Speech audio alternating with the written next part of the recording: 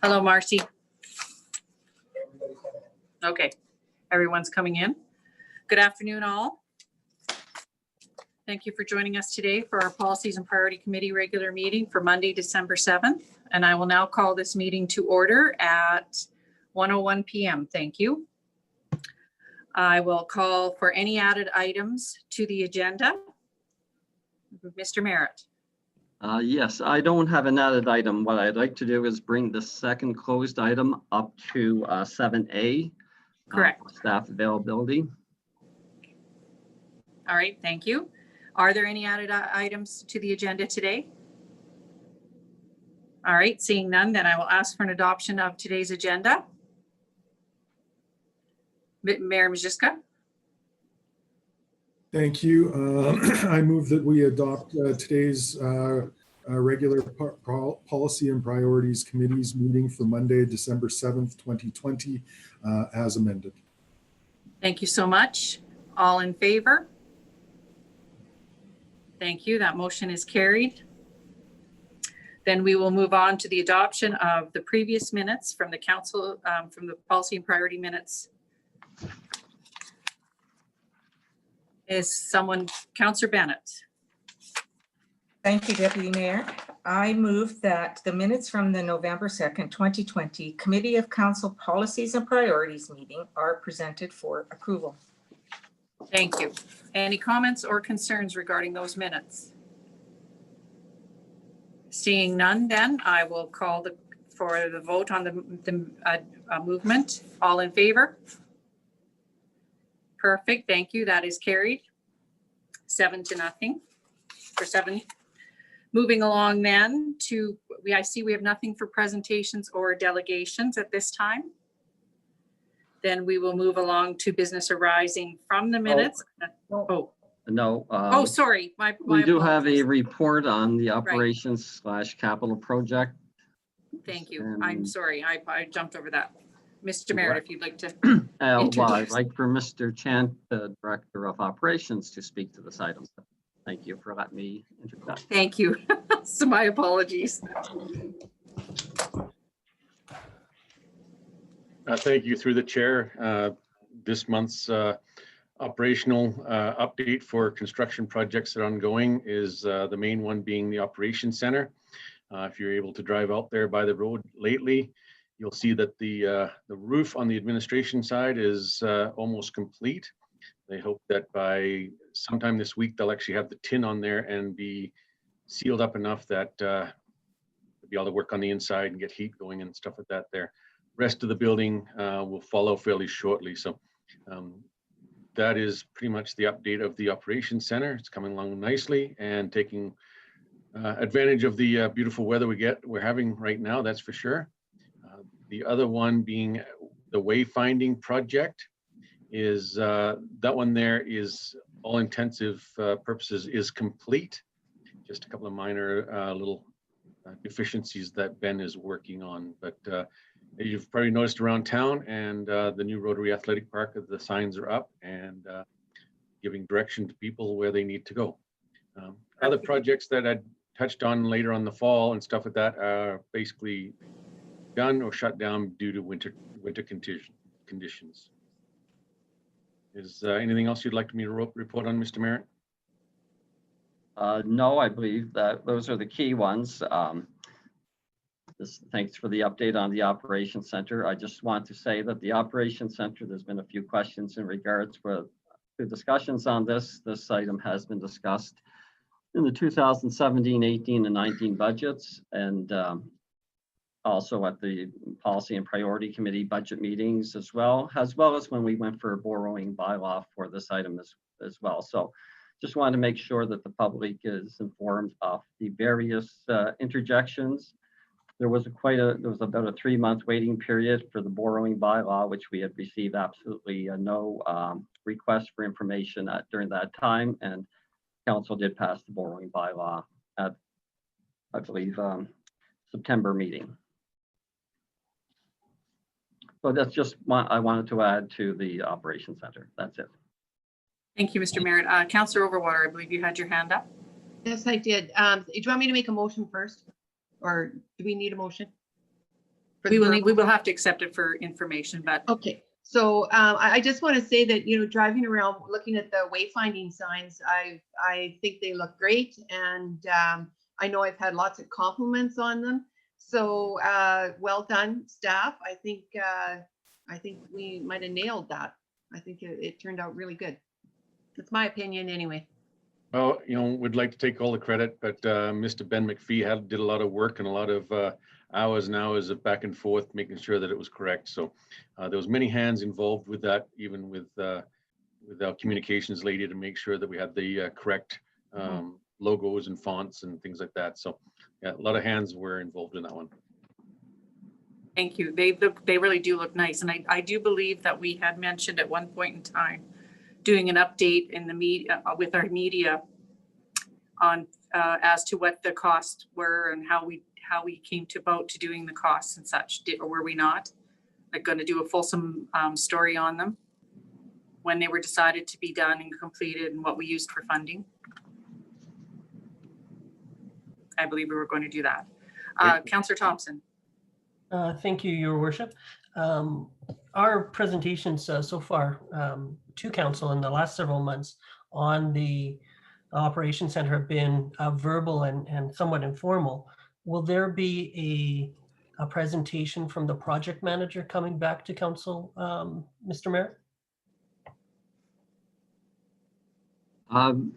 Typically, no, because we're basically informing the public in regards to the various projects. A verbal update is typically what we do, as there's a number of capital projects that we have to speak to, and they are basically progressing. If there's an issue with one, we have to come back to council if there's going to be a cost overrun, or there's going to be the bids come in much higher than basically we had projected in our budget. That would be a requirement of council to speak to.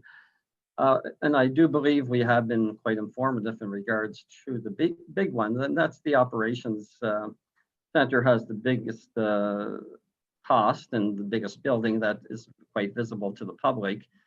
As I did indicate, there's been a fair bit of discussion on this over the past 3 years through various council meetings, whether policy priorities or the regular council meetings themselves. If there's something specific that is wanting, we certainly can do it. One of the ideas that we are looking at, and it came basically from an update that Councillor Ryan had given a few weeks or a month ago in regards to possibly during COVID, when we're close to completion or completed at the Operations Center, to do a virtual tour of it, so the public and council can see it, because we really can't bring people in to see the Operations Center, how it's going, so to speak. A lot of the questions that have been asked have been basically answered. So if there's things that are outstanding, I certainly would love to hear those, and we'll certainly bring back to council either for an update or more detailed information. Thank you very much. Thank you, Mr. Mayor. Councillor Overwater. Thank you, Deputy Mayor Blatz. I would think that we need to rely on our administration, that if there is any problem or anything like that with the Operations Center, that they would bring it forward to us. I think if we have the major contractor come in and speak, I think that's probably getting a bit into the weeds, where we need to trust and rely on our administration, that if there is something that's gone awry, they would bring it to our attention. And I would hate to see a contractor come forward to council and all of a sudden we're bombarding him with questions, and the answers can be gotten from our own administration. So I don't think it would ever be necessary for them to come forward. That's just my opinion. Yeah, thank you for that comment. Well said, Councillor Overwater. Councillor Harper. Thank you very much, Deputy Mayor Blatz. Just a question in reference to the project manager. Question to CEO Merritt and Director Chant. I'm presuming that the project manager does provide formal reports to our administration for their review as well. I will ask Director Chant to speak to the frequency of the updates and the updates that are provided. Thank you, through the chair. Yes, the project manager does a site visit, followed up with a written report with photos every week. to us. And we have bi-weekly on-site construction meetings with the contractor, the project manager, and our engineering tech. Okay. Thank you. And Thank you. that doesn't include the multiple emails daily that go back and forth for clarity. So yes, we there's quite a paper trail on this, but yes, a formal report once a week with detailed minutes from meetings every 2 weeks. Thank you. Thank you, Director Chant. Mayor Majewska. I'd be happy to make a motion if that's all right with you, That would be Deputy Mayor. fine. Excellent. I move that we accept the operations capital project verbal update for information. And I'll just chime in too about the wayfinding signs. I have had multiple compliments from various business owners and residents of Olds that have just ecstatic about how nice the signs look. So yeah, kudos to all the appropriate staff that have worked so very hard on this project. Thank you. Yes, thank you. Okay, we have a motion on the floor. All in favor? Seeing none opposed, motion is carried. Thank you. We will now move along. I see that now we have no presentations or delegations at this point in time. Business arising from the minutes, unfinished business, which is the rates bylaw 2020-17. Mr. Merritt, I will let you introduce who's going to speak to this. Yes, I'll let Director Linderman speak to this. We have had a number of discussions in regards to this bylaw. November 9th was brought to council. There was one inquiry into looking into the second refuge bin, so to speak. And since then, Director Linderman has basically done some analysis and she can update you on that situation. Director Linderman. Thank you. So as Mr. Merritt said, this was asked for more information on the second black bins in particular. We have approximately 100 of these bins out in the town, and looking at the actual cost, they are around, it's $6 per bin. This is just for the collection of these bins. I have not attributed any administration or maintenance cost to these. It is just truly for the collection. As was mentioned at the last meeting, we also do have blue and green second bins. We have very few of them out. There's approximately 18 throughout town of those bins, and they are charged out at $3 a bin. And this was just as an incentive to get people to use those bins over a second black bin. Oh, and I just wanted to note, as is mentioned in the cover page, that any changes that we do make to this will affect the budget that is being presented today, as I did include them at the 1930, which is approximately $23,000 in revenue. So, Councillor Overwater. do you want a motion first or just ask my question? You can ask your question, then we'll make the motion. Typically in P&P, I thought that that's the process. Okay. Maybe okay. Sure. our legislative clerk can correct me if I'm wrong, but I thought that was going to be part of our procedure, that during the P&P meeting, we would open Okay. discussion and then make the motions. Oh, she's got a thumbs up, so there you go. Okay. Thank you, Deputy Mayor Blatz. So could the administration fee and maintenance, I would think, is not going to be, especially the administration fee, is not going to be that much more than over the $6, correct? It would be minimal. There is just the dropping off of the bins and such, and adding it to the bills, that kind of thing, but very minimal. Yeah. So are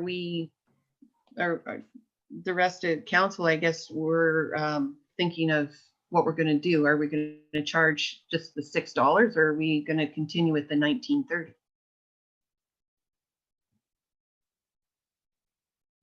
Wanda. Yeah, I see that. Councillor Ryan, then Councillor Harper, and then Councillor Thompson.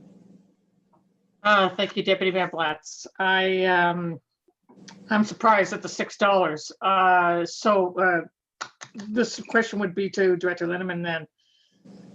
What would you then, following up on Council Overwater's comment, what would you then think would be the actual cost if we add in those extra charges for the maintenance, the administration? So would that be like $1 a bin or $2 a bin?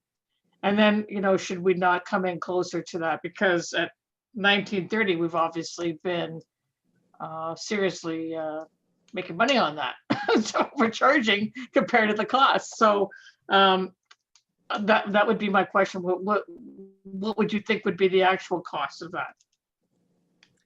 I see that Director Chant has his hand up, and then CEO Merritt. So perhaps we'll let them chime in, and then I'll go to Councillor Harper and Councillor Thompson.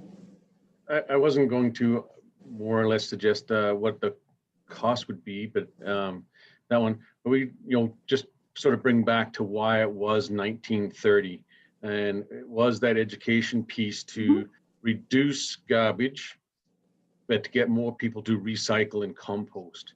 So that was why it was a very conscious effort of Council of the Day to do that. I believe, if memory does serve me right, that was basically the base charge way back then of what the utility rate was. So it was kind of like, that's why that number was picked. And again, it was more of, people can have a second black bin if they wish, if they don't choose to want to recycle or to compost. That's, I just wanted to sort of bring that back. The finance lady would, I think she probably has a dollar mind. If I said one thing, she'd probably say I'm too generous. But it would at least be another $1 or $2 on top of that base charge for administrative pieces, minimum.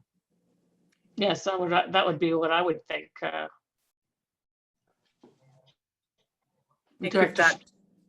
Maybe Director Lindeman can speak on that, on the answer to my question there, Deputy Mayor. Well, actually, Mr. Merritt had wanted to weigh in here then, and then if so, I can let Director Lindeman. I just want I wanted Scott to basically speak to the fact that this was not an ad hoc decision of a previous council. It was a well thought out decision in regards to our overall collection strategy and our conservation. So there was a rationale for it. Times do change and costs can certainly be adjusted, but I agree with what the rationale that Director Chant provided. Thank you. Councillor Harper. Thank you very much, Deputy Mayor Blatz. I have to concur with Director Chant. I was part of that council that heard from citizens way back then of the need for a second bin. And what the council at the time did was say, yes, you can have a second bin, but this will be the cost, because the cost has to be a deterrent as well. And we recognized at the time that's a few families, and I see now it's 100 families, did require a second bin on a temporary basis. Some people actually have turned them back in, others take that on. But we have to set a fee that's also a deterrent and encourages people to use the blue bins as well as the green bins. And there are a number of families out there with that are fairly large families that seem to be able to handle using only one black bin, and that's their choice, and it's other people's choices as well, not to reduce the amount of garbage they have. So I think still $19.30 per month for a second bin is very reasonable, because we also have to consider there's additional landfill costs as well. Thank you, Councillor Harper. Councillor Thompson, and then I believe Councillor Bennett. Thank you, Your Worship. I appreciate for me. You're not coming in clear. You're not coming in very clear, Back with Councillor this. Thompson. You're breaking up. I appreciate the information that's come back to council. We did ask for it. And in this instance, I recognize what Councillor Harper is saying, but not all of the things that are being recycled today are being bought up and used by our recyclers. In today's space, there's still a lot of things that are going to the garbage and unfortunately aren't being recycled. At this point, it sounds like we have in excess of about $10 that we're charging families for the ideology that they should recycle, even though these programs aren't as efficient as they could be. So I would suggest it is time to adjust down to a more current rate. Thank you, Councillor Thompson. Councillor Bennett, then Councillor Overwater. Thank you, Deputy Mayor. I appreciate the information brought back as well. I appreciate the Council of the Day also doing this as a deterrent and to encourage recycling and composting. As it is right now, there are fewer markets, but that does not mean that there won't be more markets in the future. So once we have the children teaching their parents how to recycle and how to compost, I think it would be a detriment to our town to go backwards rather than stay the course until there are further markets out there that will take all of our recycling. So I'm against having a lower fee. Thank you, Councillor Bennett. Councillor Overwater. Thank you, Deputy Mayor Blatz. Regarding the recycling, I know for a while when the China syndrome happened, yes, there was lots of recycling that was going to the landfill. However, being on the commission now, all the municipalities that belong to the commission, their recycling, their provider says that it's going to their sorting center and they are recycling it. And as far as I can recall, our provider always was sending it to the MRF station to be, sorted, and whatever could be recycled was recycled. It was never, our waste apparently was never going to the landfill, whereas some of the other communities within the county of Mountain View, it was going to the landfill. However, they never did tell their residents to stop recycling. They said, continue to recycle, continue to put it in the blue bin, because there will be a market for it. Maybe it's not in China. Maybe, Canada has to look after our own stuff and do our own recycling stations. So, yeah, I just wanted to share that. Director Chant then, and then Councillor Ryan, then Councillor Thompson. Thank you, through the chair. And just to support what Councillor Overwater was talking about there, the one provider that was asking for their municipalities, basically, that it was going to the landfill, was that their facility due to COVID was shut down. Mm-hmm. They are back up and running now in a case of that they are taking that recycling back to the river. So it wasn't a matter of that, might be less in markets, but that one provider, their facility in the height of COVID, when March come around, they chose to close their facility to protect their staff. Whereas the other facility that town uses was a large enough staff and they were able to offset that with workers to continue to keep it open. So it wasn't necessarily a matter of that, oh, we're just going to throw it all in the garbage. They did it on a manpower basis because of COVID. I hope that clarified that a little bit on that item. Thank you for that, Director Chant. Councillor Ryan, do you have something new to add or another comment? Well, I have both. Okay. So I appreciate what the Council of the Day had done with trying to encourage people to recycle them and do compost. I think that has been done and answered.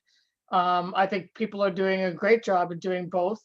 I don't think we need to be excessively charging our people. We do cost recovery of all the other utilities.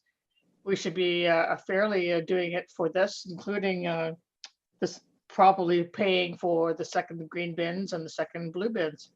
It should be cost recovery for everything. For the other, it's that way for the other utilities. It should be for this. I think we should be reducing this because we are charging people $70 for these bins. So it's not like, they're getting the second bin for free. They are paying for that second bin. So there is already that in there. And there are some families that are larger that do need that second black bin. And we've had a lot of people complaining about garbage pickup being too far apart, once every 3 weeks. People are saying in our budget analysis that engagement that we did, that they wanted it every other week. So, I mean, this would allow us to respond to that without adding on additional garbage pickup, because people would be able to get the bin and have it a little bit more affordable if we drop the price down to say even $10 a pickup. So that's my comment. I do think we need to reduce this. I think 1930 was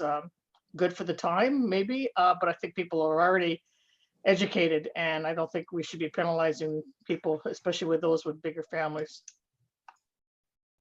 Thank you, Councillor Ryan. Councillor Thompson and the mayor. And then we should probably take a motion on this to accept for information and perhaps bring back to another council meeting, because I believe we have the timeline for our presentation, if I'm correct, Mr. Merritt. Thank you, Councillor Blatz. So I was just going to suggest that I think we do need to continue to encourage people to recycle. We just need our cost to be reflective of actual costs of service. Thank you for that. The Mayor Majewska. Thank you, Deputy Mayor. May I suggest that after reviewing the rest of the rates that were presented by Director Linderman, I'm quite happy with the changes that you've made all the way through it. And may I suggest perhaps that we sort of go a little bit in the middle on this black bin and charge a $10 fee. That will give us a bit of wiggle room with administrative costs and so forth, and be cost recovery. I think we've done excellent education over the years from when this bylaw, when this rate was first brought in way back when, to today. I think people are recycling and composting much better than this. So I'd be happy with a $10 fee for the second bid. Thank you, Mayor. Mr. Merritt. This will be coming back to council next week as for approval of the rates bylaw, and based on direction we get today, we'll basically be adjusting either the budget or keeping it the same, as I said, based on what direction council gives us. So if we have an inconsistent direction, because there is various viewpoints, which is great, we will bring back a rates bylaw as was presented, and then have a debate for final decision, hopefully at the council meeting of the 14th. Thank you. Thank you very much, Mr. Merritt. Councillor Ryan. Thank you, Deputy Mayor Blatz. Perhaps I can make a motion then, if it's possible. That's right. Please do. I recommend that council that we see this bylaw being brought back.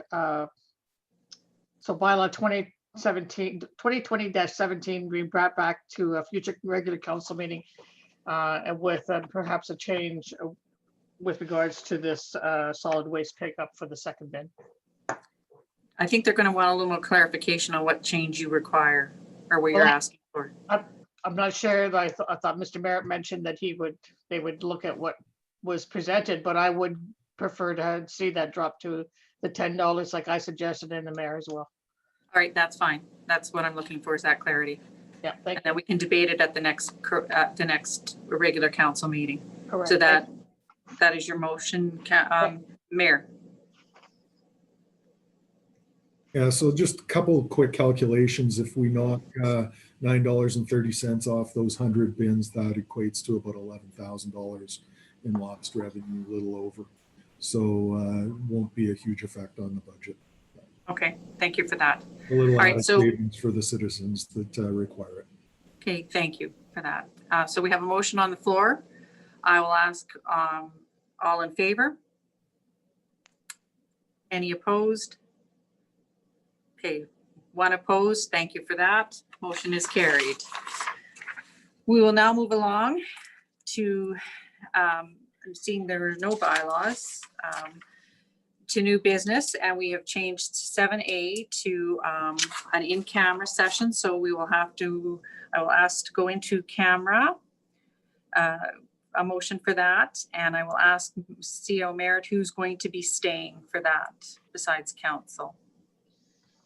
All my executive team can stay for this discussion, and I will be bringing Mr. I'll bring Eric into the meeting as well for discussion. All right, thank you for that. So I will call a motion to go into camera. Councillor Overwater, I see your hand go up first of all of them. Yep, thank you, Councillor or Deputy Mayor Blatz. Yes, I move we go in camera at 1:31. 131, and it's under FOIP section 17 and FOIP section 18. Yeah. Okay, Thank you. thank you. All in favor? Motion is carried. We will now go into our in-camera session, and I will have Sean do his. Oh, the Mayor Majewska. You're frozen. Yeah, there we go. Sorry. May I suggest that we let the public know that as we're back to Zoom meetings, it's kind of difficult. There's two ways of wading through this process. My suggestion is that our administration is going to put you into a waiting room, and then on social media, we'll let you know when we'll be back to regular session.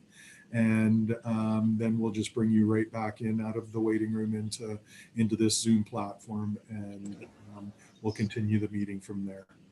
Thank you for that. Yeah. All right. So we will. Thank you, folks. I believe we are ready to resume our meeting.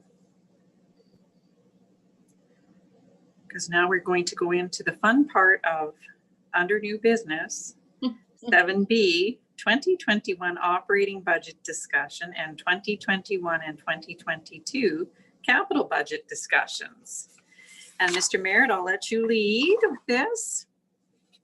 Thank you so much, Deputy. Yes, after a long year of discussions in regards to service level reviews and potential options in regards to what's happened with COVID and the various items we've had to address, we are ready to present the 2021 operating budget for policy and priorities consideration. Obviously, this is a huge discussion we have every year. It really sets us up for our council meeting and the following week, usually, in regards to getting an approval of the budget. And Gina's put a fair bit of time, Director Linderman, into getting this ready for us. So with that, I'll hand it to Director Linderman to go through 70-some slides. And the floor is now yours, Director Linderman. All right, thank you. I'm just going to share my screen. Okay, folks, when she starts sharing her screen, then I lose my full screen. So if you have questions, I will try to scroll back and forth on the bottom to see. Or how do you want to proceed with this? Should we have her give the full presentation and then start with questions, Mr. Merritt, or should we do it section by section? I would appreciate if she could go through it all, with the one exception is when we get to the RCMP slide. I would think Oh, then we have our Staff Sergeant McDonald's available to do a presentation, but it has sensitive information in it, so we'll have to go to the first closed item that we had put on the agenda and move it up to that area, if that's okay. Thank you for that. Perfect. Well, Okay, will Sheena. tell you when it's that time. All right, thank you very much. Director Linderman, Here we go. your show. All right. So the operating budget being presented today has been created based on service level reviews that were held earlier this year. Today's proposed budget contains revenues of $30,166,148 and expenses of $31,118,757 for a deficit or funding gap of $952,608. We all know 2020 has been a year like no other. Going into 2021 and more than likely into 2022, we will continue to see the impacts of COVID-19. For the town of Olds, the impacts will be felt most significantly in the form of reduced assessment values and reduced revenues, mainly from within our recreation facilities. With that said, Next, I would like to highlight the pressures and reliefs that we are faced with for the 2021 budget. These are items that present a change in value over 2020 or items that would propose a change in service level. All of these items will be discussed in more detail as we get to that specific area, but for now, I'll just quickly run through the list. So we are seeing decreased assessment values of approximately 541,000. This is a reduction in residential assessment of 2% and a reduction in non-residential of 5%. Anticipated reduced revenues of 300,000, salaries and wages, 86,000. I do have the breakdown there, but we will get into them in more detail to come. An alignment of council budget to actuals of 30,000, election 2021 of 35,000, IT network increased costs 17,000, HR compensation review 10,000, anticipated 10% increase to insurance costs of 28,000, additional RCMP officers 240,000, an increase to RCMP retro pay of 30,000, fire training prop lease 12,000, increases to emergency management of 15,000, e-ticketing, this is software and a capital purchase of 12,000. Our operations center, we will have 2 payments in 2021 and continuing on, this is an increase of 260,000. Increase to granular supplies of 20,000, increase to planning contracted services 30,000, grants to the community 25,000, a tourist information center of 68,000, Rotary Park utilities 12,000, increase to electricity 137,000, and transfers to capital of 95,000. A few of the offsetting reliefs to these pressures that we have included in the budget are a 2% vacancy adjustment. This is 170,000. Increased revenue through Fortis franchise fee, 254,000. Increased revenue through ACO franchise fee, 115,000. OI funding, 250,000. Staff reduction to training conferences and travel of 67,000. Removal of airport funding, 5,000. We do have an election reserve, which will be 10,000. A flowers budget decrease, which was previously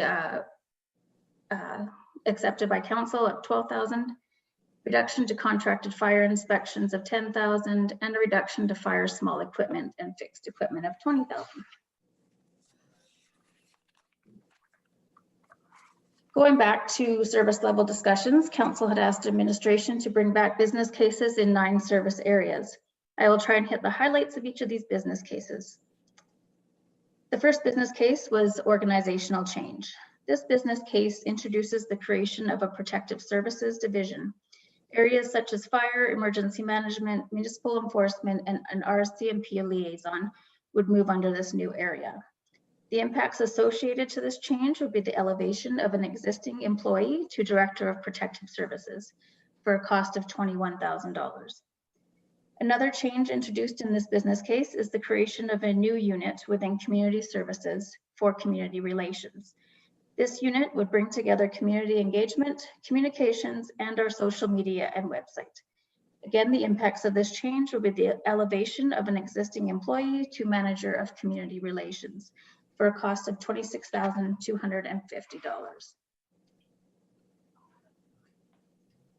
Business case number 2 was to explore a change in work weeks.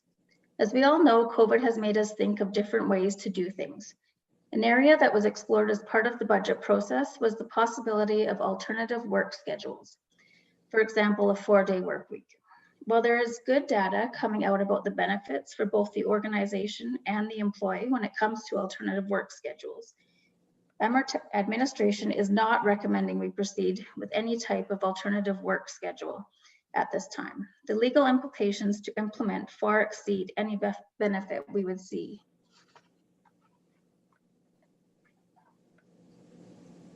And business case number 3 was improving policing services. Included in today's budget are 2 new RCMP positions. The population to police ratio in the town of Olds is 975 to 1. The average amongst Alberta communities with similar populations is 635 to 1. Adding 2 new positions in 2021 would bring Olds closer to this average. The budget impact of 2 positions is $240,000. And Staff Sergeant McDonald is here today to speak to this item. Yes, because there's going to be sensitive information in Staff Sergeant McDonald's presentation, it would be advisable that we go into a closed session of council to hear from Staff Sergeant McDonald so we can present full information to council in regards to this business case item. If there's a motion to do so, then I think that would be great. Otherwise, some of Staff Sergeant McDonald's information cannot be shared. Thank you, Mr. Merritt.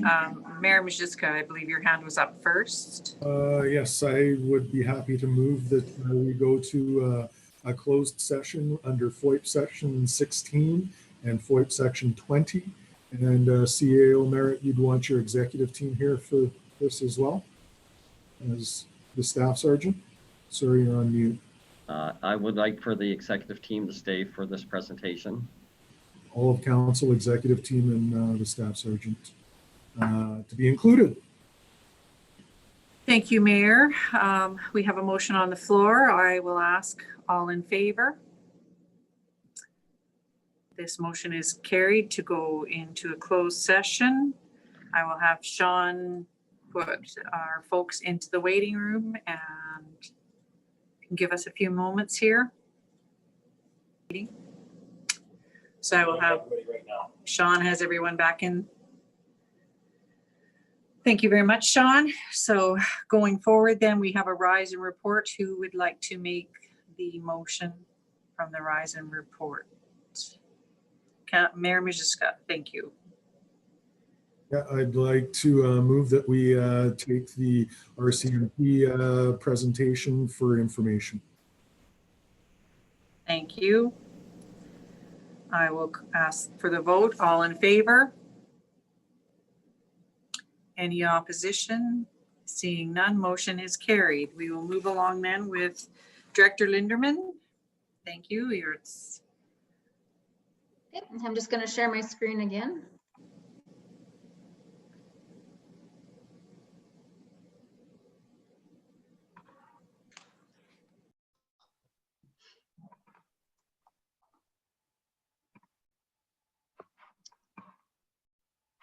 And I did forget to mention at the beginning of my presentation that this presentation will be available on our website by tomorrow. All right. Seem to be frozen. So business case number 4 was emergency management. We have recognized that the time allocated and qualifications required to support emergency management within the town of Olds are far from what is currently being allocated to this area. Proposed in this budget is an increase of $15,000 to the honorarium. This honorarium has in the past been given to the Director of Emergency Management as recognition for the time and qualifications required to fill this position. The proposed increase would enable us to also recognize the Deputy Director of Emergency Management with a small stipend. Also within this budget, we have reallocated existing employee salaries to this area to accurately reflect where time is actually being spent. Business case number 5 was seasonal compost. Administration was asked to look at the current placement of the large 3-yard compost bins. Options were considered as to how we can continue to still provide this service, but in a way that would limit the damage that is currently causing to residential areas. Due to the recent changes being made to the composting facilities, a full holistic review of the entire compost service should be done prior to making any changes. There will be no budget impacts for 2021. This review will be completed in 2021. Business case number 6 was engineering, planning, and development. A full review was done of the engineering, planning, and development area with a focus on streamlining processes and improving customer service. Changes proposed in this budget include the removal of the vacant planner position, utilizing PCPS for any major planning items, hiring an engineering co-op student to move our asset management program forward, and moving the meter tech from utilities into engineering. These changes would expand the engineering tech role to a supervisory role, with the co-op student and the meter tech falling under this position. These changes would result in an overall savings to the engineering, planning, and development area of just under $70,000. Business case number 7 was tourism and economic development. This business case focused on the reprofiling of funds that were previously contributed to Olds Institute. Proposed in this budget is reprofiling of these funds to add an economic development coordinator position to the town of Olds, and the creation of a visitor information center. Contributions that were previously given by the Olds Institute to community groups would still be maintained within this budget. The reprofiling of these funds would see a savings of approximately $8,500. Business case number 8, aquatic center and sportsplex. This business case reflects on the response to COVID-19 within our recreation facilities. The operational plans for 2021 are similar to what has been implemented in the latter half of 2020. The sportsplex, notwithstanding the current 3-week restrictions, has been able to maintain fairly regular activities, with the exception of spectator access. The impact of this on the budget is a slight reduction in revenues, but no changes to expenses, as the facility is still operating as usual. The net result is an increase to the tax requirement of $27,000. At the aquatic center, we expect to continue with reduced operating hours. With reduced hours, we have seen a significant reduction in wages being paid out. While we have also seen a large reduction to revenues, the net impact of the reduced wages has seen a savings of approximately $68,000. And finally, business case number 9, urban forest planning. Best practice in tree replacement would be a 3-to-1 ratio, meaning for every tree removed, 3 are planted. Current practice has not followed a specific ratio, but rather has been done as budget allows. It is being recommended that over the next few years, we aim to get to a place where we are replacing at a ratio of 3-to-1. For 2021, we are starting this process at a 1-to-1 ratio for an anticipated cost of $17,500.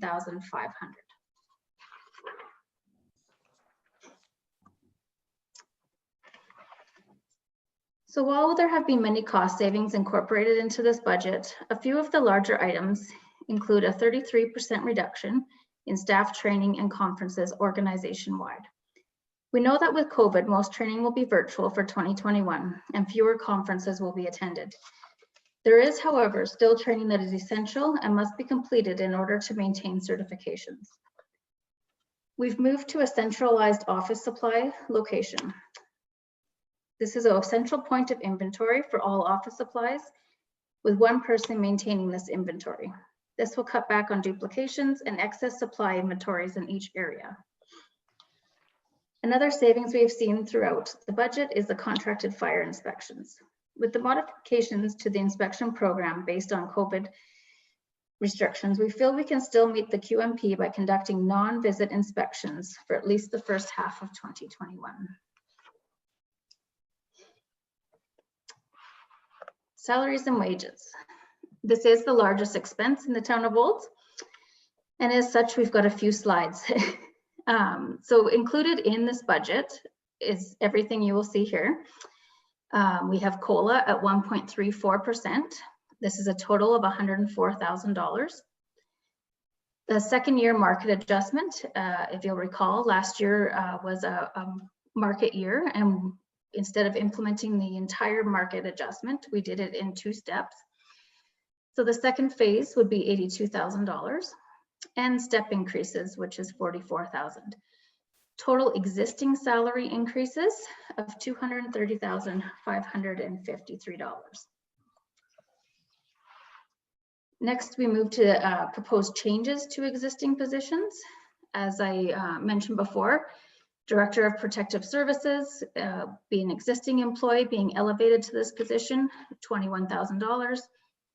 The manager of community relations, again, is an existing employee being elevated for $26,250. And the supervisor of engineering, a total of $9,000. We have removed the planner position for a savings of $125,000. And then the various position changes. These are things, the main one here is the aquatic center, those casual wages, seeing with the reduced hours. And also when an employee leaves and a new employee comes in at a lower step, we see some savings there. This is a savings of just under $231,000. Also incorporated in this budget is some changes to our benefits in how they are. It's not changes to our benefit program, but it's just changes in how we are budgeting for these benefits. We used to budget 25% across the board. This year I've gone in and done some projections based on actuals, as we have employees who are single, employees who are family. It makes a fair difference. So we are receiving a savings of $105,000. Total changes show a savings of $405,000. We have one new position proposed in the budget. It is the Economic Development Coordinator. This is a total of $106,250. And 3 summer students. These would be for the Visitor Information Center of $39,516. Total budget increase of $145,766. Altogether, we are seeing a total increase to our salaries of $86,134.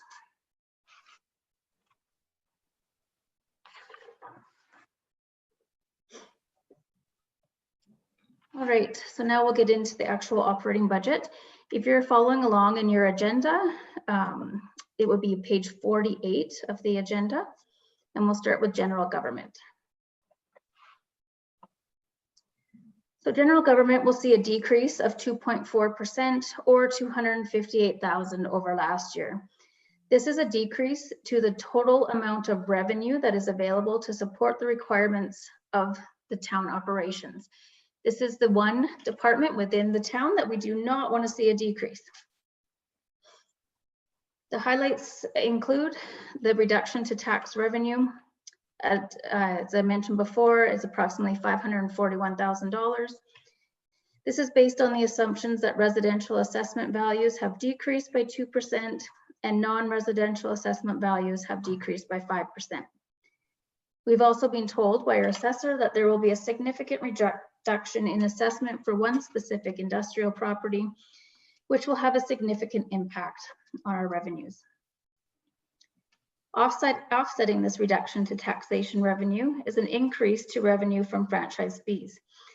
This increase is completely an increase due to usage or consumption. There has been no increase to the franchise fee rate. Other highlights within this department include the decreased interest from investments. If anybody has been following along, investment income has gone down substantially the last year, and a vacancy adjustment of 2% on salaries. Council budget sees an increase of 10.8% or $45,000 over last year. Highlights include election costs of just over $35,000, increases to fees, travel, and conferences to align with actuals as the budget was underfunded in previous years. Financial services sees an increase of 7% or $72,900 over last year.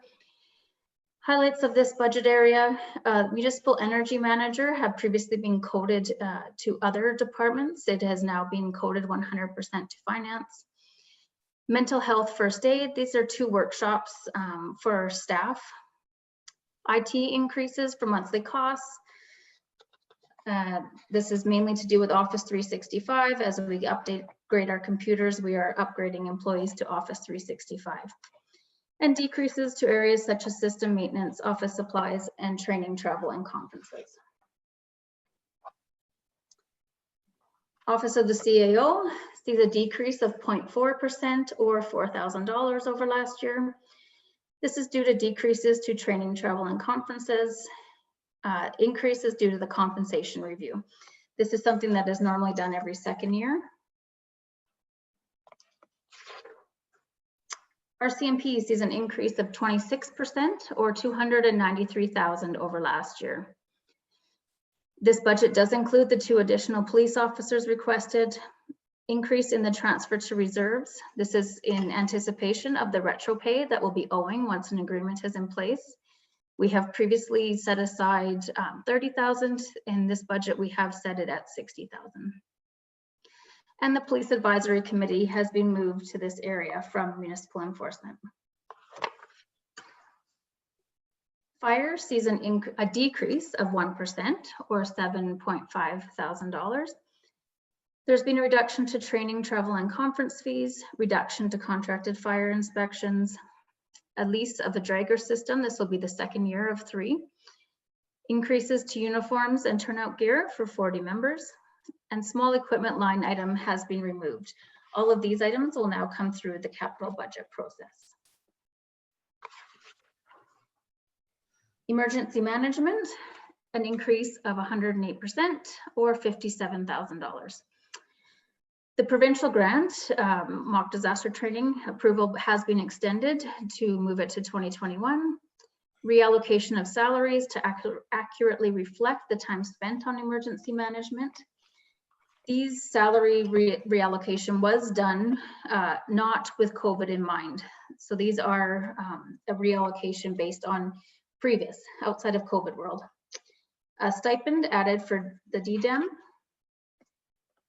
One thing to note in here, there is no expense put in for COVID at this time.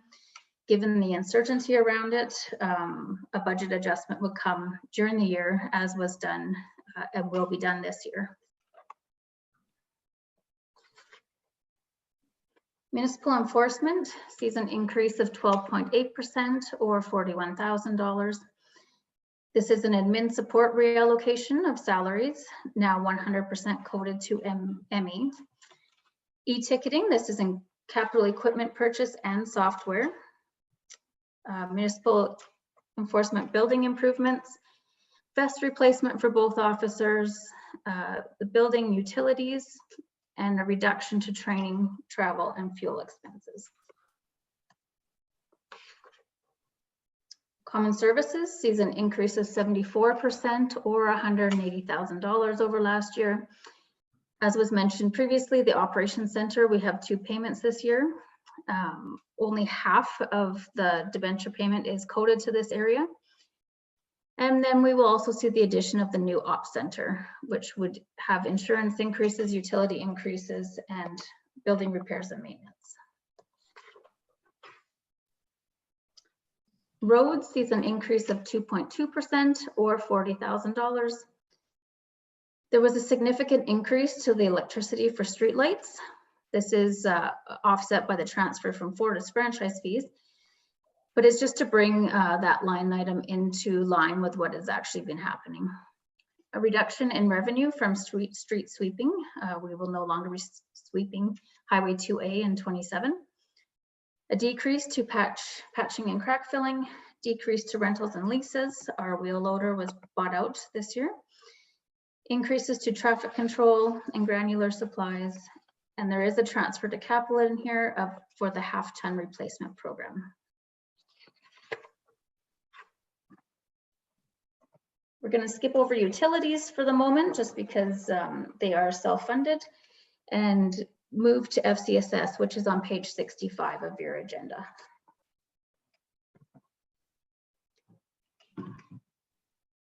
So FCSS sees a decrease of 5.3% or $3,000 over last year. This is mainly due to a change in salary allocation, which has been a reduction in FCSS, an increase to funding going out to the community.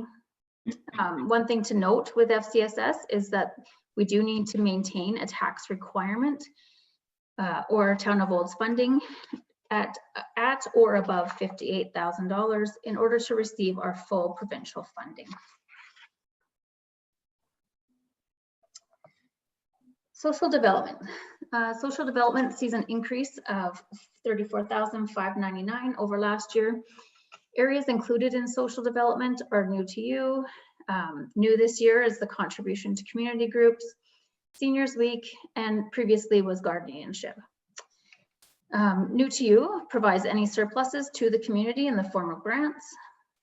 Our reserve is maintained to ensure there is not an operating deficit. Some of the highlights in this budget, guardianship, the contract has been discontinued for 2021. New to you, expenses remain status quo. The grants to the community are anticipated to be just under $18,000. And with the reallocation of the OI funding, contributions to community groups will come from this area. We have allocated $25,000 for this. Cemetery sees a decrease of 8.7% or 9,800 over last year. Highlights of this, there's been a reduction in the salaries allocated to this area, a reduction in travel, training, and conferences, and a reduction to repairs and maintenance.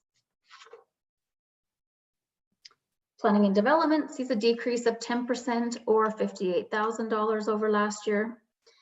The municipal energy manager has been moved to finance. Planner position has been removed from salaries. Engineering co-op student, we have applied for a grant for this position, but the funding for that has not been included in this budget as it is uncertain. Increases to membership software and planning services, a transfer to capital for the purchase of a large scanner, and an increase to supplies and goods. And this is for the extended warranty on the scanner above. Economic development sees a decrease of 17% or $57,000. Olds Institute funding redistribution, a new position, economic development coordinator. The creation of a visitor information center. This includes the setup costs, which is a transfer to capital, land lease, utilities, and 3 summer students. An increase to training, travel, and telephone costs with the introduction of a new employee, and the airport funding has been removed. Sunshine Bus sees a decrease of 0.3% or $107 over last year. This is mainly due to an increase to insurance and an increase to repairs and maintenance vehicles as an inspection is needed semi-annually. There's also a decrease to fuel costs. We're noticing with the purchase of a new bus, our fuel costs are substantially less. Recreation administration, this sees an increase of 10.3% or $69,000 over last year.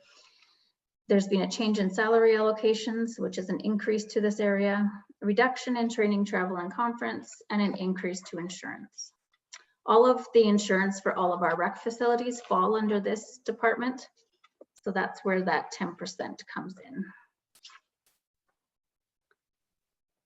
Aquatic Center sees a decrease of 11.6% or $68,000. This is mainly due to the reduction in hours due to COVID. We are seeing reduced revenues, but as I mentioned, we're also seeing reduced wage expense.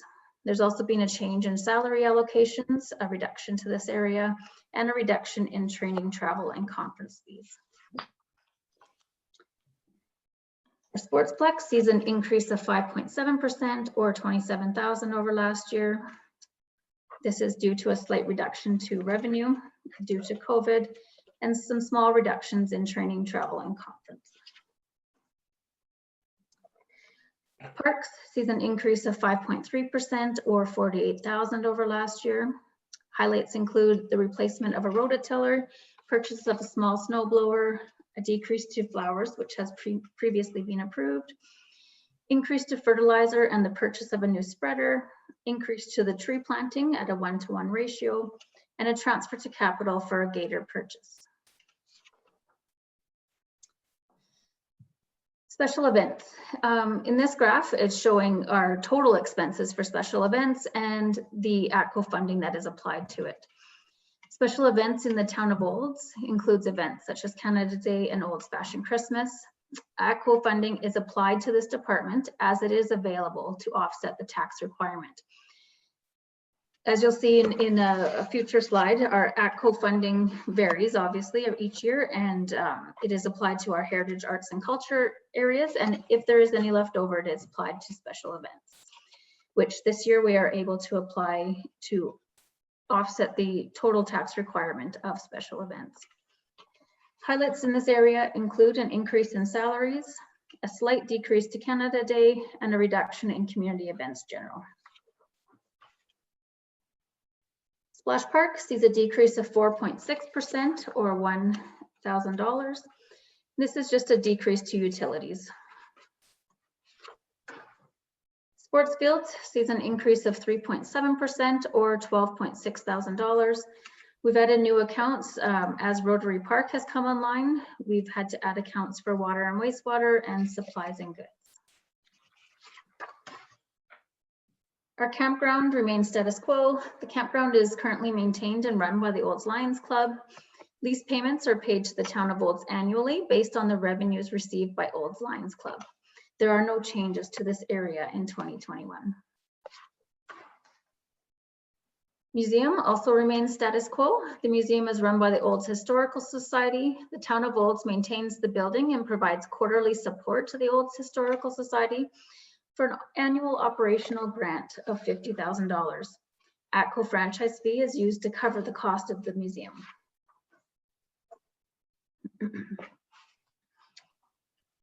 The Evergreen Center. The Evergreen Center is operated by the Evergreen Club. While the Evergreen Club does minor maintenance on the building, the town of Olds is responsible for all capital costs. Again, ATCO franchise fee is used to cover the costs of the Evergreen Center. And library. Library sees an increase in the ATCO funding needed of 0.1% or $600. And this is just a slight increase to insurance.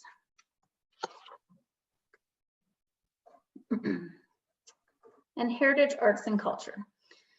Again, this is covered through ATCO funding, and there's been a decrease in the funding required of 3.8% or $4,000 over last year.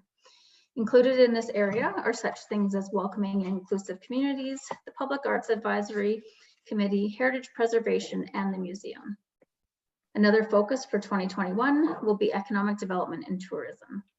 Highlights of this budget area, it would include a decrease to training, travel, and conferences, and a decrease to community events general.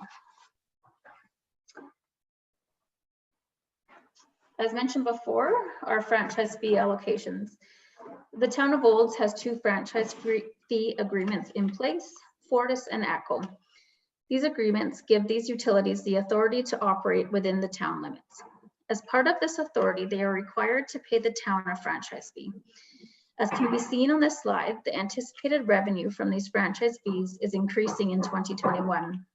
There has been no change to the franchise fee rates. This increase is due to increased consumption, namely from the industrial customers. Within our budget, the Fortis franchise fee revenue has been allocated to cover the cost of the streetlights throughout the town, with the remaining revenue going to offset the overall tax revenue required. The ATCO franchise fee has normally been used to fund the heritage, arts and culture areas of the budget. As can be seen, it is allocated to special events, museum, Evergreen Center, library, and heritage. And then any remaining funds are either put to reserves for future arts and culture purchases or used to help offset the overall tax revenue required, as is the case for this year.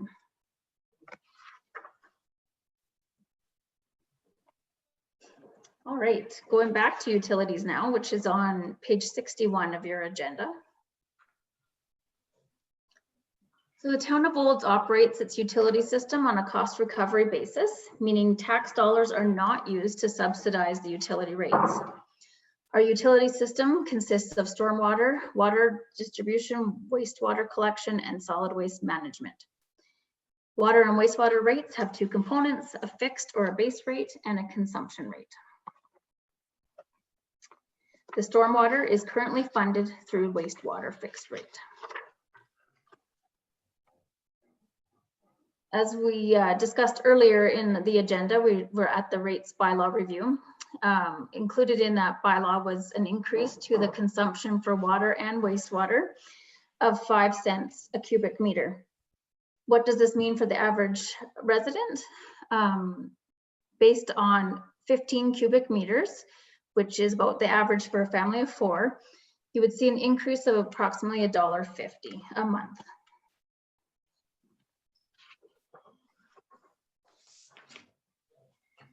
Stormwater is funded through the wastewater rates. There's an increase of 38% or 15,000 over last year. This is due to an increase in chemicals for storm pond treatment. Water sees a decrease in total expenses of 4.6% or $151,000 over last year. The highlights of this area include an increase to the consumption rates of 5 cents, a decrease to training, travel, and conference fees, decrease to water meter purchases, decrease to the back truck lease payments. The other portion of our op center debenture is coded to this area. Transfer to capital for the MIP program, our municipal improvement program, and a slide in service body and a transfer. So in order to balance this budget area, as I had mentioned before, there is no tax draw that helps to subsidize water and wastewater. So in order to budget the water area, we are transferring from utility operating reserve of $51,280. This would equate to an increase to the water consumption rates of 7 cents per cubic meter if we did not want to pull from reserves. Wastewater sees a decrease in total expenses of 4% or $191,000 over last year. Again, there's an increase to consumption rates of 5 cents, a decrease to training, travel, and conference fees, increase to the repairs and maintenance of mains and manholes, decrease to vac truck. Again, the operations center is expensed a quarter to wastewater, transfer to capital for our municipal improvement program. And in this budget area, we are transferring to utility operating reserve of $33,548. Solid waste sees an increase in total expenses of 5.5% or $55,000.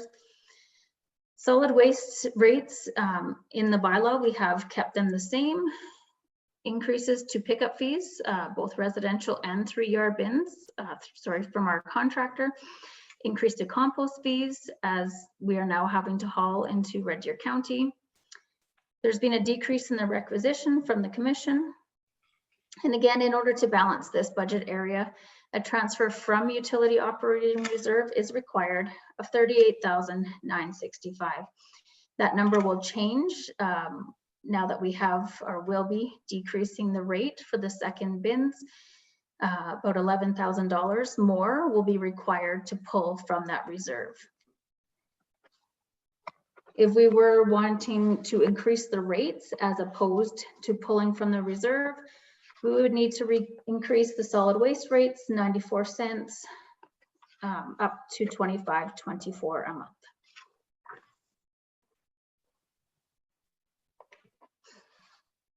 Looking at our utility reserves, this graph shows the projections for both the operating and capital reserves.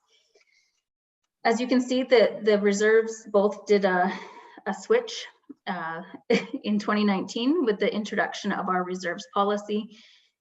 This policy set parameters around each reserve as the minimum and maximum balances. So when this policy was passed, a large amount was transferred from operating into capital to meet the guidelines of this policy.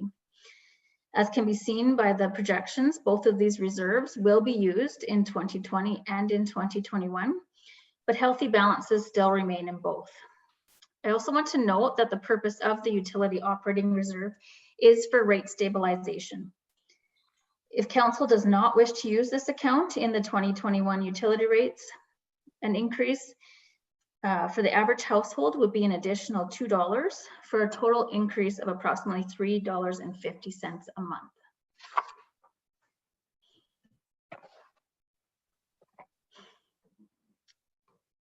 Here's an overview of our operating reserves.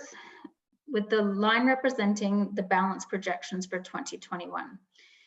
These projections for 2021 are based on recommendations that I will be making shortly to balance the budget and have not been incorporated into what has been presented thus far. As can be seen, I am projecting that there will be a surplus in 2020, which will be put into the general operating reserve. This increase will be in part from the most grant we received for COVID relief from the provincial government. The decrease in 2021 shows that grant being used to offset 2021 COVID costs. Again, this recommendation will be coming in a future slide. The tax stabilization reserve is currently at its max as set by the reserves policy, which is 3% of annual tax revenue. The 2021 projection shows this reserve being completely depleted. While that may sound bad, I do want to remind Council that this reserve was set up specifically for tough years. This reserve grows from surpluses each year and will be replenished in future years.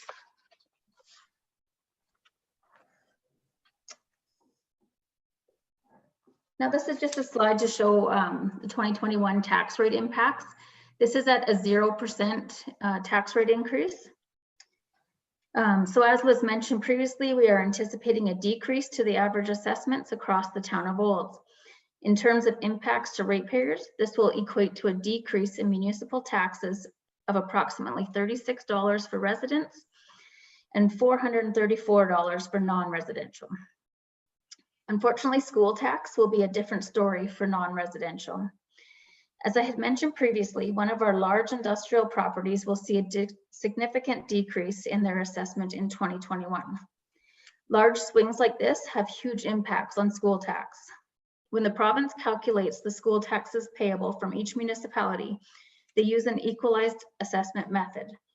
This assessment looks 2 years back, which means they will not recognize this large decrease in assessment in their requisition. But on our side, when we go to distribute the requisition, we have the decreased assessment base to spread it across. This will result in a significant increase to school tax for non-residential in 2021. The overall impacts of this would be, so the average residential home would see a decrease of $78 or 2.8%, and the average non-residential property could see an increase of $462 or 4.3%. So even though we are at a 0% and assessments have gone down, municipal taxes will go down, but school tax will still increase for non-residential. Looking at our debt projections, as can be seen in this graph for the 10-year projection, our debt will be the highest in 2021 and then begins to steadily decline. We see 5 debentures drop off over the next 5 years, with only 2 projected increases to debt over the next 10.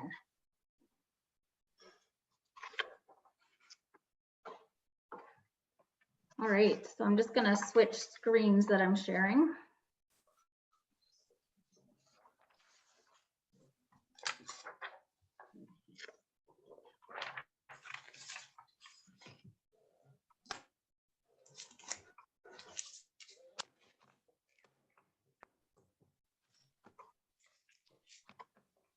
Can everyone see that 2021 operating budget balancing?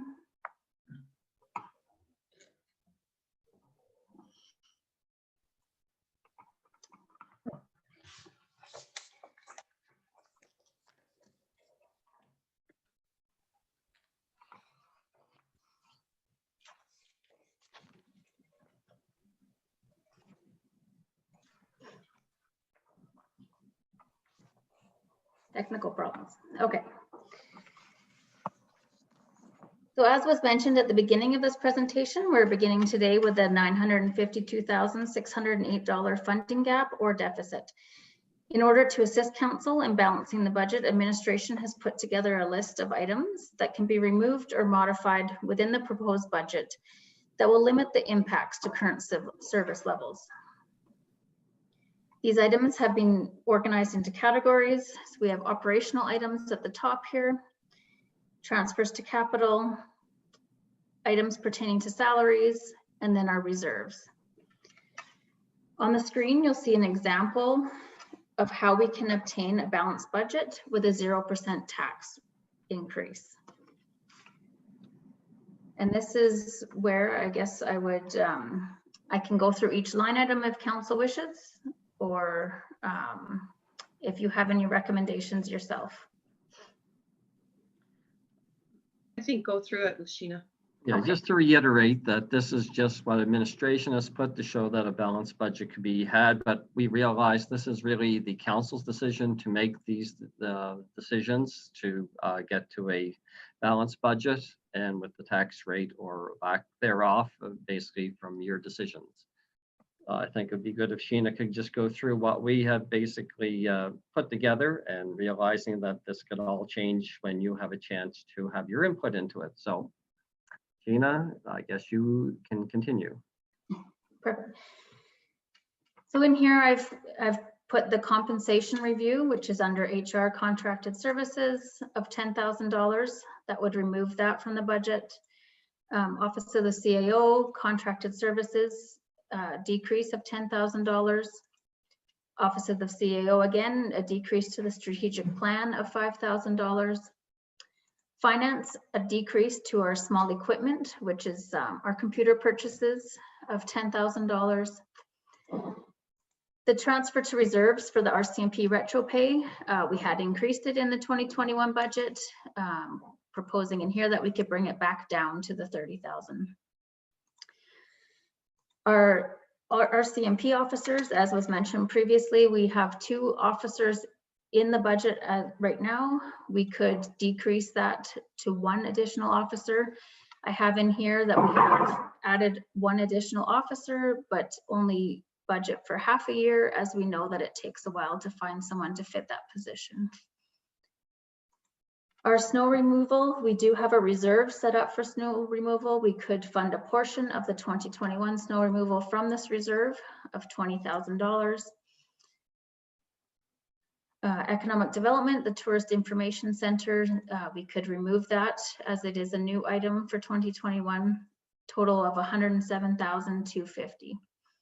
And Canada Day, we know with COVID that this event probably won't be able to go as it always has.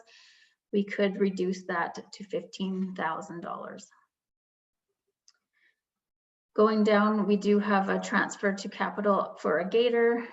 We could remove that, which is a savings of $40,000. Onto salaries, included in our budget, as I had mentioned, was COLA, market, and steps.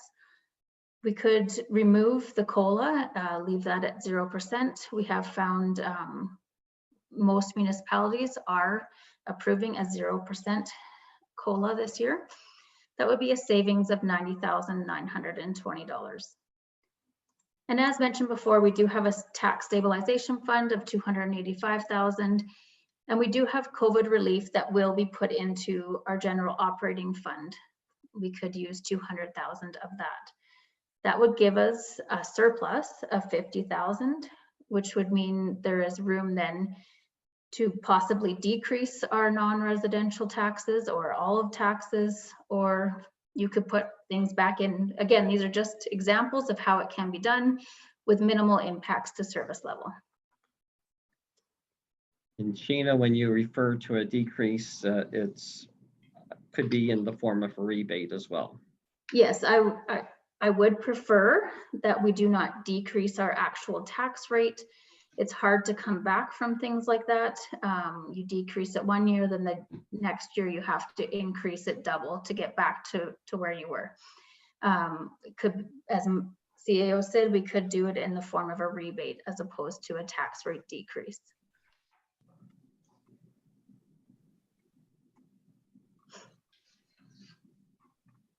And I guess we would open it up now to any questions with anything that was presented to do with the operating and discussion on balancing.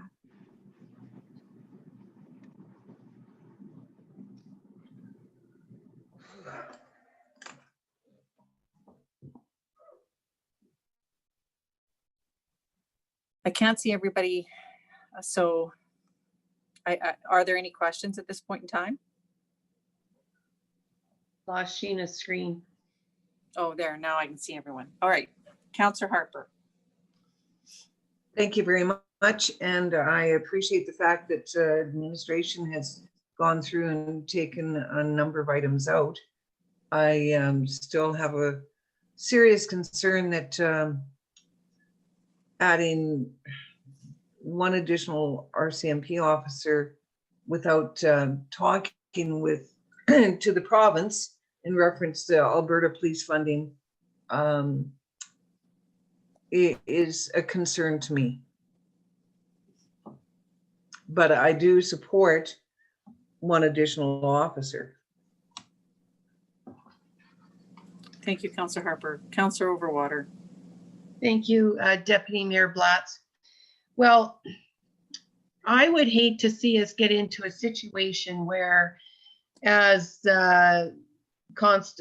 Staff Sergeant McDonald said, you know, we're working our way up to needing 5 additional officers. And I would hate for us to all of a sudden be in one year where, you know, maybe we do have a boom or whatever, but I am in favor of 2.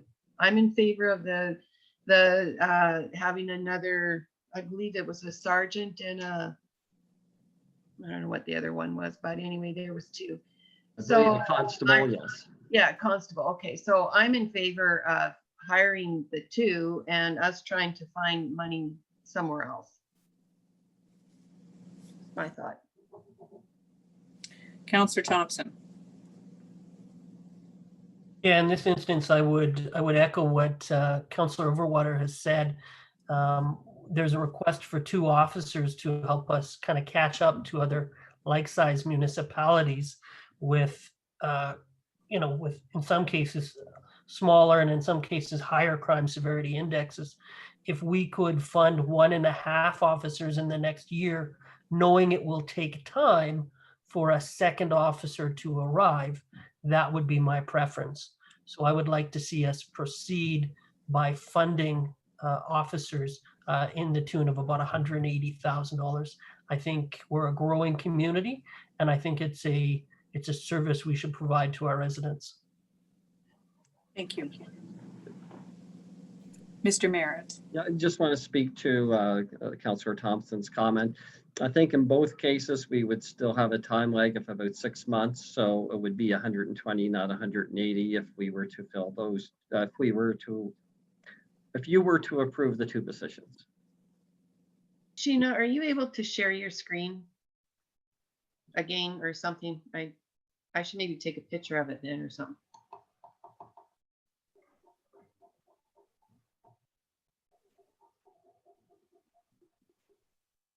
Everybody see that? Yeah. Sorry. The only problem with the shared screen is the Yeah. deputy mayor can't see I all know. of us, and it's difficult for her to call on people for questions. Yeah. Well, Sean has said that he will, he'll watch as well if I can't see someone's hand come up. I mean, I am scrolling back and forth. I have everyone along the bottom, just not on the same screen.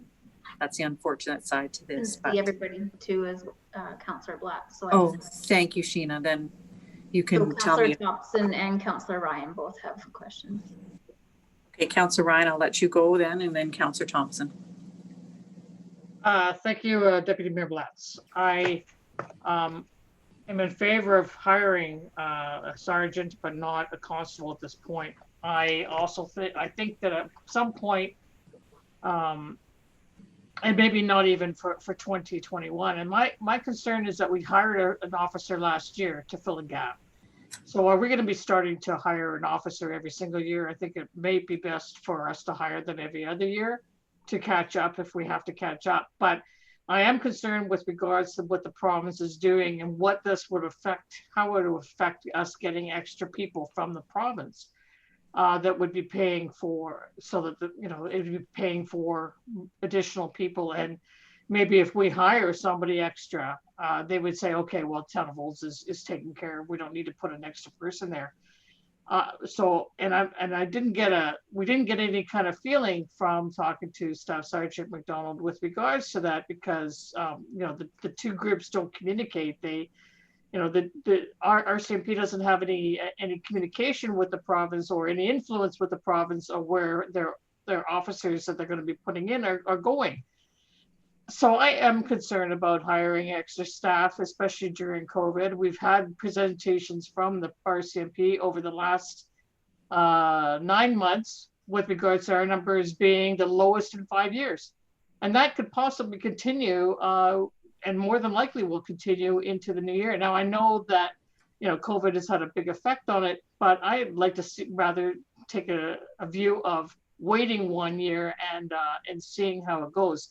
We have to also remember that even though you hire 2 people next year and they may not start for half a year, so we only have to budget 120, the following year, you're going to have to pick up that extra salary. So you're actually looking at adding on 120 next year. So I'm more in a wait and see situation with regards to the police. I do understand that they need them, but I would like to see what happens with regards to the province first. Thank you, Councillor Ryan. Councillor Thompson, then the mayor. Thank you, Councillor Blatz. I actually wasn't going to speak so far as on the policing situation, but I do want to acknowledge our staff and the amazing contributions they've made this last year. But I do think there are some recommendations around salary that we do need to look at this year. I don't believe there are many people in the world today that are seeing cost of living increases. And I do see that as a realistic place to make some adjustments this year, to remove the 1.34% of COLA. I think that's a very viable option. Thank you for that. The mayor. Excellent. Thank you, Deputy Mayor. I'm going to go back to the policing issue a little bit. I would certainly be in favor of filling the sergeant position. The reason being is, as we've seen in our presentation, we're about 5 officers behind the average. And although our crime index is a very respectable 106 compared to other like-sized communities, we do very, very well that way. But my worry is it takes such a long time to fill these positions and get up to speed with K Division. And that, coupled with the fact that the pressures of COVID, we're in the health portion of that right now, but 6 months to a year from now, we are going to have the ramifications of the economic disaster that this is being caused.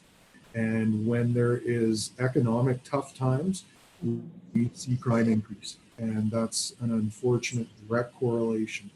And I think if we don't act now to get us a little bit closer to the average and bring at least one of these officers in this year, we will be playing catch up with a system that is notoriously slow to catch up. So if we 6 months from now start seeing crime spike and we want to make a change then, we're looking at another 6 months or a year before it actually happens.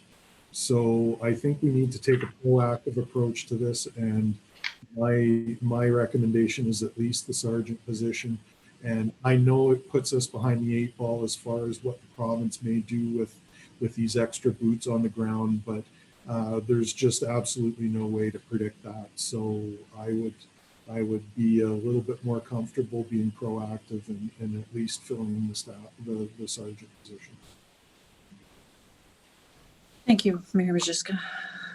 Are there any other? Oh, Councillor Bennett. Thank you, Deputy And then Mayor. Councillor Ryan. Thank you.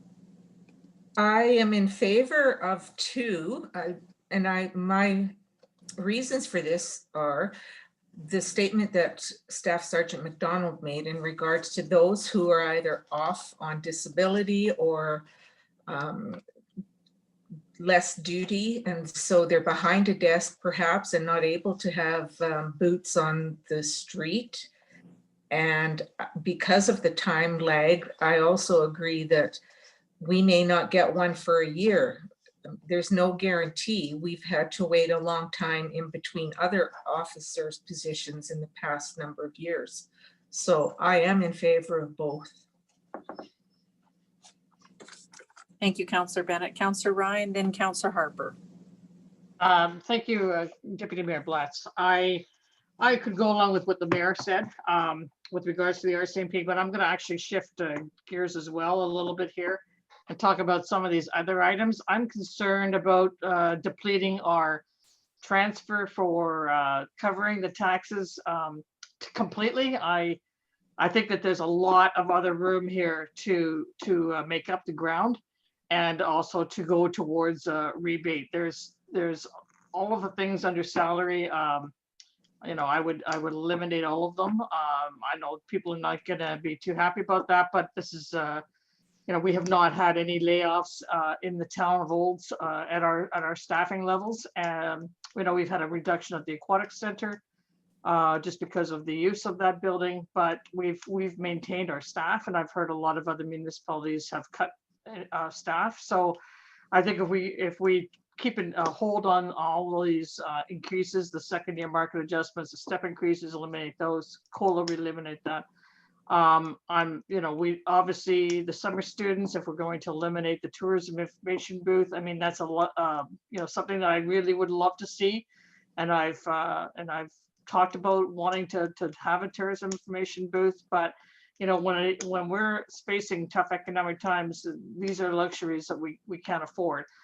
So that would be eliminated. I'm not even sure we need the co-op student engineering. I'm not even sure what that person would do.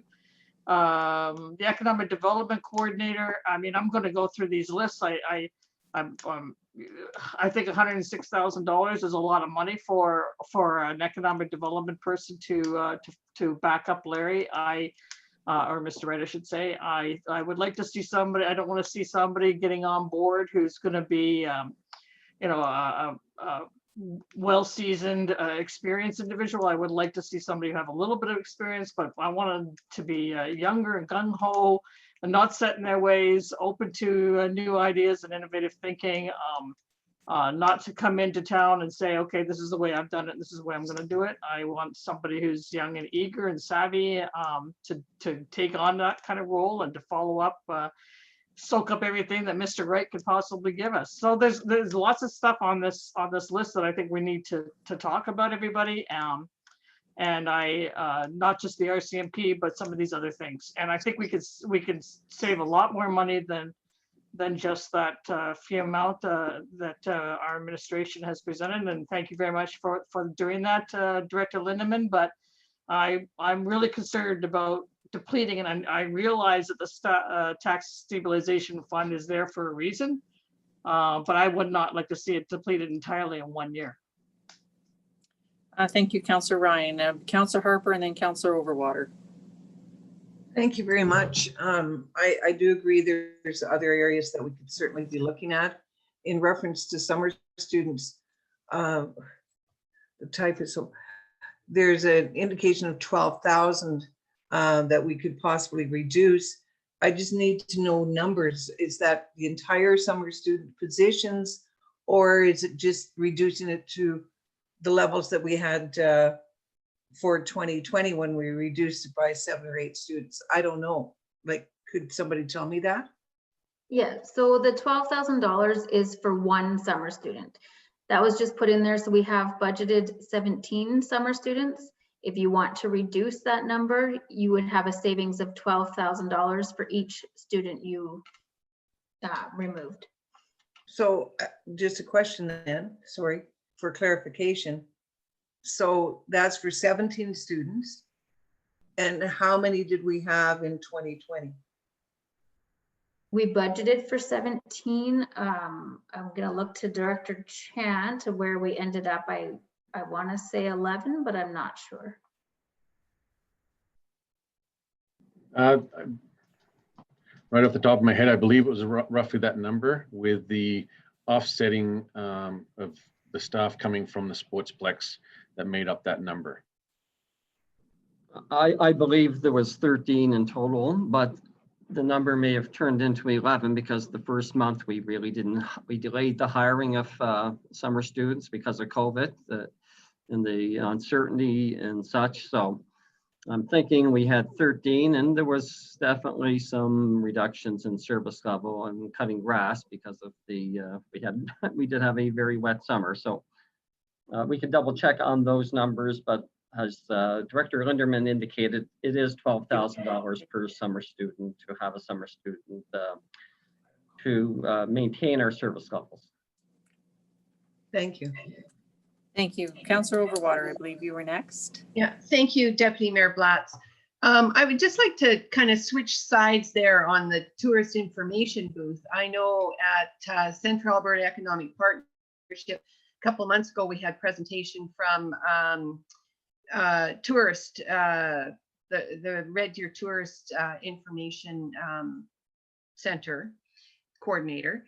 And in his opinion, and in several other people's opinions, more and more people are going to websites in order to get tourist information. And I think we all know that, you know, we're driving somewhere, we look up, well, what's in this community, and you're on your phone. And they were saying more and more, it seemed to them that more and more communities were putting more time and energy into promoting their community via their website versus having an actual building and people staffing that building. So I think if we had someone that was that we could do that with, I think one person's wages on the website, keeping that up to date as to what is you know, interesting to people to come to Olds to see, that reduces that whole tourism budget. So that's just, you know, some comments that, you know, have been circulated around Cape. So, you know, I just wanted to put that in the back of everybody's mind that it's a different alternative in the future, that you don't actually have a building, you just have a very well-run website to offer what is in your community. So just something else to think about. Thank you, Councillor Overwater. Are there any other further comments at this time? Councillor Ryan, and then Councillor Thompson. Thank you, Deputy Mayor Blatz. Yeah, I'm looking at some of the items that are down a little bit further. If Sheena could just move your cursor down. Okay, maybe it's further up. There was you know, items about like the gator or you know, the fertilizer, you know, in the total list, the expanded list that we have in our budget. We talk about this new fertilizer thing, and then there was going to be the fertilizer spreader, but then there's also an additional $5,000 for fertilizer that we're going to need in this spreader. So if we don't buy the fertilizer spreader, then we don't need that. So there's some items that are not on this list that we can reduce. In fact, I was just trying to add it up while everybody was chatting, and just on the ones that I've gone through, and I sent Sheena a note about some of them, I'm already at you know, almost $40,000 of additional savings that aren't even on this list, and there's probably a lot more. So you know, there is more areas to save. I don't know what. I mean, we talked about this e-ticketing, and I'm not sure if that's something that we're going to keep in or take out.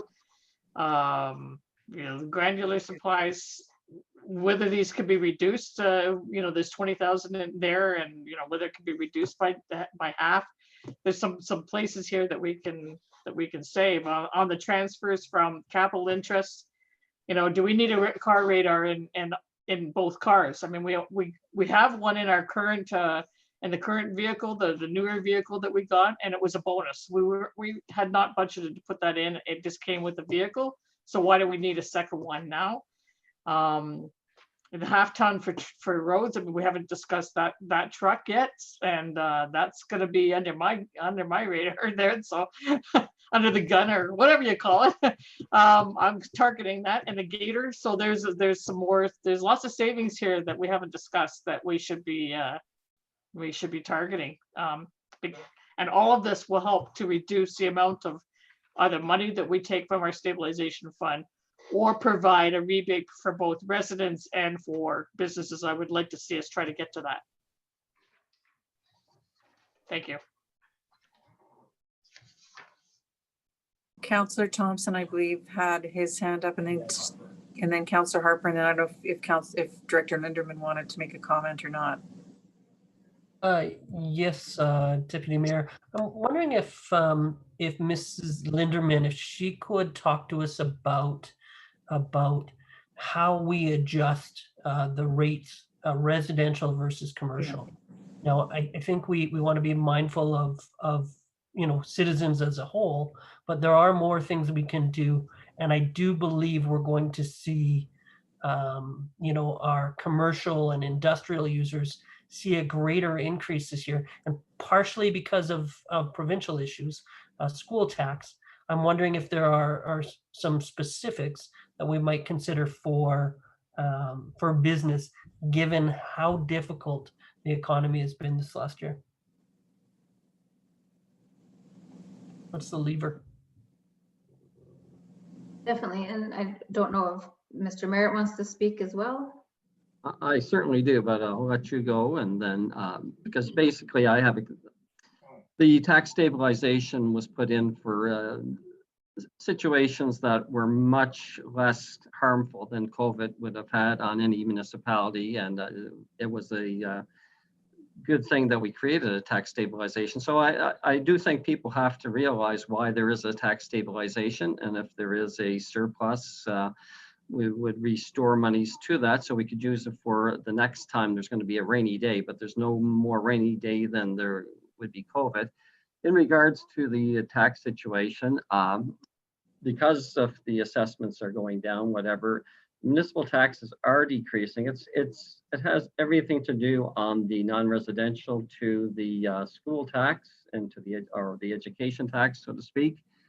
And for basically every, I believe, Director Lindemann, for every percent rebate we give to our business owners, which I think has to be a consideration, considering what, no matter how they're getting taxed, they're in a difficult situation because of COVID and because of the economics.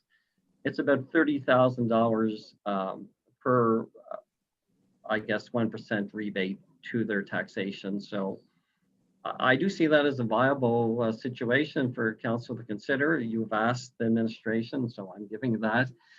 With the non-residential, because the education property tax isn't impactful, there is actually an overall decrease in the residential side of things. So hopefully I've answered Councillor Thompson's comment, but I'll also pass it on to Director Linderman. Yes, so as CEO Merritt said, 1% tax rate decrease to non-residential only is about $30,000. A 1% tax rate the entire town is about $93,000. But as CAO mentioned, residential is going down in both the municipal and school tax, whereas non-res is seeing the significant increase in school tax. Thank you, Director Linderman. Councillor Ryan, I believe. Oh, Councillor Harper first, sorry, and then Councillor Ryan. Pardon me. No problem. Thank you. Just for clarification, Director Linderman, all the items on the left-hand column C are actually ones that you, as administration, are recommending that we can take out. So that includes a $40,000 gator. Correct? Correct. Yes, I see. $40,000 gator. The items in column D are further possibilities. Correct? So, yeah, so everything is a possibility. Column C was just an example of how you could come to a balanced budget with still plenty of items to choose from, should you want to swap out. So, for example, and as Councillor Ryan has indicated, the radar, ME radar for $5,000 is still within the budget. Everything is still in the budget, but I would certainly say it's nice to have, but we don't need it. So that's what, and we can continue on going through that list, those kind of items.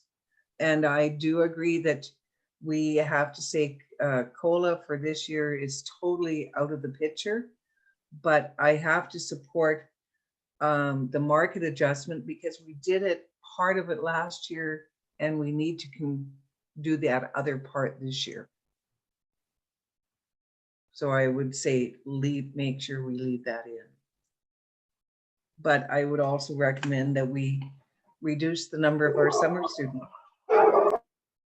Oh, somebody's dog. Sorry. I don't have a dog.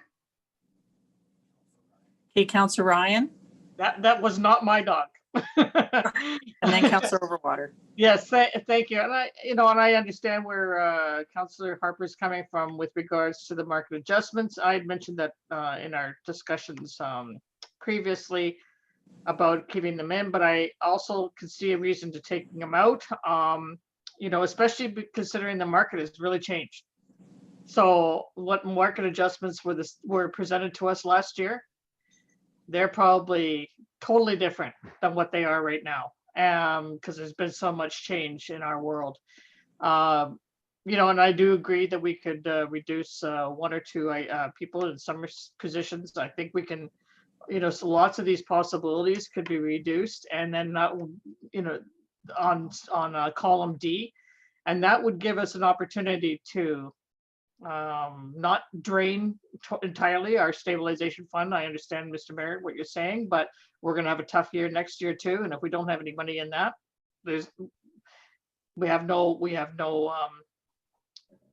protection for the following year. But also, I think being able to give rebate to the business or the non-residential side is a great idea, and 2-3% even, and even if we could manage 1% rebate for the residential side, by taking out some of this stuff that is in column D, we can swing both of those things. Director Dunderman. Can I suggest maybe we start at the beginning and just Yes, through each item, and then council can let me thank know. you. That was going to be my next suggestion. Instead of going all around. Bouncing all over the place, I would, Yeah. I think we will get much more accomplished. Deputy Mayor Blatz, it's not on this list. I would like to bring something forward that's not on this list. So may I do that? Yeah. Nice. Okay. So when I look at the planning expense on page 68 of our budget or our agenda, we still have our planning services at 100,000. Now, most of our planning services, I think our expenses were parkland planning due to the MDP and the IDP. So as of year to date, at November 30th, it shows that we're at 55,000. Now I realize some, bills have not come in yet, but we budgeted 2021 100,000. Now maybe Mr. Merritt can enlighten me as to, do we feel? I know we've decreased, staff in the planning department, but I'm just wondering, how do we really think that we will utilize parkland planning that much in 2021 when, I think, like I say, I think the majority of the money spent was the NDP and the IDP, or can you enlighten me, someone? Because I think that could be reduced possibly. A few things. First of all, we're eliminating the planner, which is a significant reduction. Therefore, PCPS will become our planner, which we will basically have a need to bring the land use bylaw into discussions. We usually have about 20 to 30 bylaw adjustments per year, but not all of them are land use planning. So Some of the items will be when we're bringing in changes to our land use requirements. We'll be hiring PCPS to basically do this for us. We found this to be streamlined and utilized when necessary. We will be, we've asked them to look at our basically offsite levy review and to conduct that for us. Despite the fact we have basically a sign off in regards to the IDP, there's still a need to go to the MGB. And there's could be requirement for PCPS to basically provide some staff time to deal with any discussions at the MGB and the paperwork that goes with it. Our MDP pretty much, I'm thinking, is completed and will be completed in January, February of 2021. So there are a number of things that, while you will not have the planner, we will be diverting this to PCPS, has an overall saving from last year.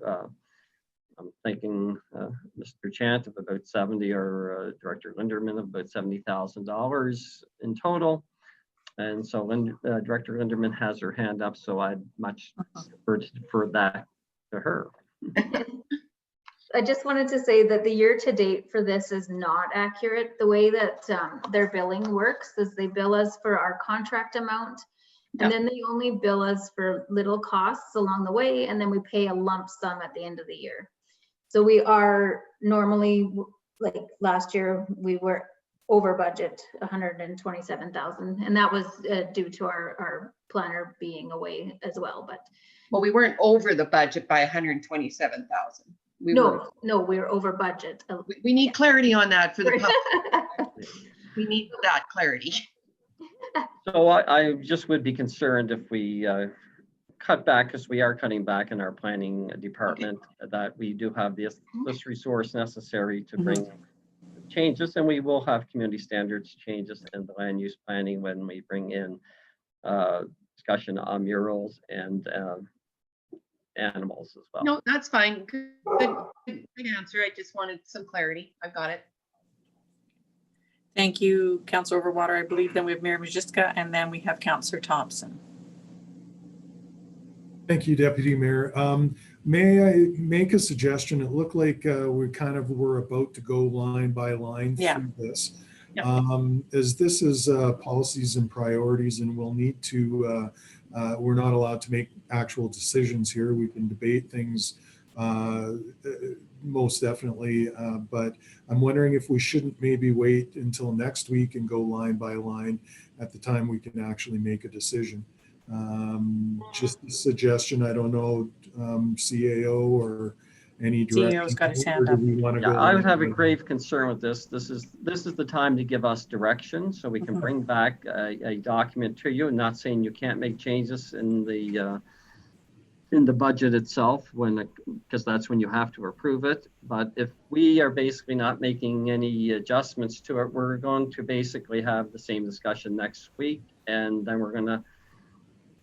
I do think Director Linderman would need some time to basically make those adjustments. It's hard to put on the fly, and we would also have to get approval for the exact dollar for our budget. So typically we do this discussion here today in the PMP. You're not making decisions. You're giving us direction, and I would prefer to get direction today as long as it takes to do so. Not saying that there can't be further consideration to that next week, but in my mind, it could just delay our process by another council meeting. I agree. I agree with Mr. Merritt. Thank you. Totally agree with those comments. Yeah, I totally agree as well. Councillor Thompson, I believe you had a question, or were you just wanting to direct us back to going line by line? So through yourself, Deputy Mayor, to the group, I would suggest in the operational items column, there are really between lines 7 and line 31, there are just a few items that I would argue to keep. And so I would suggest that I would like to see those 2 officers and the transfer to reserves stay, but the 2 officers for half a year. Now, well, I think items? Sorry to interrupt, Councillor Thompson, but I believe that we're just going to start going line by line. So if you want to save those comments until that time, then you can bring those up, I think, because I think that's been sort of the direction that we've decided to take. So I appreciate your comments, but I think it's best that we just wait if we're going to go through this line by line, and then you can bring those up at that time. And then we'll all have an opportunity to weigh in on it. Okay. Thank you. Okay, Director Linderman, we will let you start. Okay, can everyone see my screen properly? I heard there was difficulty. Yep. Okay, good. So the first item, we have council advertising. This would be a reduction of $250 to that item. I'm seeing some nods. We're okay with that. Mhm. Compensation review. This is Excuse me, can we back up? Councillor Ryan? Councillor Ryan, you have a question about advertising? Well, there is actually a secondary item in under the council that we should talk about that isn't on this list, that I had mentioned earlier, that there was a few things that I brought up before. Can we add things to this list? Yep, definitely. Because Mr. Mayor? okay, so because I'm wondering about the public relations activity. We have $6,000 budgeted. In the last 2 years, we've been under 3,000. So I'm thinking we could change that line to 3,000, and then you're looking at saving 3,250. I disagree with that. I think we should leave that this year at 6,000. If we don't use it, fine, then let's have that discussion next year. But I honestly believe that this is a year where we may need to do some goodwill, and there may not be other opportunities. And I think that this year that's a few $1,000s, yes, but I would prefer to see that left myself. Well, The budget amount of 6,000. Deputy Mayor Blatz, there's already sponsorships that are still on that list at 6,000. So what's the difference between, so that's 12,000 between the two of them. And we have not spent that money in the last 2 years. So I'm just saying that, why are we budgeting for things that if we're not ever using it? We should be more actual and more reality. We are spending the money on the sponsorships, but we aren't spending the money on the public relations activity, which I'm not sure what the heck that is, but we haven't been spending that money. So why falsify that? Well, I don't think it's falsifying first and foremost. I think it's a budgeted amount, but Please do not use that term. Well, maybe not falsifying is not the right word, but yeah, that's definitely not. Even close. But So part of your budget. yeah, it's just doesn't seem. Maybe we're Mr. not- Wagstaff can weigh in on what we actually spend on what yes, public relations, Mr. Wagstaff. Yeah, Sorry to interrupt. I'm just pulling up that that spreadsheet right now that will have the details Mhm. to it, and because I have from some memory, but I'd rather not rely on the memory. So public relations is things. So when you attend like the Olds College Homestead Feast, that is a council public relations piece. Any of the Mountain View Seniors Housing Annual Foundation Gala, Women of Excellence Gala, the Olds College Golf Tournament, the Mountain View Seniors Housing Golf Tournament. Those are council public relations as you've attended them as council, not a sponsorship. Those didn't fall under sponsorship. Sponsorships were, a different sort where it was a sponsorship, not yourselves, either as a group or as a number of individuals selected by council to attend a gala event type thing. Right. So I'm just looking at that list. They've been pretty close to being those same types of events. Again, the Chamber of Commerce, Beer and Blue Jeans. The year before was, again, the Women of Excellence, the Rotary East Coast Kitchen when it was the Rotary piece when you attended. council pictures. So that, do you get the grasp now of what that is in council public relations? Yeah.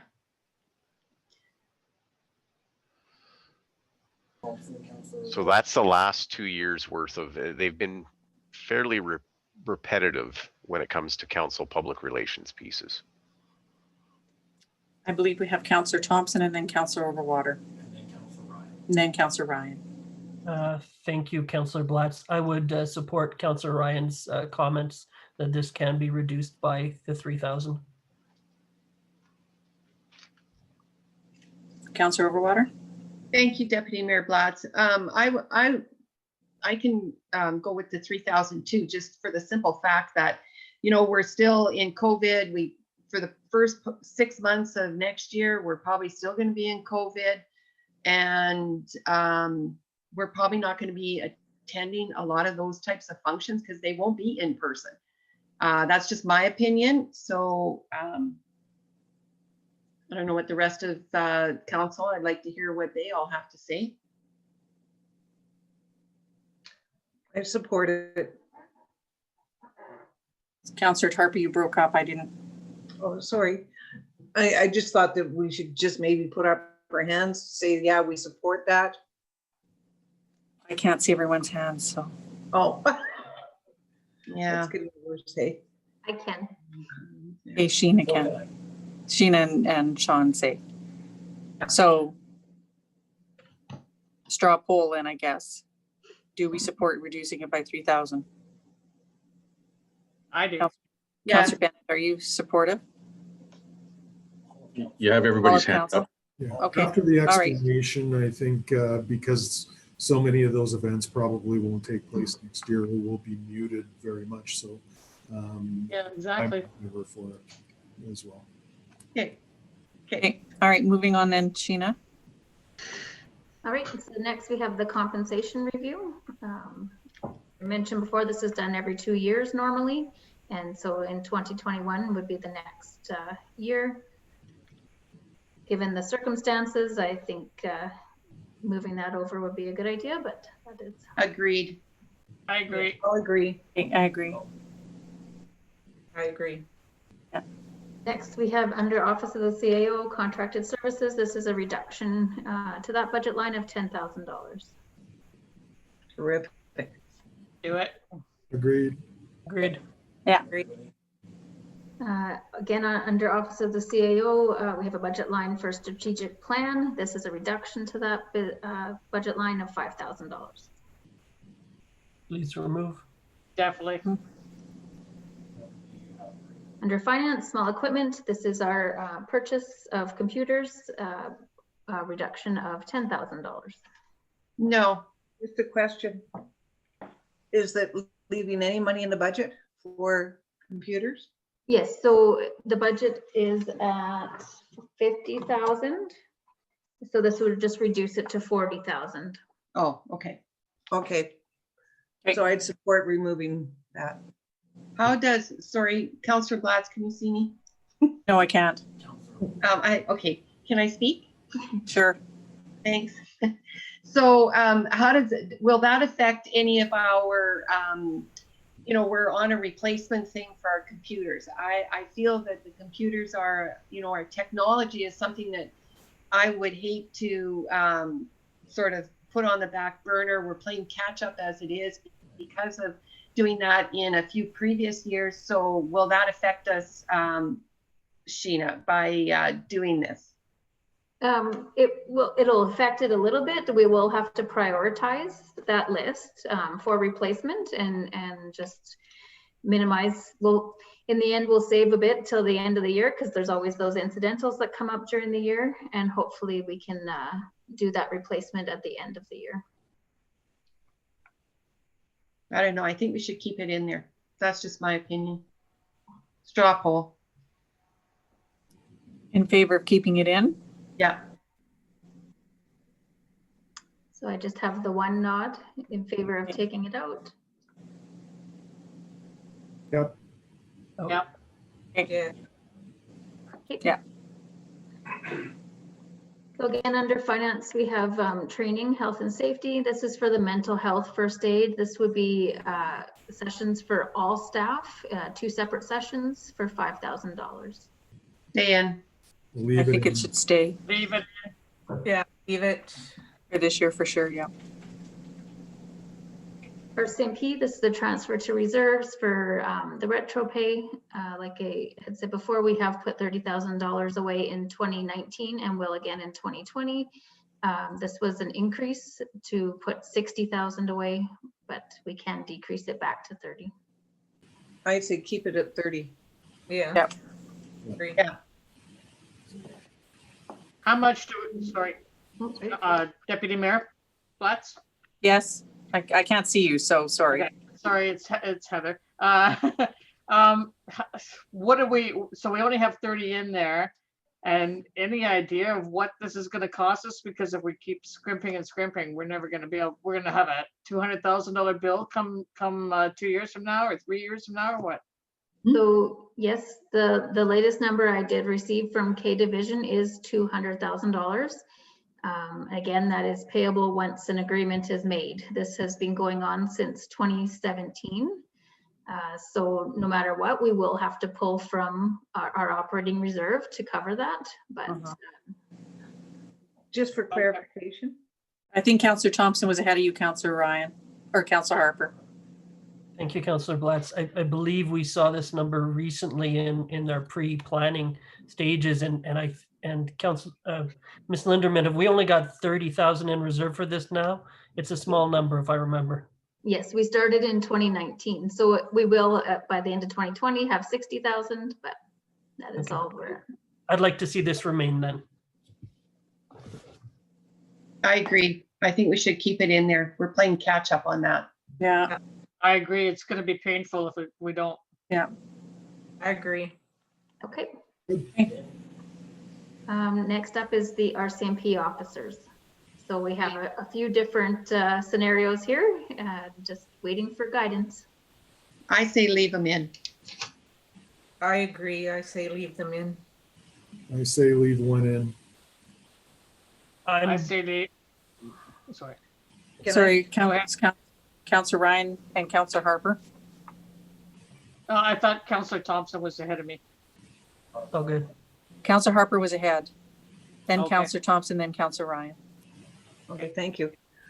I would support having the sergeant position, the request going through the K Division. We know that it'll take some time to get it filled. In reference to a constable, a new constable could probably be here within 2 months. So I still have concerns about, don't shake your head, a constable is a constable. They move around all the time. No, they don't, because they have to sell their houses. They don't move around every 2 months.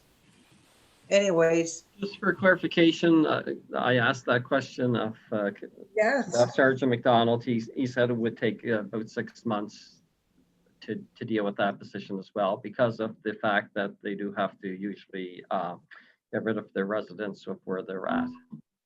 but we still have the issue in reference to the Alberta Police funding. And I think that needs to be resolved as well. And it's just sending a signal to the province that we're okay. That I can support the sergeant position only. Okay, Councillor Thompson, you had Yeah. wanted to say something at this point. Yeah, Councillor Blatz, I support it, both positions, but just for the part year, knowing that they're not going to be there all year. Councillor Ryan, and then I have a comment. I would only support the sergeant. I'm with Councillor Harper. Yeah. And even then, it's iffy for me.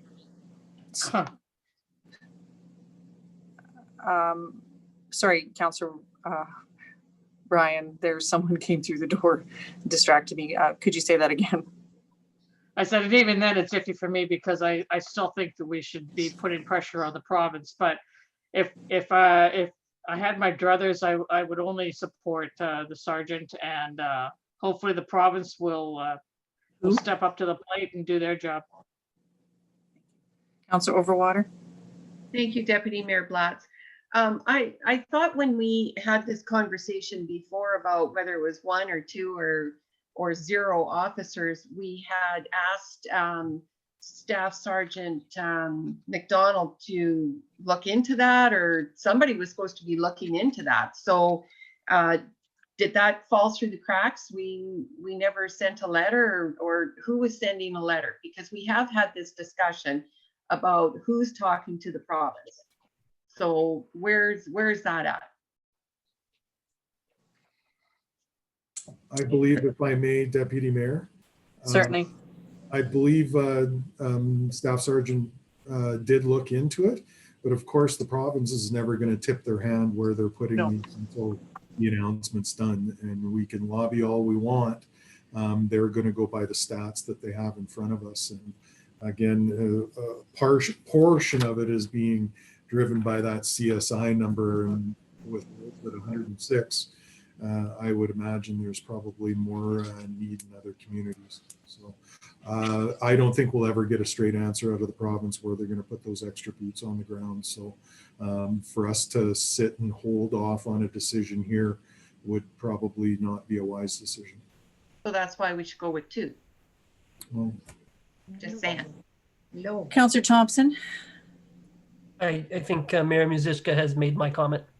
Oh, thank you very much. I would like to make a comment if I might. I would certainly support the sergeant for this year and perhaps look at the constable for next year. I don't want to see ourselves get into a bind where, 2 years from now, all of a sudden we have no choice but to hire 4 more officers. And he said in total, I think, what is it, we're going to need eventually to bring us up to status quo to other comparable communities. Don't we need 5 altogether? So I would definitely support the sergeant position this year, and then look at the constable for next year. That's just my opinion only. Can I speak? Sure. Sorry, I know you can't see me, so I don't know what to do. I think, I think a lot of residents, you know what, if you put a second, well, we've got 3 lines already on the tax roll. If you put a 4th line on there saying that this was for policing or fire, residents, I think tend to go along with that and understand why they're going to pay a little extra to get those extra RCMPs in here. So that's just something else to think about.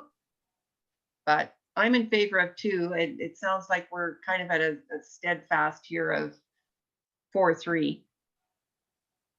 Councillor Ryan, I believe you have your hand up. Yes, thank you, Deputy Mayor Blatz. I can see all the arguments. However, I do think that Staff Sergeant McDonald was saying that if we went with just 1, his whole thing was to go with the higher officer, not a constable. Yeah. And it would free up some time for other members to be out on the street and to doing other things. So I think that this is what he classified as a 2-for-1 deal. I think that it's probably the best move to make at this point, because we have no idea what the future is going to hold in 2021.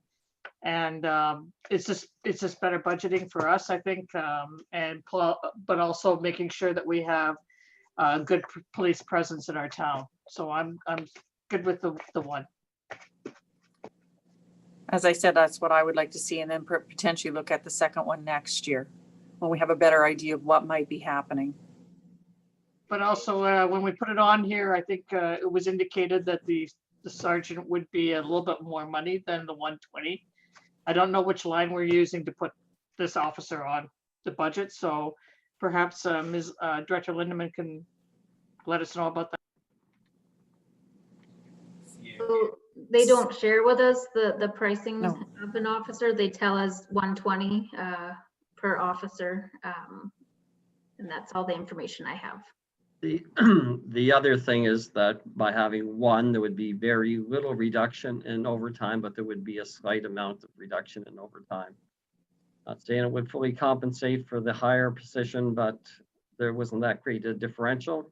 To be on the safe side, I would say no more than $5,000 more added to the budget for this scenario. So if you hired 2 officers, how does that, what did he say that affected the overtime? Was it 75,000? Sheena, what were you, 64 or 75 or something? It was 64 and 65. Yeah, 65,000 was our previous overtime. They have a projection on their sheet of 75,000 for this year. And that's if they don't get the 2 officers, or if, was that planned in to have the 2 officers they still wanted? So, I mean, then you're only looking at 40,000 difference then of getting 2 versus. Well, I asked Staff Sergeant McDonald, and he said it wouldn't have that much of an effect. He had no idea the what 2 kind of an effect it would have on that overtime. So we don't know by putting in only one constable, 1 sergeant, whether or not that would reduce all of that overtime. I would highly doubt that, since we're still, like he says, 5 people down. Councillor Thompson, I believe you have a comment. Councillor Lutz, I'd suggest this is probably one that we'll debate for a while. Mhm. And if there's one line that we don't conclude on right now, this might be it. I concur. I We concur. can talk about it at the end. Definitely. Okay. All right, so next up we have under RCMP again, the Police Advisory Committee. We have a budget line item for this, 5,000. There was a recommendation to possibly reduce it by 50%. Okay, that's good. Yeah. Yeah. I agree. Under fire, we have promotions and public relations. This would be a reduction of $2,000 to that line item. Agree. Agree. Again, under fire, advertising budget, this would be a reduction of $500 to that line item. I All agree. agreement, yeah. Municipal enforcement, I'll maybe let Director Wagstaff speak to this, but this is for e-ticketing. This includes equipment and software, and he has the specifics on this item. So once again, the Solicitor General has announced that there would be, for any municipality who desires to be able to issue any traffic tickets with their municipal enforcement, it's going to be a requirement to be on e-ticketing. We're looking at a number of different options. Certainly this is one we will delay as long as possible to get a full understanding to what it is. But the quotes that we have in are looking like for 2 units, of the software and equipment, it would be $12,000. That's if we want to continue to do any issuing of tickets, whether that be any traffic violations, moving violations under the Traffic Safety Act. That's what they've moved to. So if I may, oh, sorry, go ahead, Councillor Harper. I didn't see you. I can't see. Councillor Harper and then the mayor. Well, I would be in favor in keeping that, but I'm also very disappointed that the province is forcing municipalities to go this way. And I think this is where we need to get AUMA involved. They're forcing us to go this way, and it's costing us $12,000. So we need some support from AUMA on this too. Get a resolution forward. Mayor Majewski and then Councillor Thompson. Director Wagstaff, would this have ramifications in our revenue stream then? If we're not allowed to ticket, then should we not be, will that not reduce our revenue? Yes, especially so now that you have heard from Sergeant Christensen at the last PNP meeting in November, when he was sharing with you his approach and what he was doing with bringing along municipal enforcement, to balance that ticket writing and warning piece. You know, they go hand in hand, and this is the portion of the ticket writing, and it would essentially, without this equipment, it would come to cease our ability to do any of the ticket writing. Right. I think with regards to traffic. Yeah. I think it should. I think it should stay in as well. Yeah.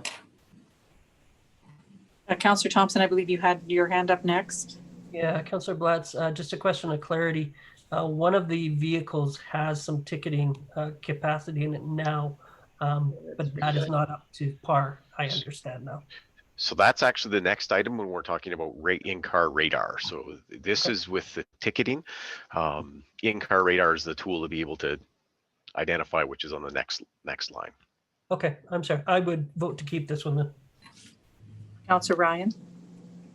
Yes, thank you, Deputy Mayor. I have a question to Director Lindeman with regards to this. So how much money are we making off these tickets? Does it justify the 12,000? Like, I mean, it's going to balance out, or are we making any money if we're losing 12,000 on e-ticketing? So in regards to traffic, we get those fines through the province, and we don't have it separated between who wrote the ticket. So if it was RCMP or bylaw. So I can't provide you with that information right now, unless Director Wagstaff has more. Not in the exact amount that gets collected in, but I can provide you with the amount that we have issued out through our report exec system. Keeping in mind there is a significant lag between when that goes through the system provincially and whether or not it gets reduced in the courts, that kind of thing, especially in the new format of dealing with traffic tickets moving forward.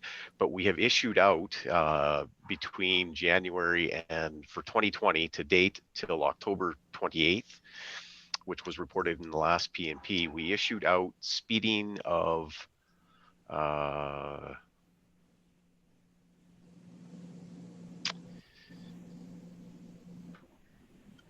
I have to do math. I'm going to give you the three numbers. Awaiting payment that we had not collected on was 35,000. Total speeding, 15,900, and total paid was 24,000. So that's how much in violations that we put out. So essentially with one vehicle being able to issue speeding tickets, we're roughly about, because 90% of that comes out of one vehicle, we're currently at just under $16,000 in revenues for 2020. But we have so much in the waiting room. Can I speak to this issue? Yes, Mr. Mayor, There's- please do. There's 3 points I'd like to raise. That 16,000, I think, is understating the amount of money that's gotten by fines through the provincial fine revenue sources that come from municipal enforcement. Secondly, this system is supposedly, and I believe it is, but Director Wagstaff, this is going to be a more efficient system for us, so we'll free up time for our municipal enforcement to basically deal with other municipal enforcement issues. Third, Sergeant Christensen has, in the last presentation, indicated there was tens of thousands of dollars of warnings that he provided to our residents and those people that pass through our community.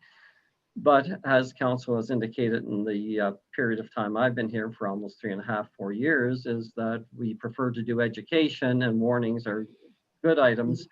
This would basically, if we didn't go into this direction, we wouldn't be able to do this at all. And I think those warnings are safety items as much as revenue generating items.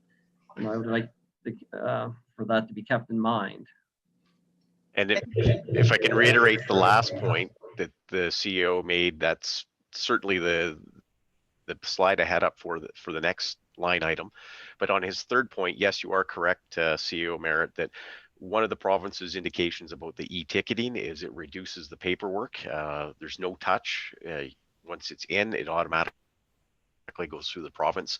It reduces the number of steps in order to process that ticket. I think it should stay in. Okay. Yeah, no, I agree. I agree. Yeah. So the next item we have is under municipal enforcement again. It's the Citizens on Patrol contribution. We have it budgeted at 5,000. This could be a reduction of 50%. Yeah, reduce. Yes, I agree. Okay. Where did I have, Oh, sorry. Councillor Ryan? yeah, there's a couple of items under municipal enforcement that I had mentioned earlier to Director Lindeman that aren't on here. So if I could bring them up. Mhm. Okay. So one is the, where is it here? What page are you on, Councillor Ryan? Sorry, page 57. And under travel and subsistence. So we have a budget of a line of 7,000. And there's a indication to reduce that to 6, but I'm thinking we can reduce that to 5. And the reason why I think we can is because this year we've only done 3,100, and the previous year, when pre-COVID, we did only 47. So reducing this to 5 would make sense, especially since going into 2021, we'll still be in a, well, more than likely COVID for at least the first 6 months. And I think that there could be a $1,000 reduction right there. We'll just talk to that item quick. I know Director Wagstaff and I had spoken about that one, and he did look up on his spreadsheets. There are 1 or 2 conferences that they do have to attend. This is required training, and this is for both officers. So that, we did look at that one, and it was that required training. At this point in time, that's the cost to be able to do it. It is an annual required training for them. The association is looking into alternative delivery measures, but they have, so they can reduce the face-to-face portion. Some of the certifications that they have to keep up as peace officers do require, like the hand-to-hand combat and things like that, are certifications that they do need to have for their protection pieces. Until we get any indication that they're going to do anything other than that face-to-face piece, this is the cost for those 2 officers. So we did look at trying to reduce that. They are working on trying to provide alternative delivery measures, but they have not come out with anything yet. Okay. Thank you. Did you have more items, Councillor Ryan? No, thank you. No, that's it. Thank you. So moving on I to, have 2 other ones, but they're pretty minor, and I'll just leave them. okay. Common services is next. And this was repairs and maintenance building. The budget was at 15,000, and a suggestion had been made to reduce that to 5,000, reduce that by 5,000. Go ahead. Yeah. Yeah. reduce. I agree. Sure.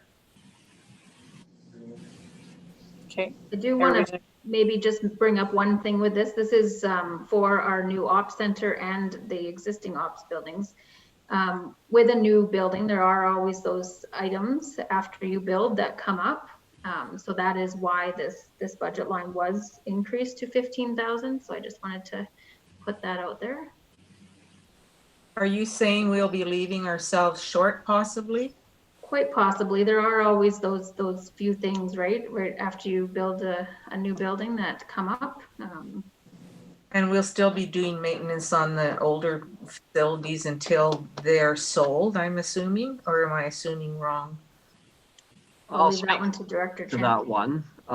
In regards to, once we move into the new operations center, we'll be looking at a plan which we'll have to bring to council for approval, for disposal, and for the current sites. So So we no, should leave that in. Sorry, Debbie. yeah, no, I was thinking that we should leave it in as in case. Yes. Any other thoughts, head nods? Well, there's always, by the time this stuff starts cropping up, we could do it at a midterm budget increase. Yeah. Good. You can always do an adjustment. Well, sorry, go ahead, Debbie. I would prefer to take it out and then do a spring adjustment if we see that it needs to be done. Yeah, I'm agreeable to that. Yeah. I just don't want to leave a whole bunch of stuff for spring adjustment and then all of a sudden we're They look foolish. really adjusting a whole bunch of stuff. It's $5,000. I think we leave it in.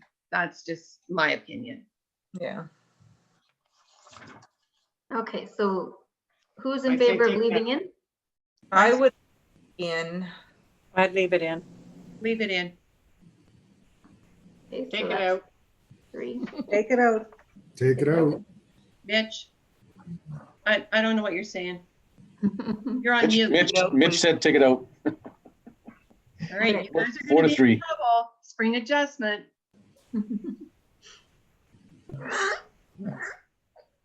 All right, so next we have, oh, sorry.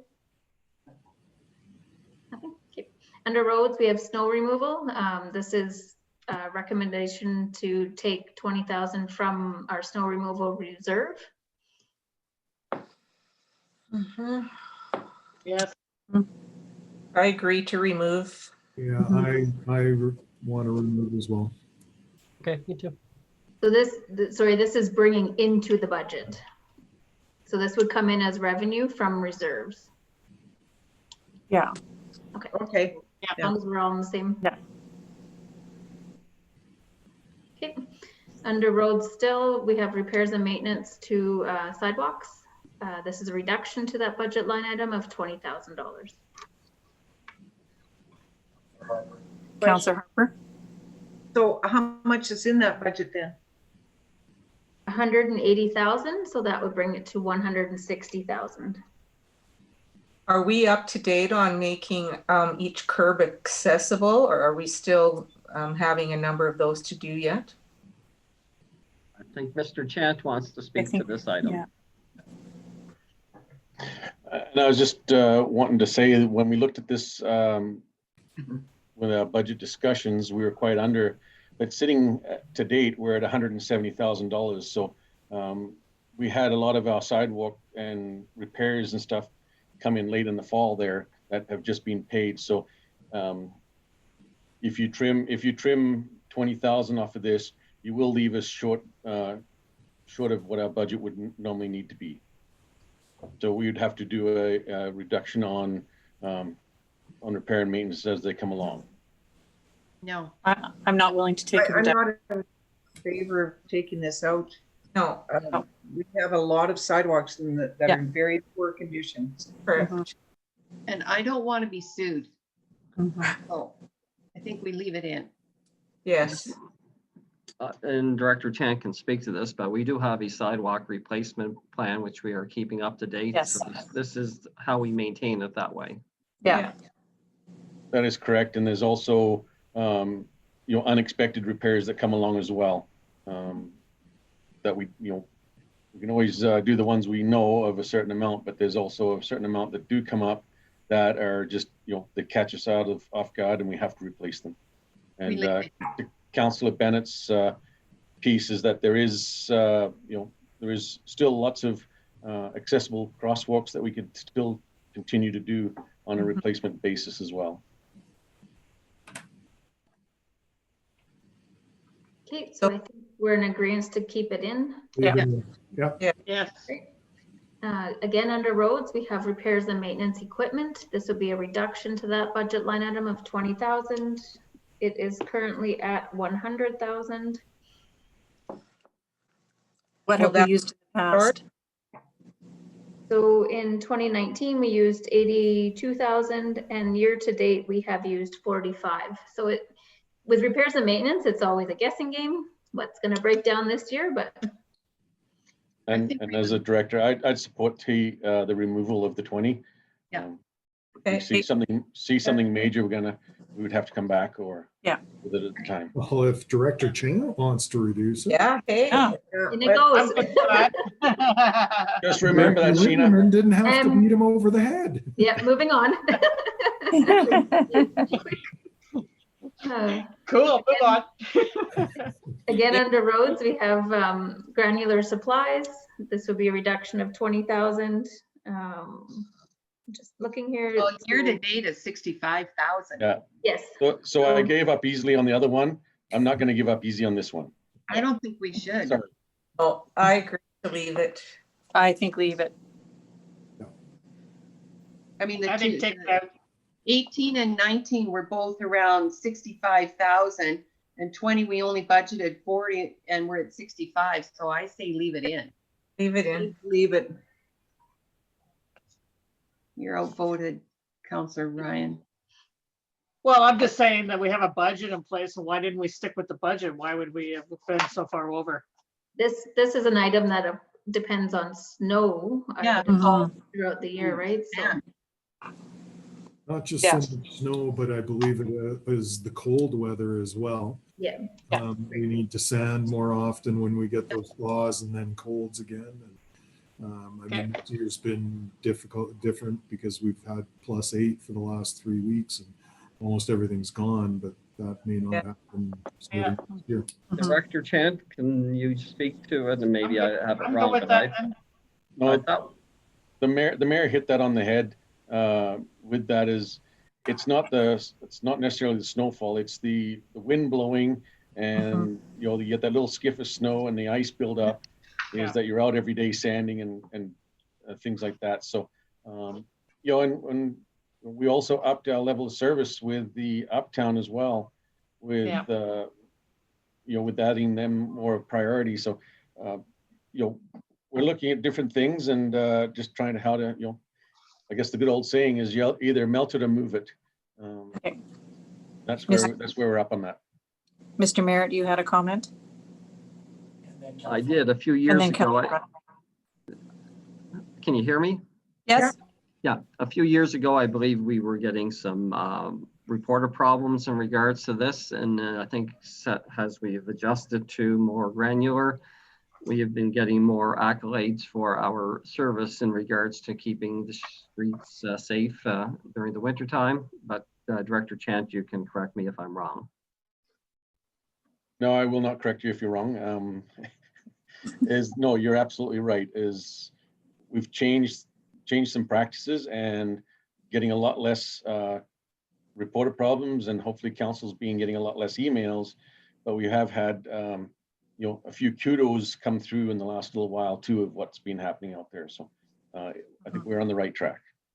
I agree. So Deputy Mayor Blatz, before we hit economic development, I'd like to see the cemetery on page 67. Whoa, excuse me, Councilor Overwater, I was actually supposed to speak next on this item before you move on to something else. Oh, go ahead. Yep, I think we should keep it in, and the reason is because of safety. I think last thing we didn't want to do is have people driving around and sliding all over the roads if we could prevent it. So no, even all kidding aside, I do think we should keep the granular supplies in.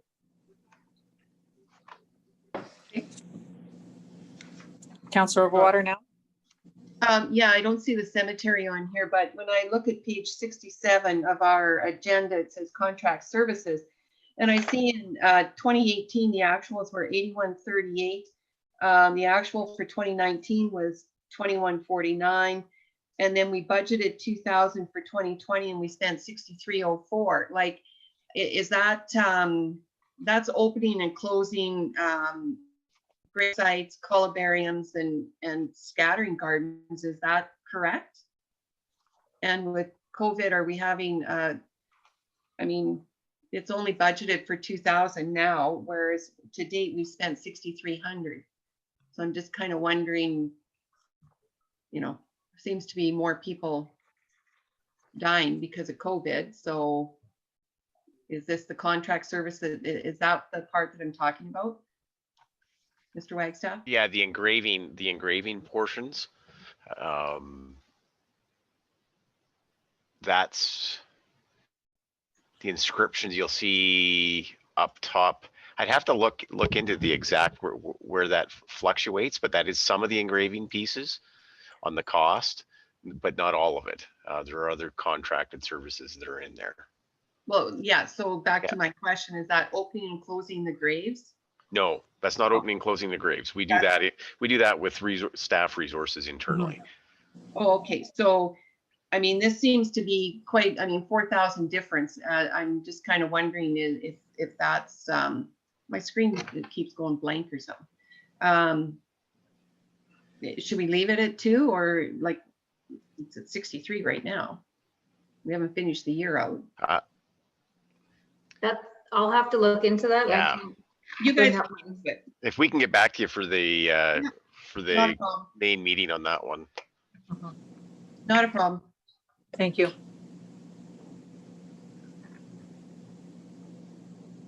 Okay.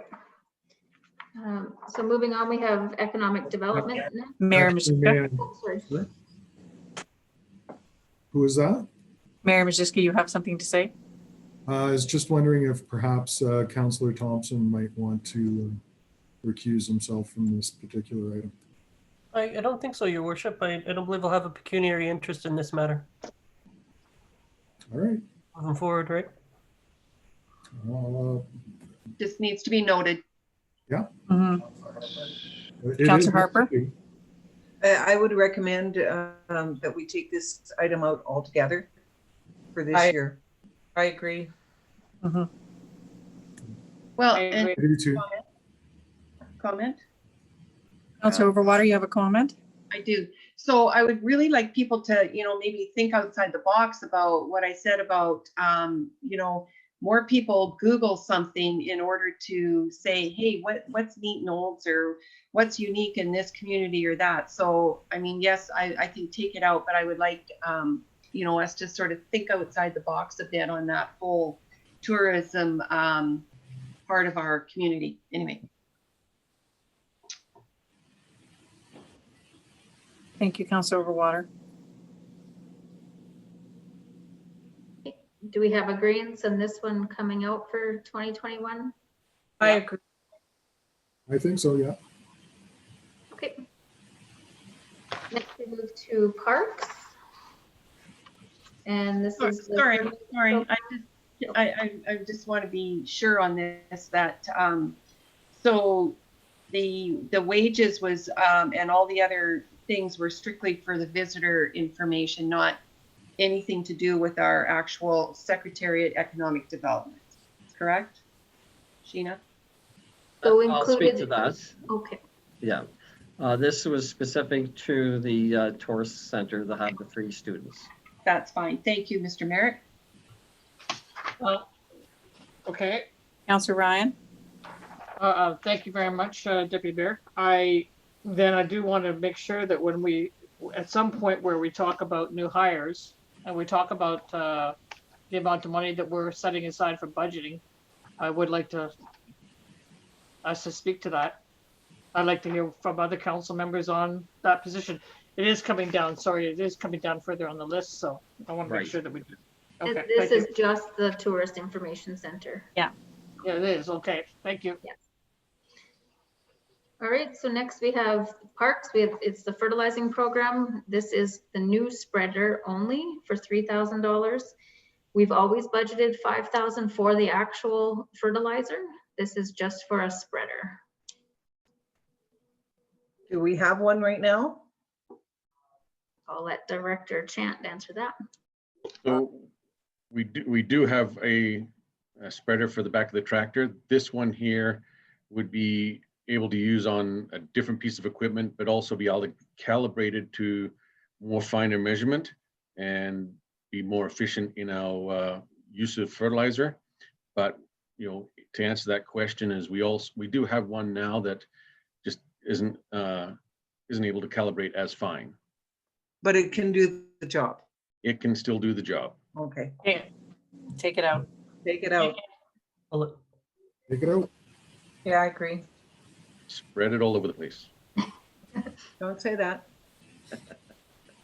Okay, next up we have under repairs and maintenance equipment, a new snow blower for $1,200.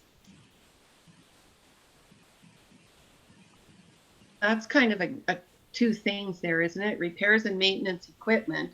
And That's then, just the line item that it's under. It is just a snow blower. oh, I see. Okay. I think we said take it out, eh? Yeah, I think we did before. And I think Yeah. just for this one, I want to help out Director Chant a bit. This would create efficiencies in our staffing that go to our various buildings and clear the sidewalks. This is to help with that, and it is only $1,200. And the 1,200, In. and the 1,200 is basically the lowest model you can buy. And we would save staff time. therefore. Mhm. Save So we'd stuff. find efficiencies then. We'd find efficiencies and also like their backs on if they have to, get into the trails that are beside the town office and things like that. If it's heavy, wet snow, trying to shovel, those back strains, then, but this $1,200 was based on, getting the cheapest model at Canadian Tire or one on sale for that much.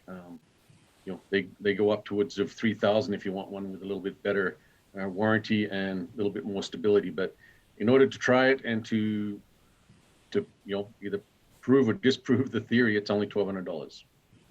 I think let's- leave it. I Leave think pretty minor, so let's leave it, but let's try to get it on sale. Christmas is just around the corner. I think they all come up for sale. There you go. All right, so next we have Canada Day. As was mentioned previously with COVID, it probably will be a smaller event this year. This would bring us down, it would be a reduction of 50% to that line item. And this is what we spent in 2020. Yeah, I would say take it out. I Yeah. agree. I agree. I agree. Well, and I guess if things do lift for COVID, by the time July 1st rolls around, we can make a budget adjustment at that point in time, Correct. Right. because let's hope that we might see some kind of normalcy by then, whatever normal is. Right. Yeah. Okay. Canada Day right now, you've got it budgeted at 30, so you're thinking of cutting it in half. Is that your plan? So 50. Yes. Okay.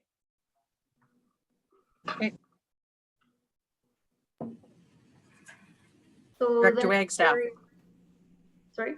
And to note, by cutting it in half, we have a comparable this past year about how much it would it cost to deliver an alternative look. That's right. Thank you for that.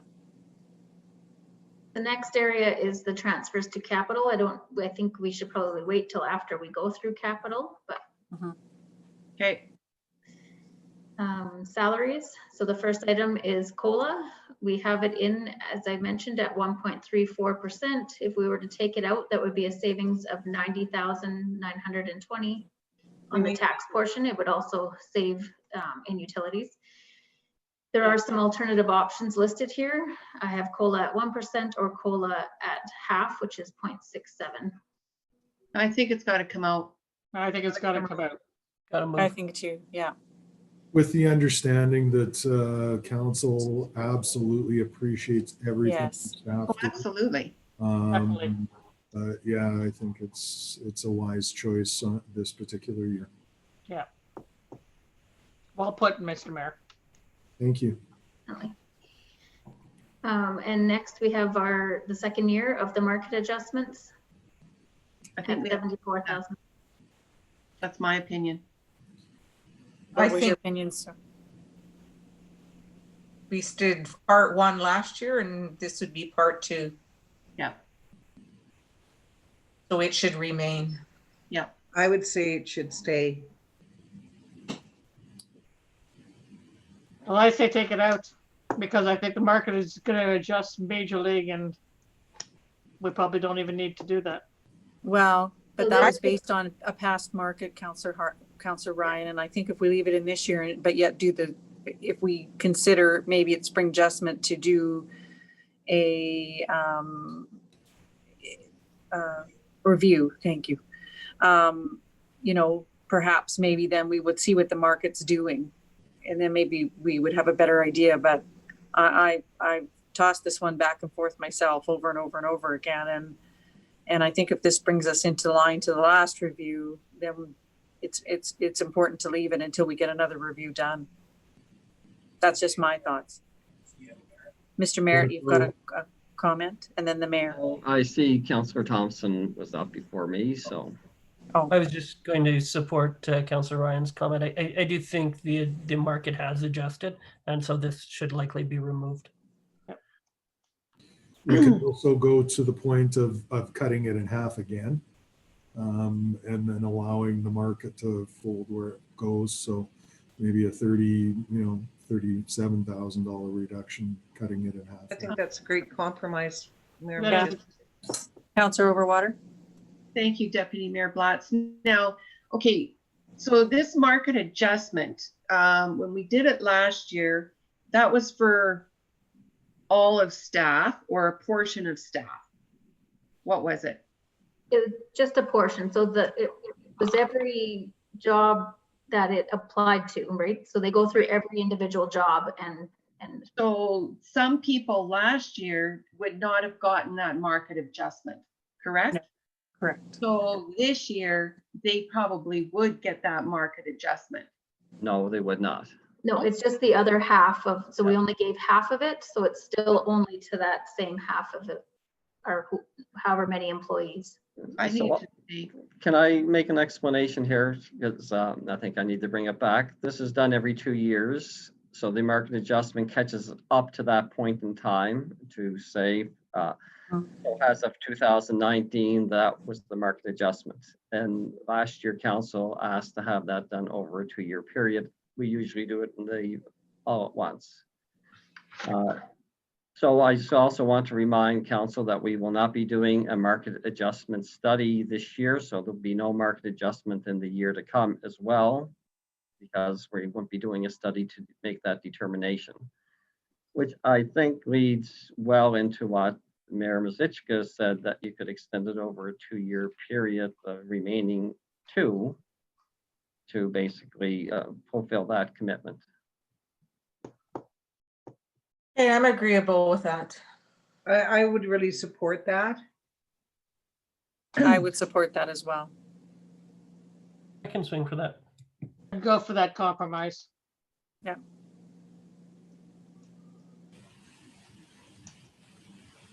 Okay, so that would be about 37,000. Perfect. And next we have step increases. So this is as staff complete a performance review. We have 6 steps, and they would receive a step if they are not already at step 6 on their wage grid.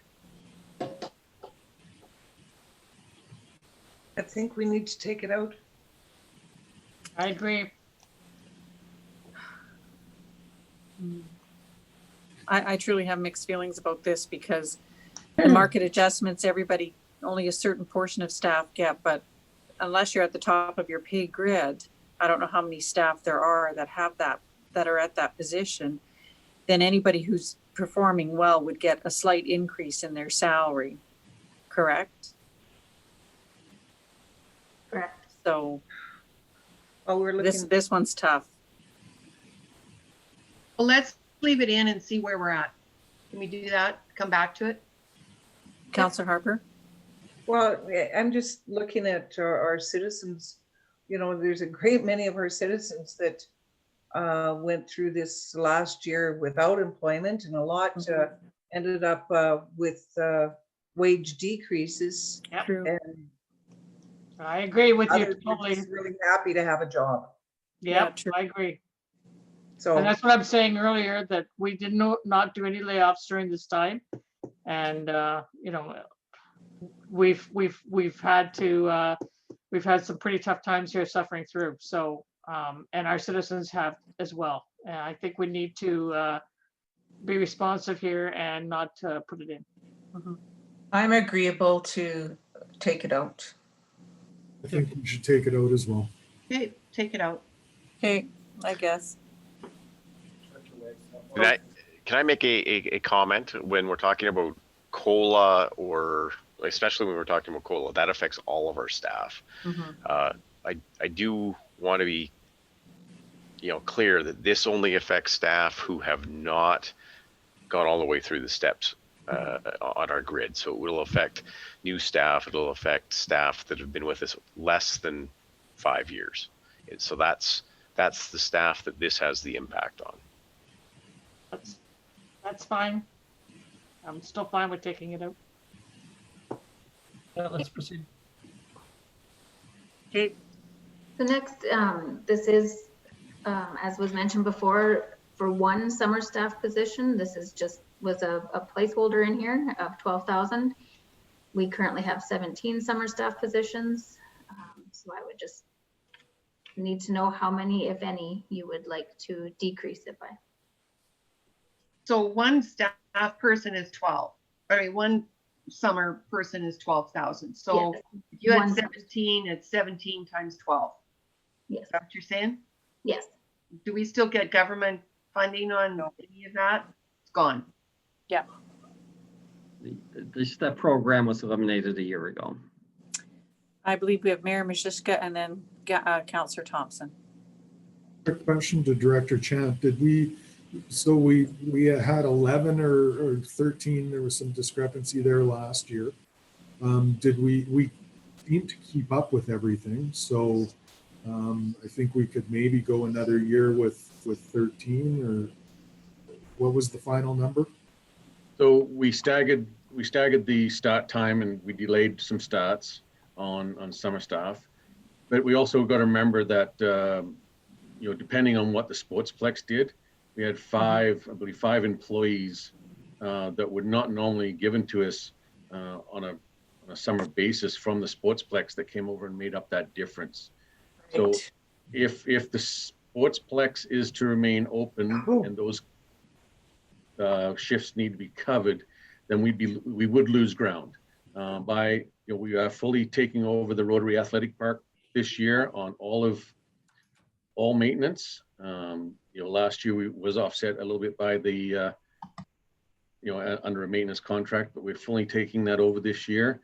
And again, it's the amount of flower beds that we didn't get to every single flower bed this year that we have in through the Highlands and all of those other places that there has to be something has to give, and those are usually the first to get to be put on the back burning list. So if we're sure that we could get additional staff from the Sportsplex, I would say you could reduce this by a couple this year. But if we can't do that, I'd be really cautious on how many you're going to reduce it by. I don't have an issue with hiring summer staff. That's not the most expensive thing in our budget. And we do need them for that particular season for the amount of work. And we don't know what the Sportsplex is going to amount to. So I think we leave it in. Well, here's what I'm going to say. It was Thompson first. Okay. Thompson, Overwater, and then Harper. Sorry, mine was a question on how many we actually had last year, and that answer has come forward. All right, thank you, Councillor Thompson. Councillor Overwater and then Councillor Harper. If we have 13 summer staff, it's 156,000 is that what you're saying? That's what you're telling me, that each summer staff is 12,000. Is that for 4 months? So they're $3,000 a month. This includes benefits as well, so just keep that in mind. But so, okay, so 156,000 is what we're looking at. I mean, this 12,000 in here is sort of skewed because it's not 12,000 would be taken out. If we didn't hire anybody, we'd be taking out, 13 was $156,000. So I guess we have to decide how many summer staff, and then administration has to deal with it but I mean, if we let our flower beds go to whatever crap, I mean, we pride ourselves in beautification of our community, and I'd hate to see these flower beds that we've put so much time and energy in, and our developers have too, go to ruin because we don't have staff looking after it. So we need to think about that. We have Councillor Harper and then we have the mayor. Well, And then Councillor Ryan. I'm really disappointed. We had 13 summer students, and supposedly we had 5, because I heard it already, 5 people from our sports complex. So there was actually more people working our flower beds and grass cutting than what normal. So if they weren't doing the job, they weren't doing the job. That's And we not, can't yeah, expect- I'd like to speak to that, because before we get too far down this discussion, We did not hire any summer students at the initial part. So we did transfer people from other places to deal with that on a part-time basis. When we were able to get summer students, we didn't hire them all at once, and we never did get up to the full complement that we usually do. So there was the actual day-by-day situation of how we did that. I think we did a very good job, but we weren't able to keep up with everything because we did not have a full complement. And let's face it, this past year was a very wet summer, and we were doing our best to try to keep up with the grass cuttings and basically the flower beds and all the other items that were required. So yes, we did use some people from a different area, but it wasn't like we had everybody at the same time working, and it did take some coordination. Well, I think we can get away with at least three less summer students. Mayor Majewska, then. Well, And Councillor may I Ryan. suggest that maybe we leave this number alone for now? Midterm budget adjustments can go both ways. We can reduce it then. And by the time we hit the May area, when we do midterm budget adjustments, we'll know more about what's going to be happening with COVID and our rec staff at the Sportsplex. So may I suggest we leave it the way it is and then look at it at midterm? Yeah, I agree that we leave it. I think we have Councillor Ryan and then Councillor Overwater. Oh, Director Chant too.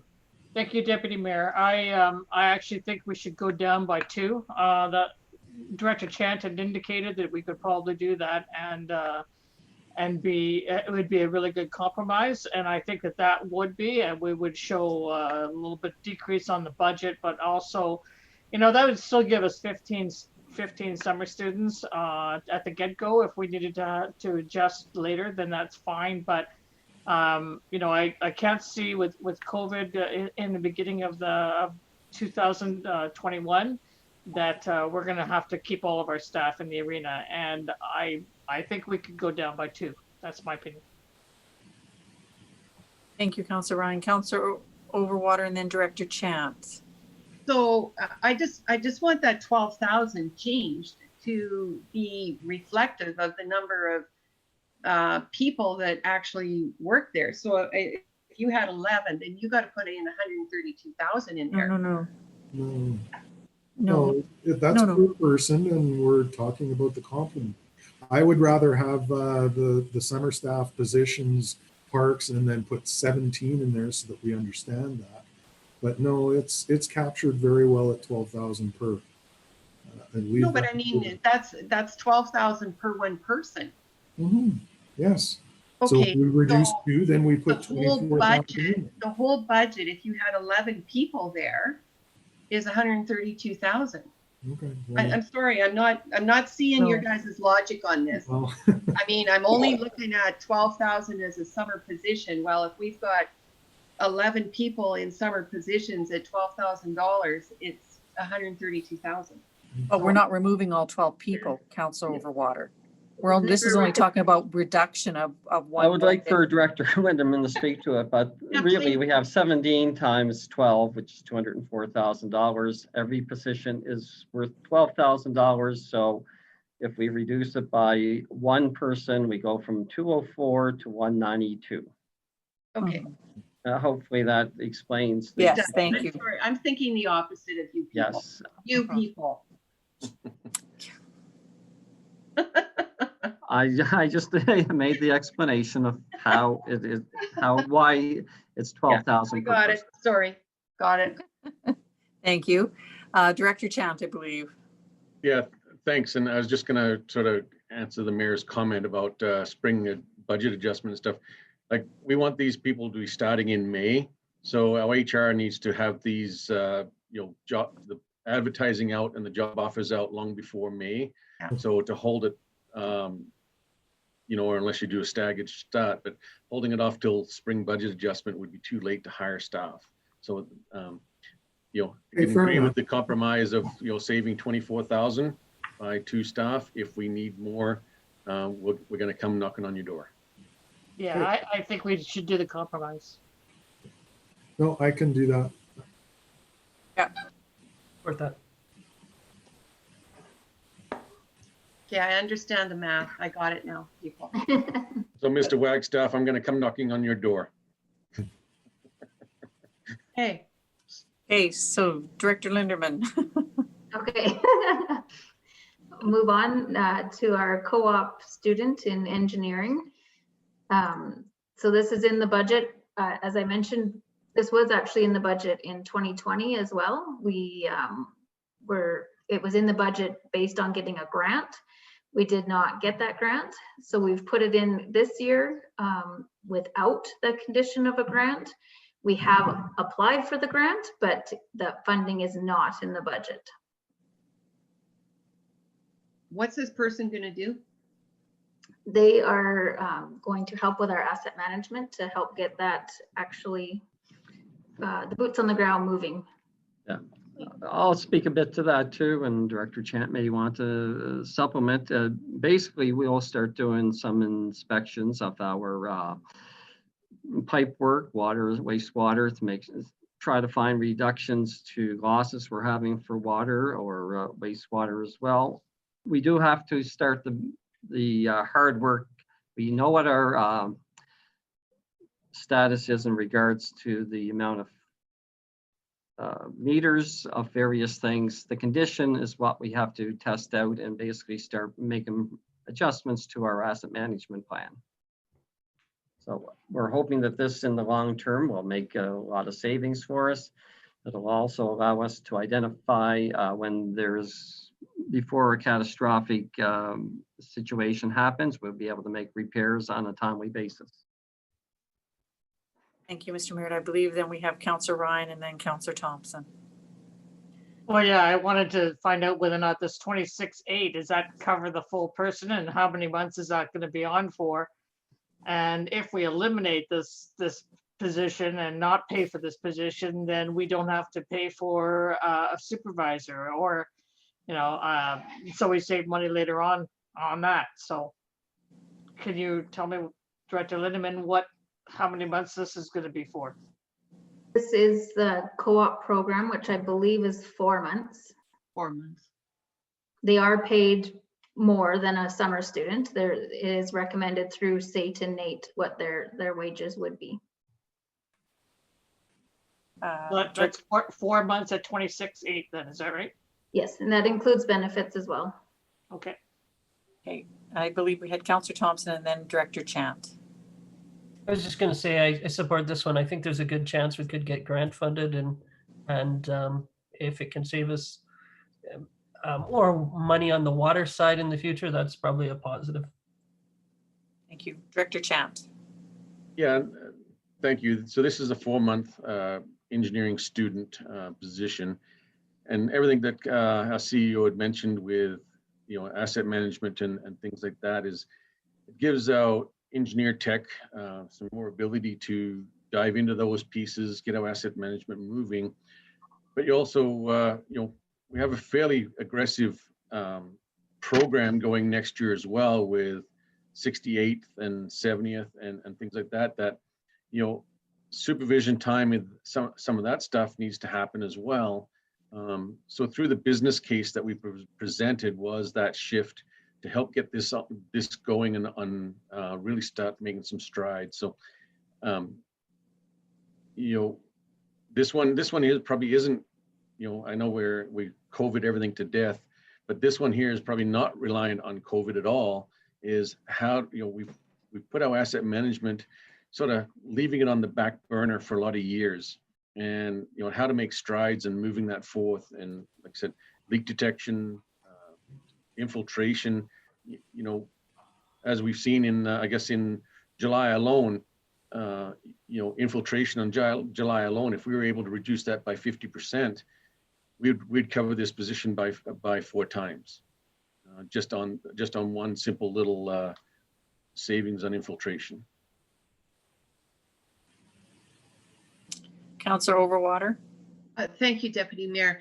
I agree. We should leave this in there because I think, you know what, the feds and the provincial governments are always, you know, talking about asset management and what are the communities trying to do to look after it and see where we're at. So I think if we show initiative that we are, you know, trying to see where we are with our asset management, that you know, it might show that we've got the initiative and we warrant a grant to help us out with it. That's just my opinion.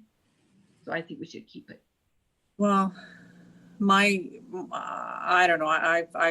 This is one I've debated back and forth myself several times. My question, I guess, is if we go ahead and leave it and we do not get grant funding, then we go ahead and we start this process. Then once we get it up and running, what happens to it? Who takes it over after that? Does this fall back on another position we already have in place? This is Lloyd. No, this would be an ongoing piece for year after year. And it really, you know, in the winter time and things like that would be really to supplement our engineer tech to keep moving those things forth. I believe we did have in our capital budget like a asset management person, Sheena, if I remember correctly, but this would be to, you know, to get that going and to assist our engineer tech to make those inroads on that. Councillor Ryan? Thank you. Councillor Harper? Thank you, Deputy Mayor. I can understand, you know, offsetting this with savings because you know, I think that would be, that's great if we can save on some of our infiltration and things like that. My only concern is getting a student on board and then having that person there and then, you know, saying, okay, like you had mentioned, Deputy Mayor, getting to rely on it and then going, okay, well, this is a position that we're going to need full time. I don't want to get caught into that trap. Thank you. Then Councillor Harper, I believe you had a comment. Well, I just wanted to basically say that it's $26,000 for this year. And then ongoing years, you're going to be looking at $70,000, $80,000, $90,000. So we all have to realize that. That was kind of where I was going with this too. Who's going to take it over? Yeah, me too.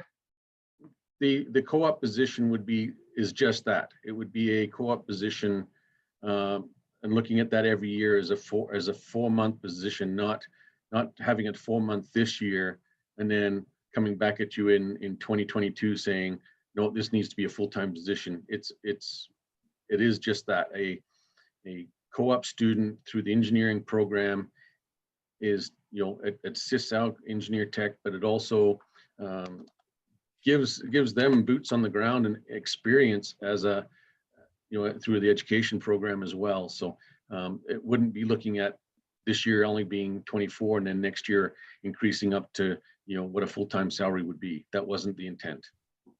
So Director Chant, then you're saying that this is just going to be a summer position going forward every summer per se. That's correct. And then it's only going to assist our current engineering tech to continue on with the process is what you're saying.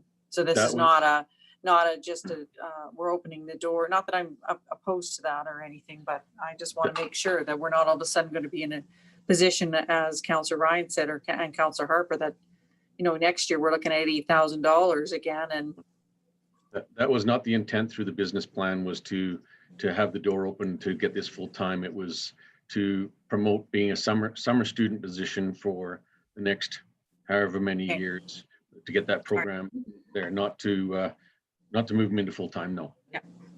Director Linderman. I do want to just say, so while that was not the intent with this position to go to full time, we will in the next couple of years need to hire an asset management coordinator.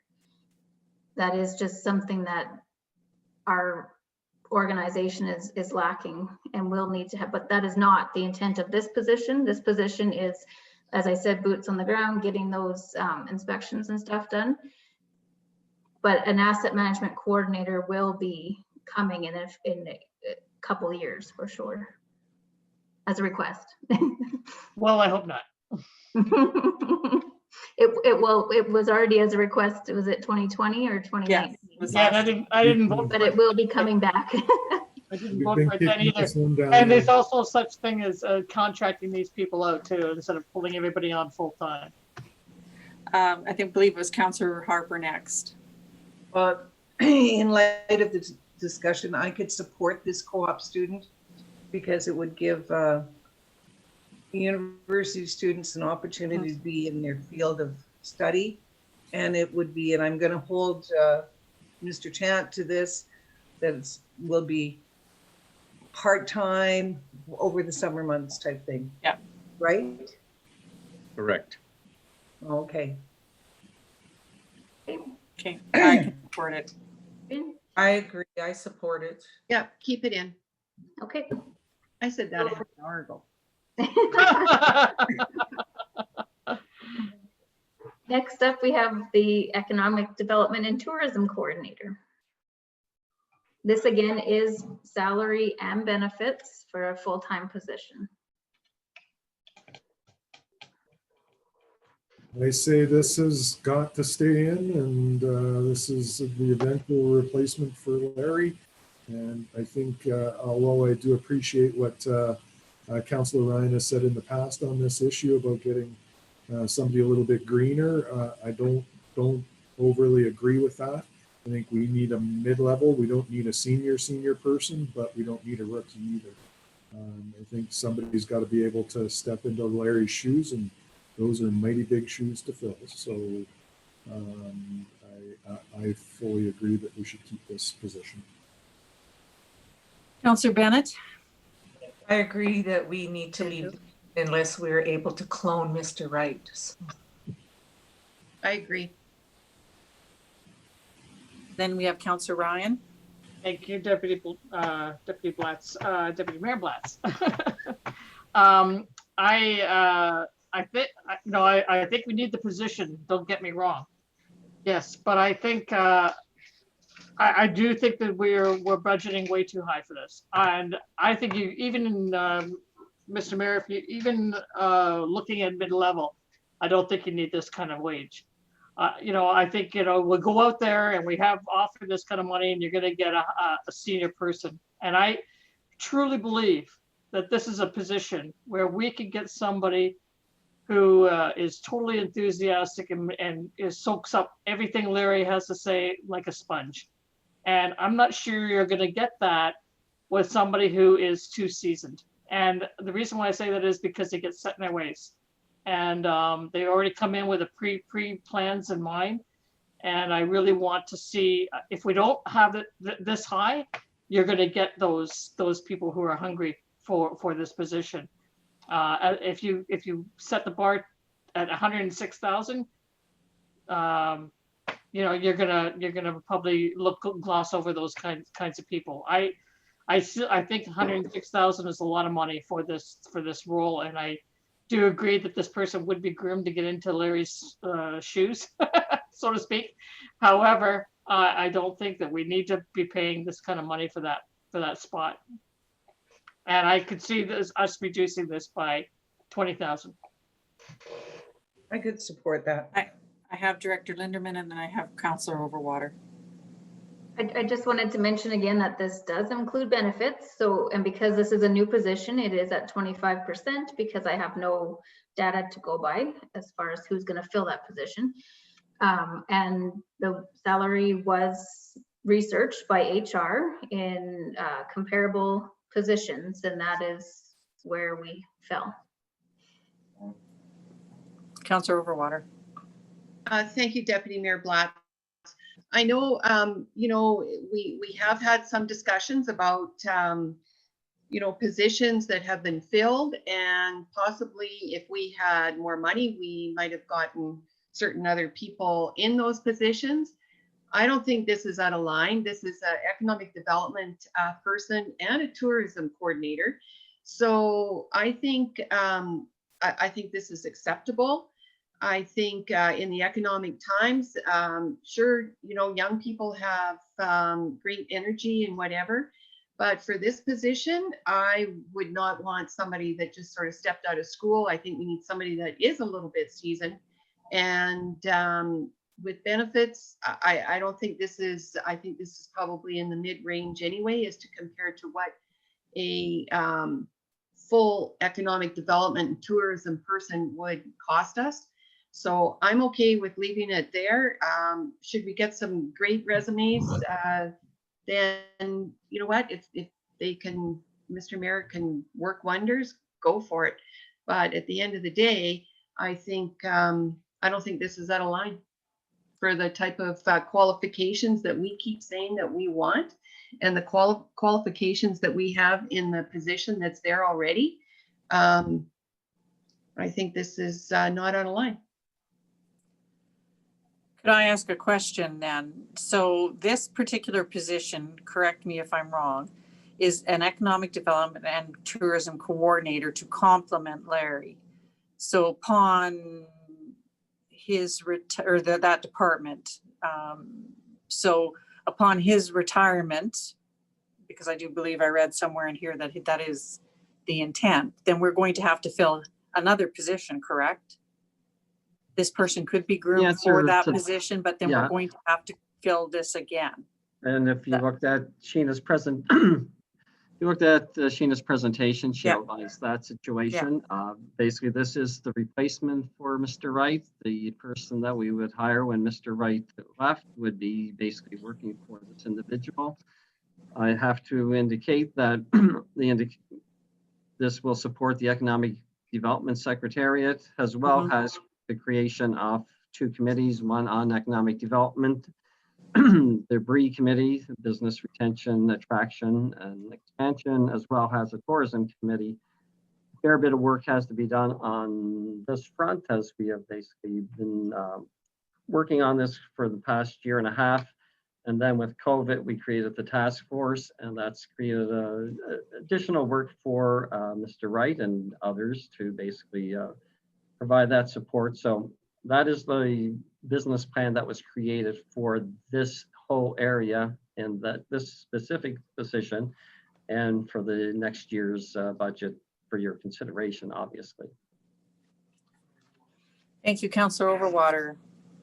Thank you, Deputy Mayor Blatz. And again, I just want to reiterate that, you know, we have had a conversation before about some of these positions that were filled, and you know, not saying that we don't have any qualified within, but I hope we really take serious look at applications that come from outside in order to fill this position, because outside eyes tend to have a whole different look as to what we're actually asking for them to do. And sometimes, and I've experienced it before, advancing within sometimes is not necessarily the greatest option. So I just want to leave that there, and I'm sure, Mr. Merritt, you're going to hire the right person for that job. I'll just assure you that this is going to be an open competition outside of the department, but if the best person's within, then that's basically where we go. We'll wait and see until we get the candidates. Thank you. And I believe we have Councillor Ryan. Thank you, Deputy Mayor. I'm going to state my case just one more time here and say I'm not talking about having somebody directly out of college. The economic conditions right now are there. You're going to have a lot of applications. I mean, there are a lot of people who are out of work right now, and I think that when you start looking at a budget like this, you know, we could easily get somebody who's good and could fill this position, I think, for a lot less than this. I don't think we need to be budgeting so high, and I'm just going to leave it at that. I'm sure that I have all the confidence in the world in our administration to find the right person, but I do think that this is overinflated. Mayor Majewska. And I'll go one last little stab at the other end of it, on the opposite end. I believe that these people, the truly qualified economic development officers out there, are going to be hard to come by, because that's going to be an area where every municipality is going to want to try and bolster their top line numbers, attracting more businesses to their communities. So I think we'll no doubtedly have many applicants, but what kind of quality applicants are we going to get? Because I think these people are going to be held on to mighty tight by the municipalities that they're sitting at, or we're going to be in competition with a lot of other. I disagree. Sorry, Mr. Mayor. No, Totally that's all disagree right. with that. Okay. All right, so general consensus is then we're just going to leave this as is now?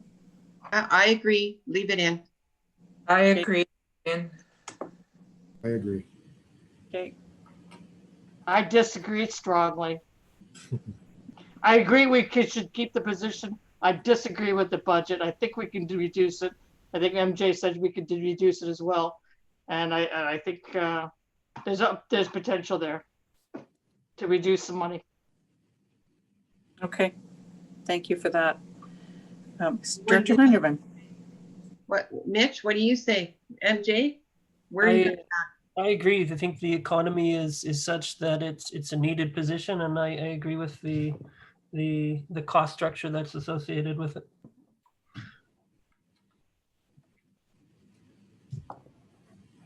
Okay, leave it in. Let's move on.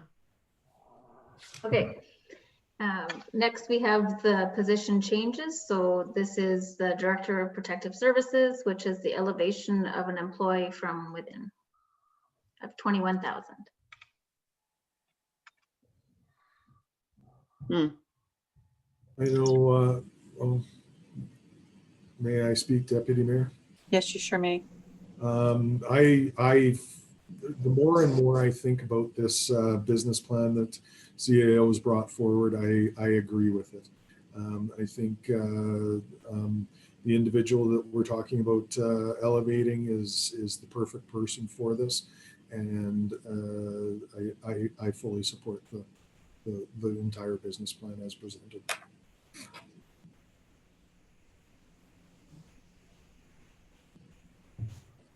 Thank you for that.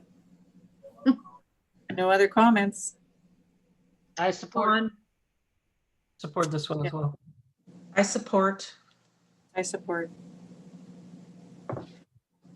Next You is do. Just a minute now. Does this mean that the fire chief moves to the Director of Protective Services and he's looking after the municipal enforcement? And have we figured out all those logistics in that? Because I know we had a conversation about the logistics of who's stationed where and who's out of what office. you're on mute. Who's on mute? I'm muted. The logistics have been worked out in regards. There's going to have to be further discussions, and we can't really make a move until there's a decision of council to allow for this to happen. But yes, certain people have been basically talked to about this adjustment. As far as moving offices, no, I don't see any office moves required in this type of scenario. And I can't recall which slide, but early on in the presentation, basically has highlighted the various areas that are moving.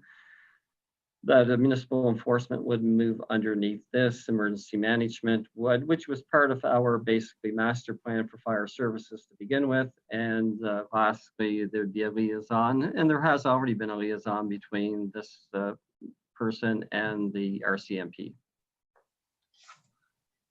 Thank you.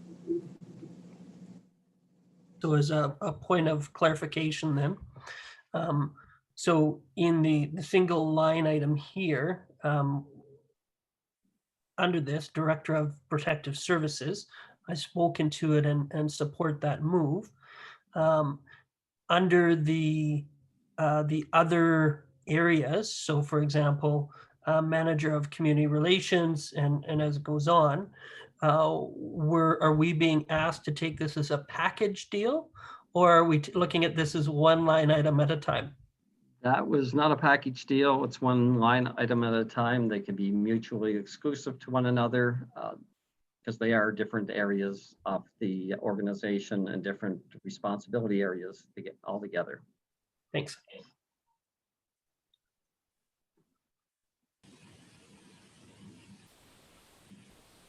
No more comments. Okay, Sheena. Okay. Mr. Director Linderman. So next we have the manager of community relations. Again, this is an elevation of an existing employee to this position.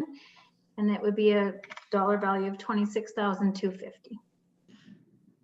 We already have I'll just speak to this quickly. We already have the 3 positions for engagement, website coordinator and our communications coordinator. This would basically put them in one area under community services. So it's a coordinated effort into the future, and there would be a supervisory responsibility. You have Councillor Overwater, and then I have Councillor Ryan. Thank you, Deputy Mayor Blatz. I'm not really in favor of the communications people. I think they should still be reporting to the CAO, as the CAO is also our spokesperson for the town. The mayor speaks for council, and usually the CAO has the ultimate response to the anybody else that wants a response from the town. And I just feel that should stay with the in the CAO's office. So I'm not really sure why we need another manager in community relations. If you're asking me, I can basically speak to the issue, and I would still be the spokesperson. I'm the CAO. All staff report to me, no matter where they are located in the area. So my executive team and anybody who works for them basically would be accessible to me, and I will continue to speak to media where allowed to, and where it's pertinent in regards to the operations. The mayor would continue to have that support no matter where it's located, to be the spokesperson for the town, and so would the councillors have that support. So where it's specifically located, as I indicated in past discussions, this could be found in a corporate services area. It can be found in a different area. Doesn't change what the CAO's responsibility is, so to speak, and I would still utilize it. And in the past 9 months, I can honestly say it's kind of morphed into that when we were dealing with COVID, and when we have 2 communication strategies in regards to dealing with town's communication and working with the Emergency Management Center and making sure that everything is coordinated in an effective manner. Engagement, website development, and management and communications, they do go hand in hand with each other. So that's my explanation. I understand where you're coming from, Councillor Overwater, and that's why council has the ability to make this decision and to say status quo or move on to a different situation. Deputy Mayor Blatz, I would like to have a closed session because we're talking about some staff, and I would like to go into a closed session for 5-10 minutes to have a frank discussion with Mr. Merritt and council. So I would like to make a motion, and I hope the rest of council supports me on this. Under what section is that? Well, it would be harmful. HR, whatever section that is. Personnel, Personnel, something. whatever personnel is. I'm not sitting at my normal place here, so is Marcy on with? Section 17, disclosure harmful to personal privacy. Sure. Is that section 17, or is it an HR? It would be HR, I think. I don't have any of that in front of me. Councillor Harper, do you have? I thought I had it here. I thought it was 16. Is our legislative clerk, is Marcy on? Just a question for clarification. This is sort of funny. My sister-in-law is employed by the town of Olds in a communications role. Do I need to declare pecuniary interest in this?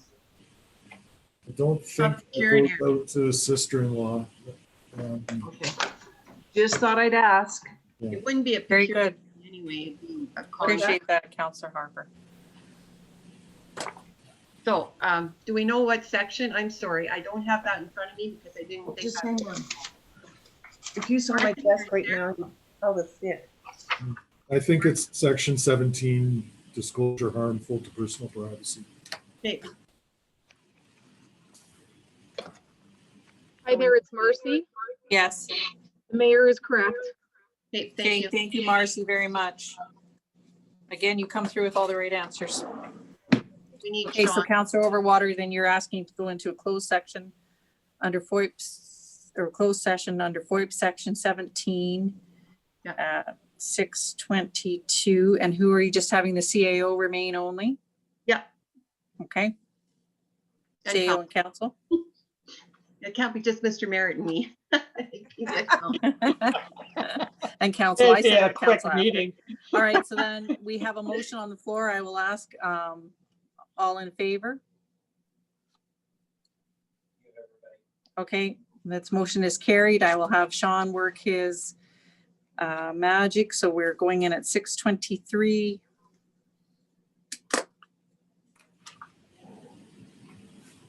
Hi, Councillor. Okay.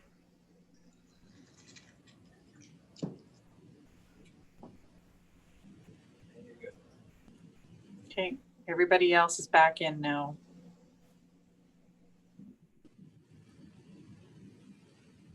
Thank you, Sheena. Welcome back, everyone. Let's move along to the next line item. You need a rise and report, Wanda? Sorry, Uh, Deputy no. Mayor. Mr. Merritt? Somebody? I don't believe.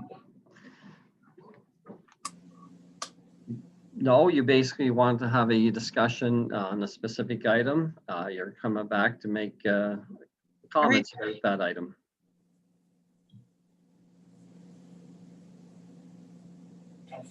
Councillor Ryan. You're muted. Yep, thank you, Deputy Mayor, I got that. Okay, so we're talking, Councillor Overwater, with what she was mentioning with regards to moving over, and I believe that was case number 2, wasn't it? Business case number 2, or what case was it? Number Case number 1, Case number I 1. think so, yeah. because we're on the manager of community relations, correct? That's the line we're on. Correct, Yeah. correct, yeah. So I think the communications in particular needs to be stay under the office of the CAO for him to oversee.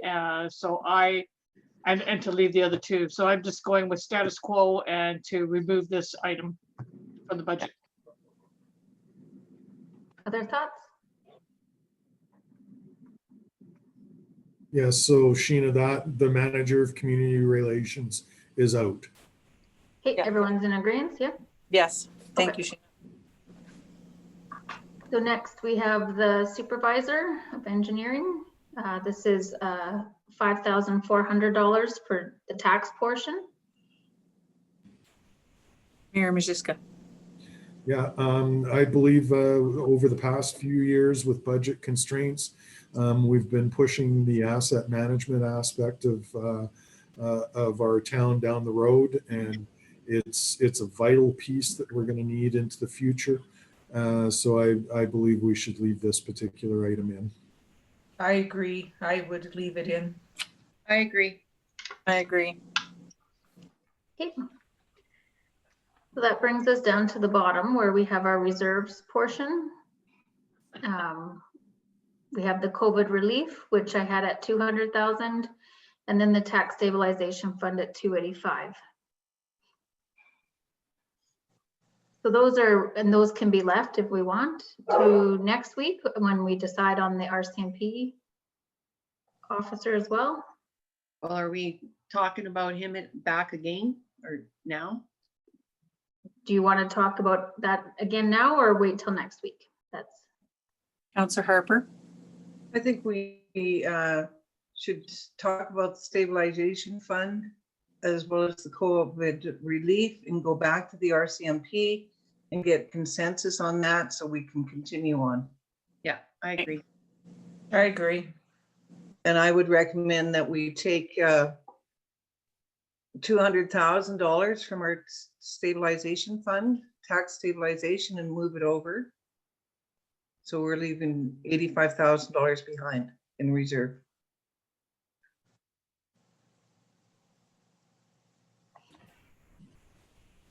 And all the COVID relief. And COVID relief goes. And move all of the COVID relief over. So that still leaves us with $118,000 deficit. So if we go back to the RCMP officer. And we still have capital items. Yeah. Oh, yeah. Right, so do we want to go through capital and then come I back think to so, operating? Sheena. I think so. Let's Okay. do that. Capital first. Okay, let me just change screens here. Save that. We don't want to go through that again. Save that. No. And nobody's taking a screenshot of that. I'd have to watch the entire thing again. And Don back to has it square all one. recorded, so we're very lucky. Yeah, I'd have to sit and watch it all. And what's wrong with that? Nothing at all. Yeah. We watched a 6-hour marathon session here. Okay, I don't know what's happening here. Oh, good God. Sorry. Technical issues. It's not sharing the right screen. Maybe Okay. you should mute it. There you go. Yeah. Can we see that? Yep. Okay. Perfect. So the first item on here was under administration. This is the windows in the administration building, all on the top level. Well, I think we have to fix those, otherwise we're gonna have a bigger problem, don't you? Definitely have to fix those. Yes, I agree. Especially 'cause the maintenance of the building is very important because we're not planning on moving out of this building for some time. Yeah. 30 years. Yeah. Okay. I'll be 92. Next up, we have our fire inspector vehicle. This was already approved in this, I guess I should back up a bit. So this 2021 capital plan was approved last year. Any items that are on here in green are new to that approval. Any items that are in purple have changed, and any items that are in red have been removed from that already pre-approved capital. So the change to the fire inspector vehicle is $6,000. It was approved at $30,000 last year.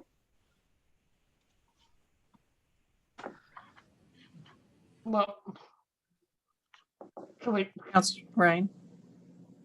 thank you very much, Deputy Mayor. I'm just wondering why he needs to have his own, why he needs to have a separate vehicle, and you know, is there some kind of equipment that's going in that is specialized to him, or can he not just use his own vehicle and we pay mileage and that kind of stuff?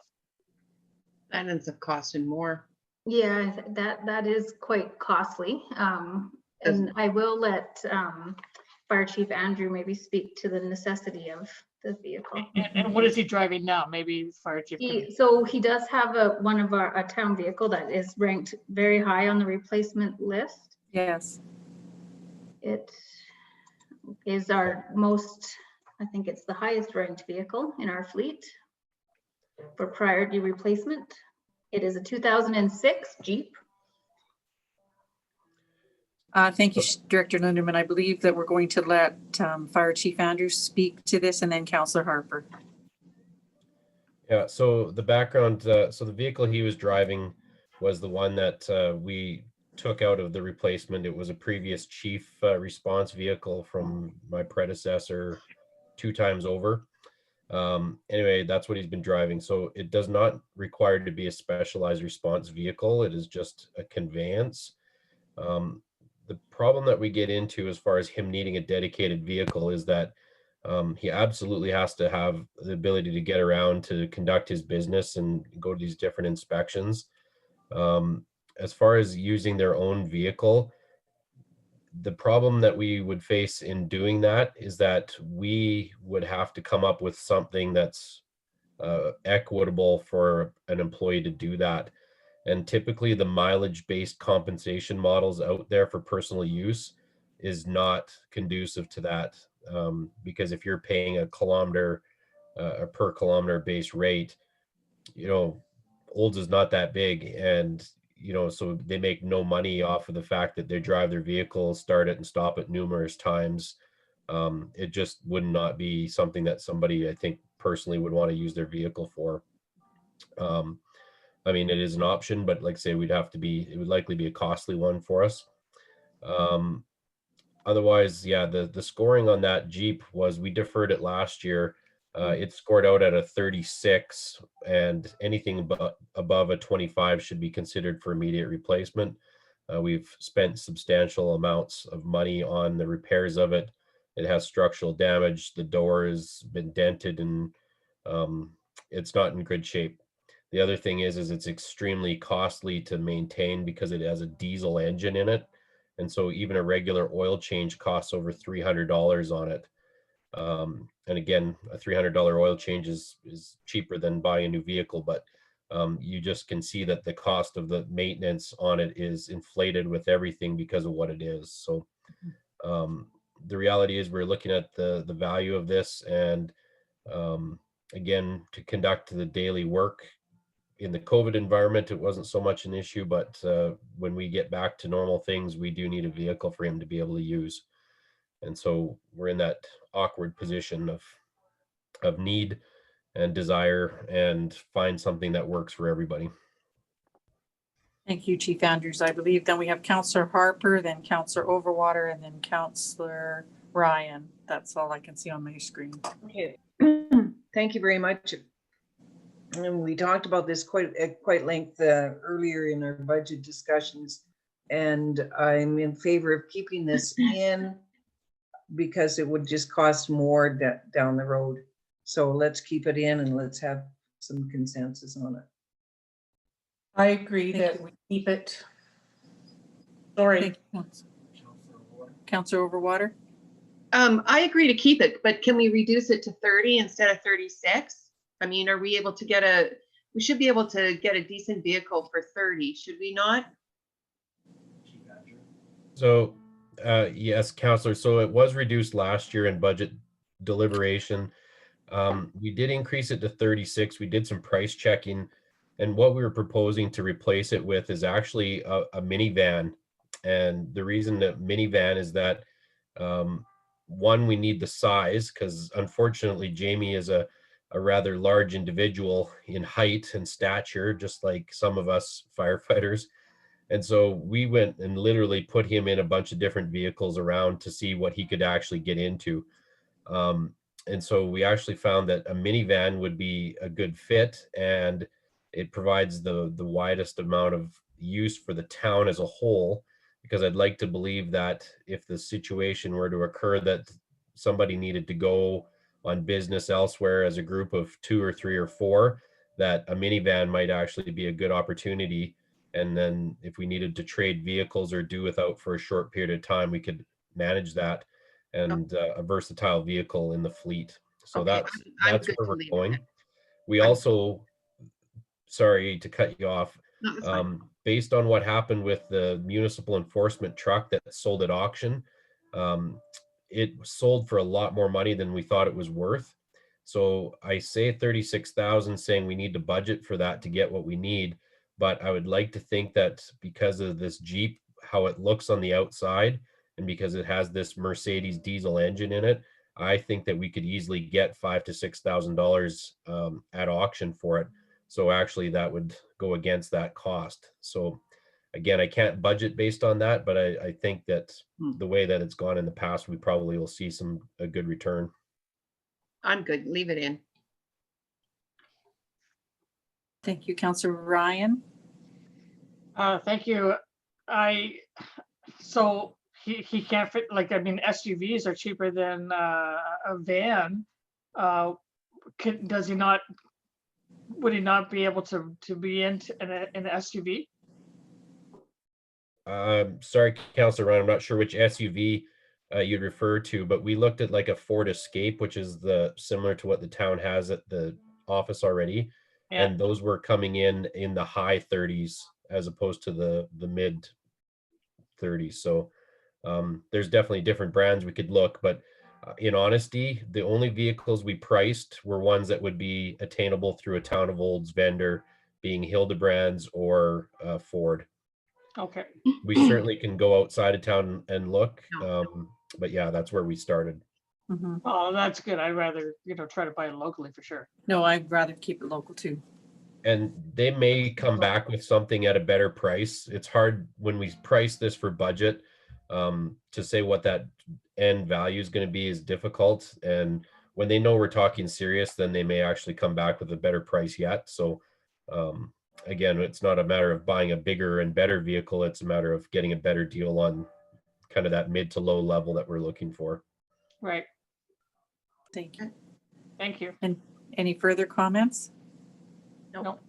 Seeing none. Okay, Sheena. Director Okay, Linderman. so we'll let Fire Chief continue on. We've got the fire training facility upgrades. Yeah, so this was a continuation of what was approved last year for the fire training facility enhancement. Part of that purchase was the propane system, and then money needed to replace the infrastructure that was lost when the facility was relocated due to the reclamation of the waste treatment plant. So again, this is a small piece of adding to that stuff now that we know we're in a permanent home. So that was what that 30,000 was allocated towards. I can speak, and I'm shooting myself in the foot as I do it, but I can tell you that the certification or accreditation of the facility is not hinged on this $30,000. So we don't risk losing anything.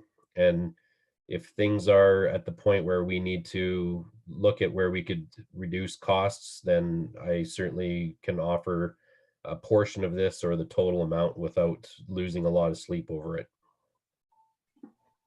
Thank you. Councillor Overwater, then Councillor Harper. Oh, well, I'm glad you clarified that, Chief Andrews, because I thought for some reason, I thought that did hinge on some sort of qualification for training or something. The propane system did. And Oh. so when that was funded through operating, then that alleviated that piece. Okay. Thank you. Thank you. Councillor Harper. So with those comments, can we reduce that by 15,000? So just having 15,000 for upgrades for this year? We can absolutely make anything like that work. Like I say, I'd be happy to take the 15 and put it to what we could this year. And then we just look at stretching it out into future years. Yeah, easily. I would certainly recommend the 15,000 for this year. We can live with that. Okay. Any other further comments to that? No, 15 is Nope. good. 15 is good then. Thank you. I agree. Okay, Sheena. Right, so, Mayor, There won't be any issues with Mountain View County and buy-in on this one, is there? We haven't funded it. So to date, all of the purchasing that we've made out there in the capital nature have been either fundraise for or done through the town. Again, this is the first year where we've actually made a capital allocation to the training facility. And so I believe that, yes, this is a conversation that needs to be had through ICC to talk about what that future funding looks like from the county, but it also is a map consideration because other municipalities within the region are utilizing it. And I think that there's benefit for everybody to come to the table with some kind of an annual contribution. Excellent. Thank you. Thank you. And no further comments? Thank you. Thank you. I apologize. I didn't see you, Mayor. Okay, Sheena, moving. all right. So next we have Municipal Enforcement. This is in-car radar. It's for the Dodge Charger. It does not have an in-car radar unit, and it is required to do mobile speed enforcement. I don't know if Director Wagstaff wants to say anything else. Would I just remind us of a month ago at the P&P, we did have Sergeant Christensen present to council, explaining a little bit about the approach on how the two all tie together when we're talking about enforcement, education, and around traffic while they're moving between bylaw enforcement and traffic safety. So what had been presented in the November P&P was the warnings generated by, which is the education component of traffic, 91% of those came from one vehicle, and that was because of the tools that are in those vehicles. As we spoke earlier today about the the generation of revenues off of ticketing as well would help pay for something like this, and that's only at a portion. So still about 2/3 to 3/4 of the traffic stops currently result in warnings, not tickets. So those combination of the two is something that it would pay for itself. It's part of the continuum of a safer community through education perspective, and that ability for both vehicles out on patrol to be able to do that actively. Councillor Harper, Councillor then Ryan. I'm not in favor of purchasing in-car radar set. Do we have a portable one that had been used in the past? And why can't we use it? And we do have one vehicle, which was a bonus of having in-car radar. And I think at this time, we just can't afford to do it. So the current system we have is a stationary system that would be set up, but the car's not moving. You will see that used when they do the school zone type stops, setups. That's when that can be used. This is, as the vehicle's moving, from place to place, it can do radar. Councillor Ryan. Thank you, Deputy Mayor. I agree with Councillor Harper. It was a bonus that we got it in the vehicle that we did. We didn't go out shopping for it. I don't really think it's necessary, and I'm not in favor of having it in the budget. Thank you. Any further comments to this? I'm okay if it's taken out. Yeah, I'm okay if it's taken out as well. Take it out.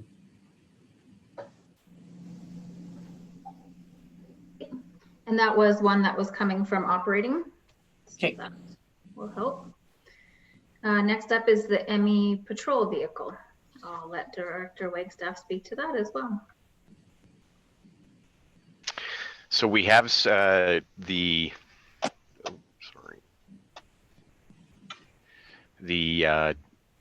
vehicle detail evaluation sheets that we do complete. On the Charger, it's a 2011 Dodge Charger. It is ranked right now at a 28, and anything above 25 is, according to the charts that we use, need of priority. The biggest part to that one is the amount of time that it is and dollars that are being put into its maintenance of that vehicle.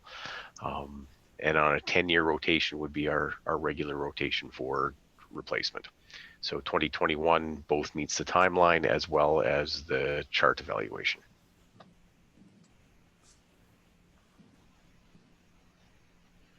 Any comments? Well, can we try and get a deal like we did on the other one? I will say that our sergeant, Sergeant Christensen, is always on the lookout for those. So that's always in the cards. Thank you. Councillor Ryan. Well, I'm not in favor of purchasing a new vehicle at this point. I concur. I'm not as well. Yeah, I'd rather defer it at least one more year. Yeah. I support that. Let's defer. Have we done a rating on that vehicle like we do with the operations vehicles? You just said 28. Is it in there? Yes. So Yes. it's at 28. 28, so just slightly over the 25. Yes. Yeah. Okay, yeah, no, let's move it a year.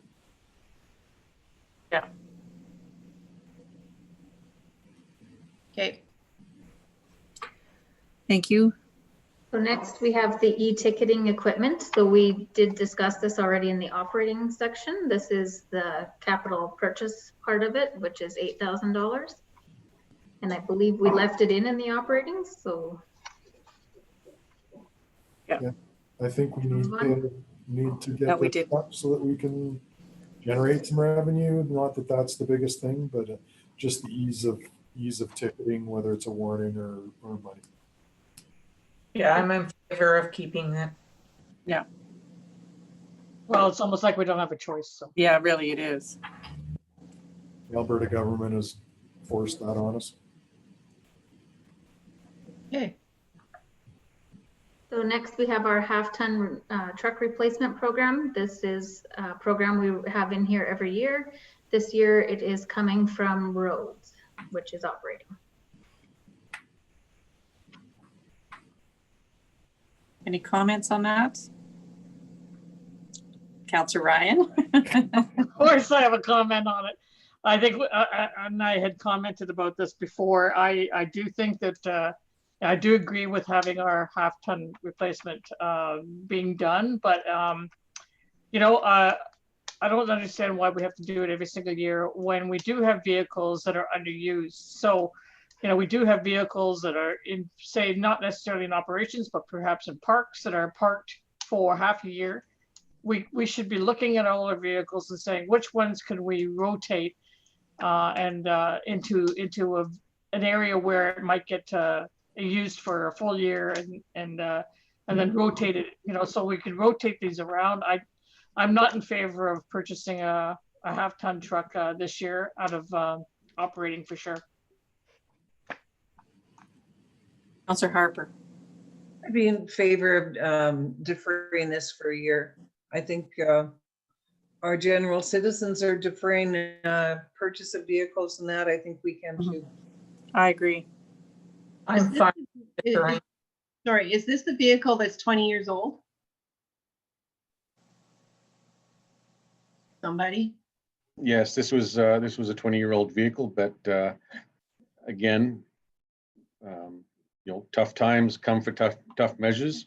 And if it does, you know, if it does happen to break down and the costs are going to be more than the vehicle is worth, then I'll be coming back to council at that time and with my hat in my hand and seeing what we can do. Councillor Ryan? Well, that's all fine and dandy, but I mean, it's a half-ton truck and there are other half-ton trucks out there in other areas, like again, I'm saying in parks where we can put this one into parks and only have it used for half the year. I think we can extend the life of our vehicle fleet that way. And I agree totally with Councillor Harper in saying that a lot of people are putting off their purchases. So I would like to see this deferred, or at least 1 year anyway. Yeah, me as well. Any other comments?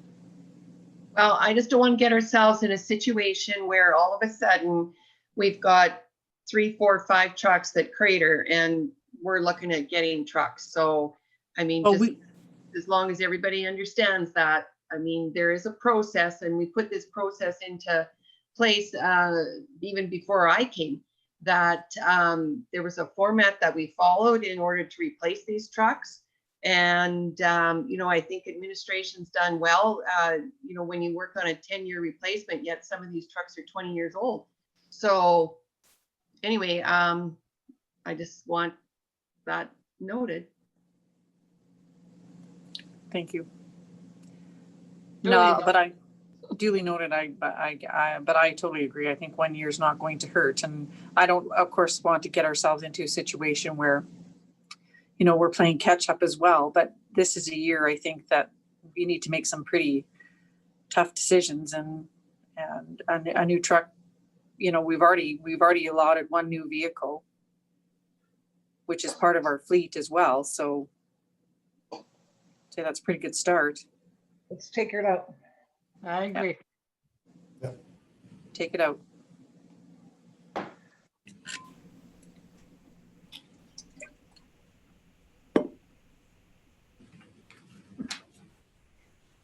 next up, we have 68th Street. This is the traffic circle that we did receive the STIP grant for 3 million. And then our portion is the matching portion, which we are putting our MIP program towards. And then there will also be some developer contributions in there to help top that up.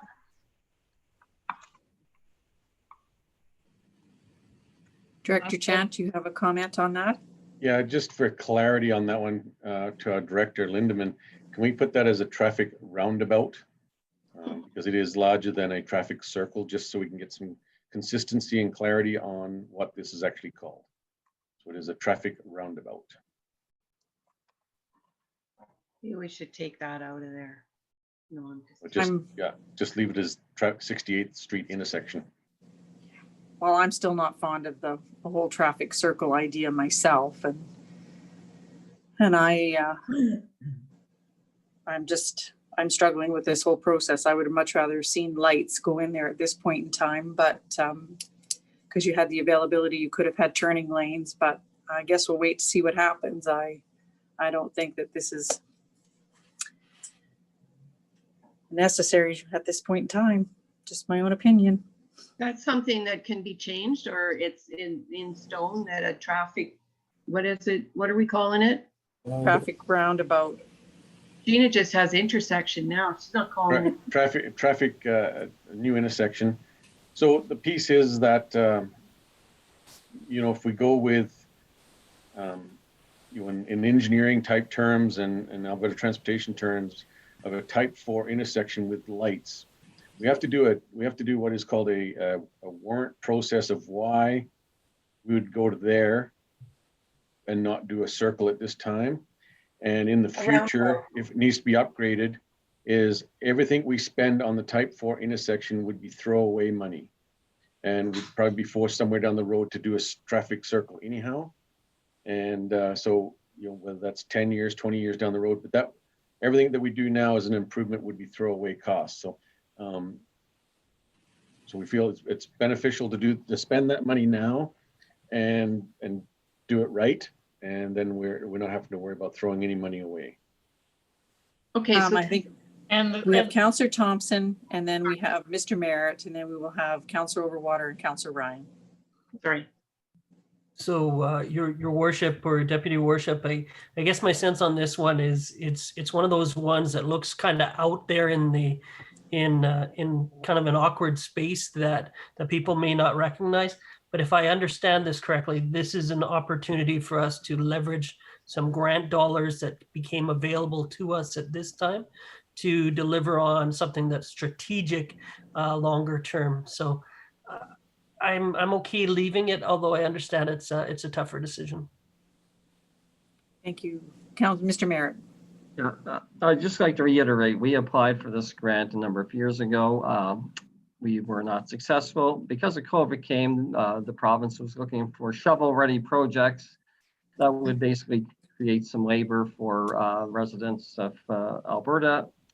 I'm not sure, Scott or Sheena, if we went with a traffic light system, that this would still qualify for the STIP grant, so to speak, because I don't think it would be as intense in regards to the shovel readiness. So this has been a project that has not come new to us, but we reapplied for it when the province said they were going to have a number of grant programs, and that's why we applied. And we were successful. And I know a number of other municipalities have applied and were not successful. So I think people would be more than happy to get this money. That's my concern, is if we basically change the concept, we may be losing the possibility of retaining that grant. Correct, because the first time we applied for it, we were turned down. Thank you. And we modified it. And it's a large number. We understand it's a large number. And Councillor Thompson, you're correct in it's we leveraged provincial money, but this is also like tying into another road. So it's not just an intersection that goes nowhere. This will be infrastructure and ties into ultimately 48th Avenue in front of Sundial and Premier Pete Moss and those areas like that for a very needed secondary exit out of there for trucks and safety and stuff like that. So very, very much needed in my opinion. Well, I hope that you're correct there because I think that the trucks coming from the north, it's not going to eliminate any of those and they're going to have easy access because they're going to have a right-hand turn. But any large trucks coming from the south will have to go all the way around before they have access into that 68. So I'm not sure that, you know, people, they get pretty smart. They'll either come the way that's most convenient or not. So I hope that it does do what everybody's hoping. I'm rather skeptical myself, but that's just my opinion. And I understand the whole idea behind getting the grant money and applying for it, but I just hope that it works the way it's supposed to.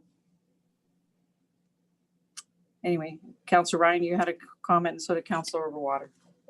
I'm good. Yeah, I think Councilor Overwater was ahead of me, actually. It's okay, I'm fine. Okay. I actually like the roundabout concepts. I've traveled through quite a few of them in Calgary, quite a few of them in Edmonton, quite a few in our European travels and down in Australia. They work great. They keep the traffic flowing. And that's the main thing about a traffic roundabout or a traffic circle is they keep the traffic flowing. And, you know, as long as they're designed properly and people take them at the speed limit, there should be absolutely no problems getting around them. And it's like Mr. Chant had said, build it right, and it'll be a great great thing, and will provide you know, additional access into that industrial area, and hopefully some new access into the Olds College eventually over in that area. So I'm in favor of keeping it in and doing it this way as opposed to late. I'm in favor of keeping the roundabout, yes. Yeah, agreed.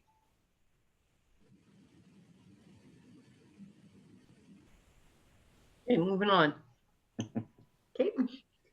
So next up is 70th Ave intersection. This is utilizing the MSP funds that were announced earlier this year and a top up with MSI of 1.4 million. Leave in. Leave in. Agree. Yep. Okay. Next we have water infrastructure study. This was budgeted for in 2020, but dependent on grants, that hasn't happened. So it is coming in as a MSI possibility for both water and wastewater, each at $100,000.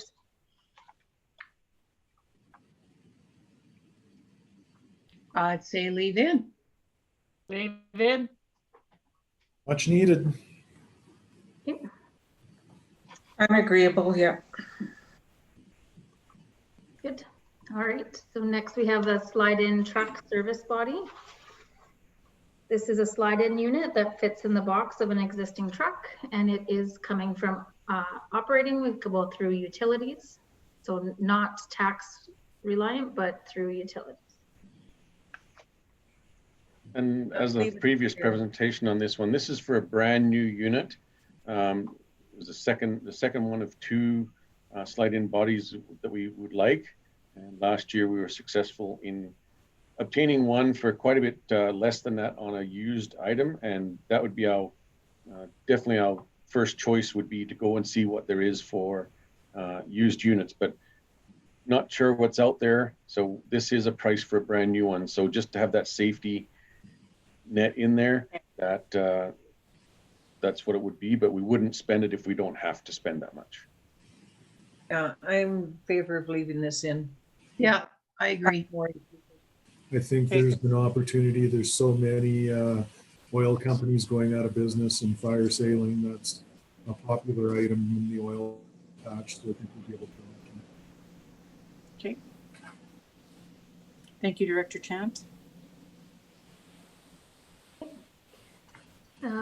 So I've already talked about the wastewater infrastructure study. Next up is the sanitary relining program. This was one that was pre-approved already.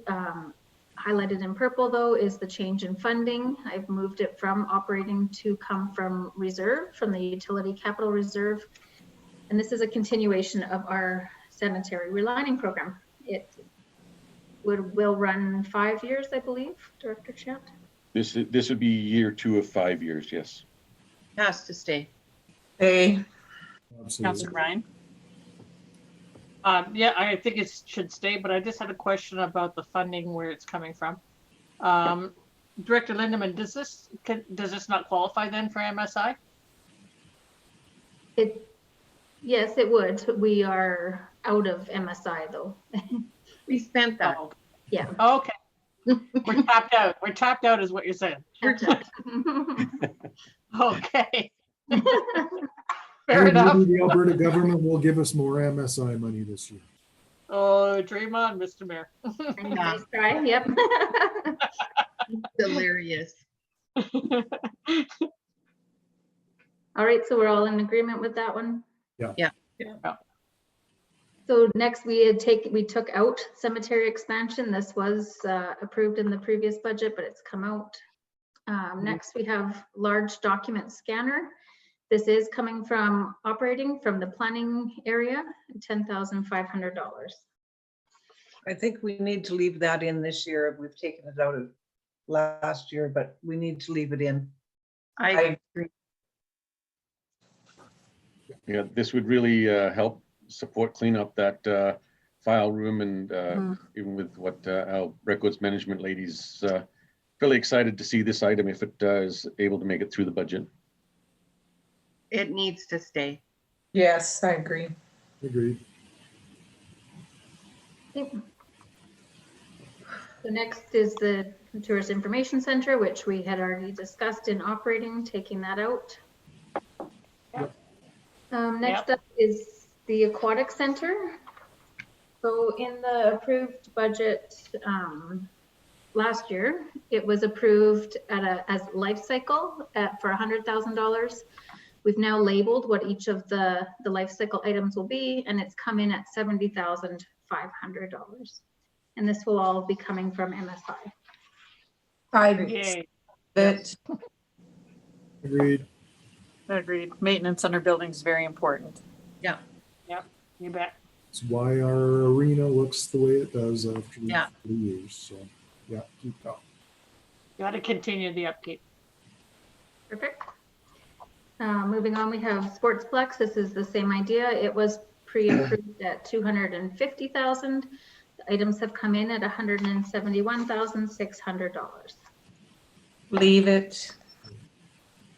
Do we want to speak to any? Job sharpening potential. Counselor Overwater, or Counselor Harp, or Ryan, and then Counselor Overwater. My apologies. That's okay. No problem. Thank you, Deputy Mayor. I just have a question on the meeting space. We've had this discussion about this, and I'm not sure that that is a doable thing, and how they would do it. We talked with the fire chief with regards to the numbers and what it reduces the space in the lobby. I really don't think that this is something that we should be just rushing into, and deserves further consideration. I would suggest taking that part out.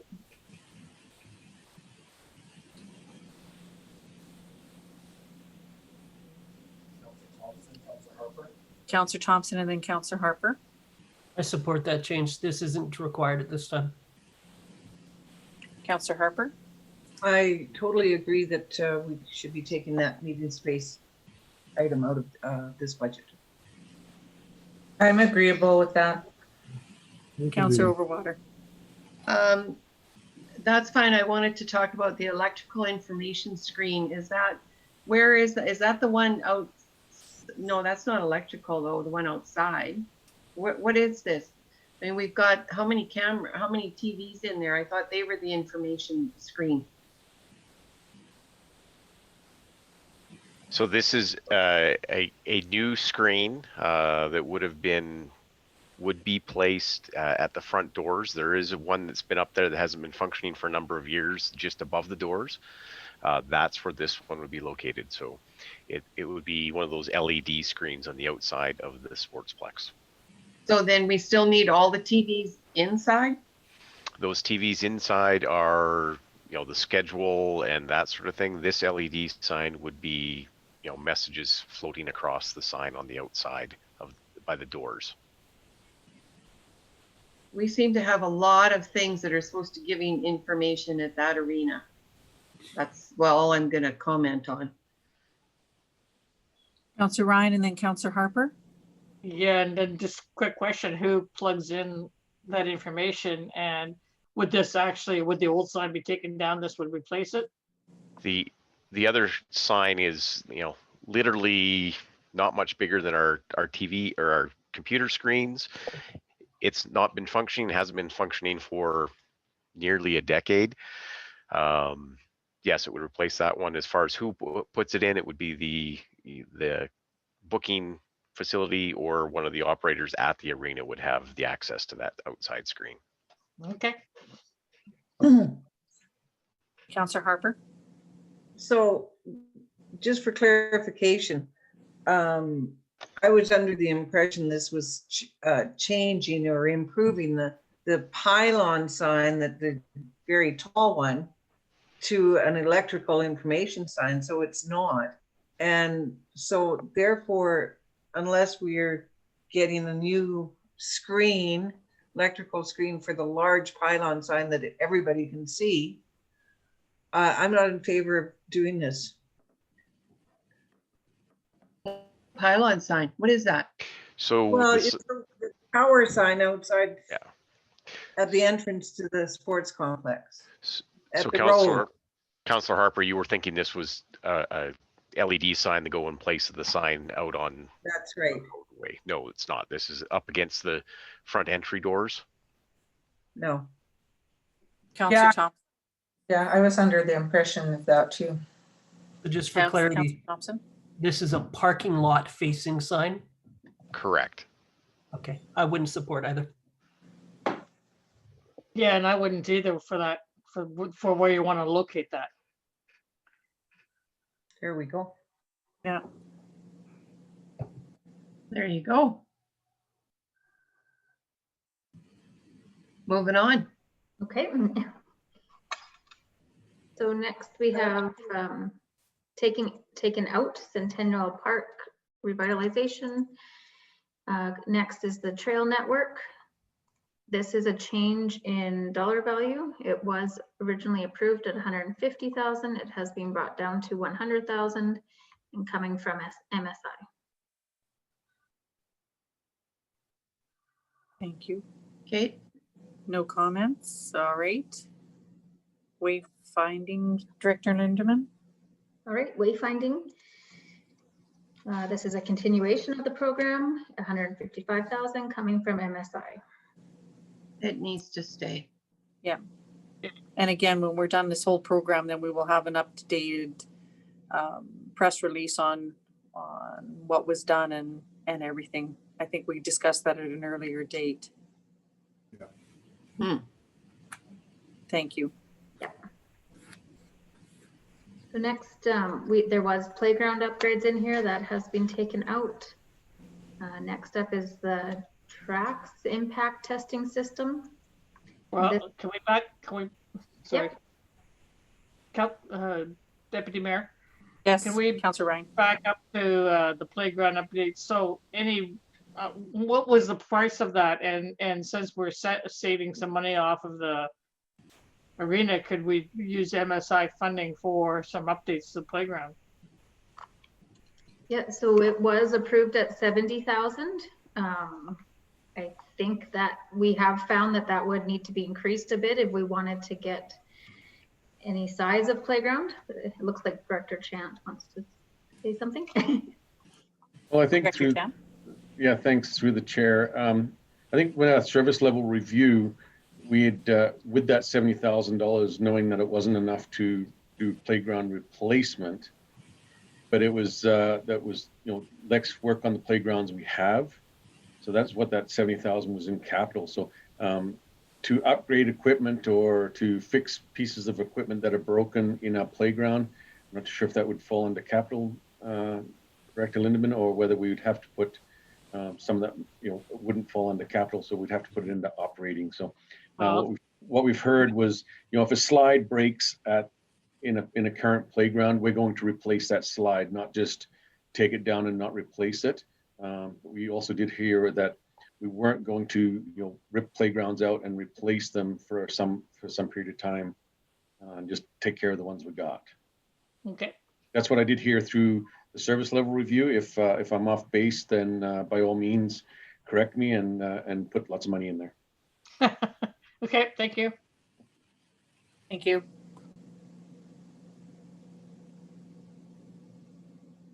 So next was the tracks impact testing system. What is that? So that was a piece of equipment that was provided. It's to test Oh, I know the impact for the soil, for the shale, the playing grounds. And previous discussion on that one was that with the Rotary Park and upping the level of that is we'd be able to test, the density of the shale or density of the sod, things like that. That would then, when we get those comments is like, well, the shale's too hard or it's too soft. We'd have a measurement of, what, here's our standard. This is what the measurement would go with, and that we're within those tolerances. And then it would take away those, Friday afternoon, oh, it's dusty and it needs to be rototilled up because it's too hard. We could say, no, it met the specs. I believe we have Councillor Thompson and then Councillor Ryan. Thank you, Deputy Worship. Thank you, Scott, as well. I believe there was some prior conversation around whether this would reduce or perhaps impact liability in any way.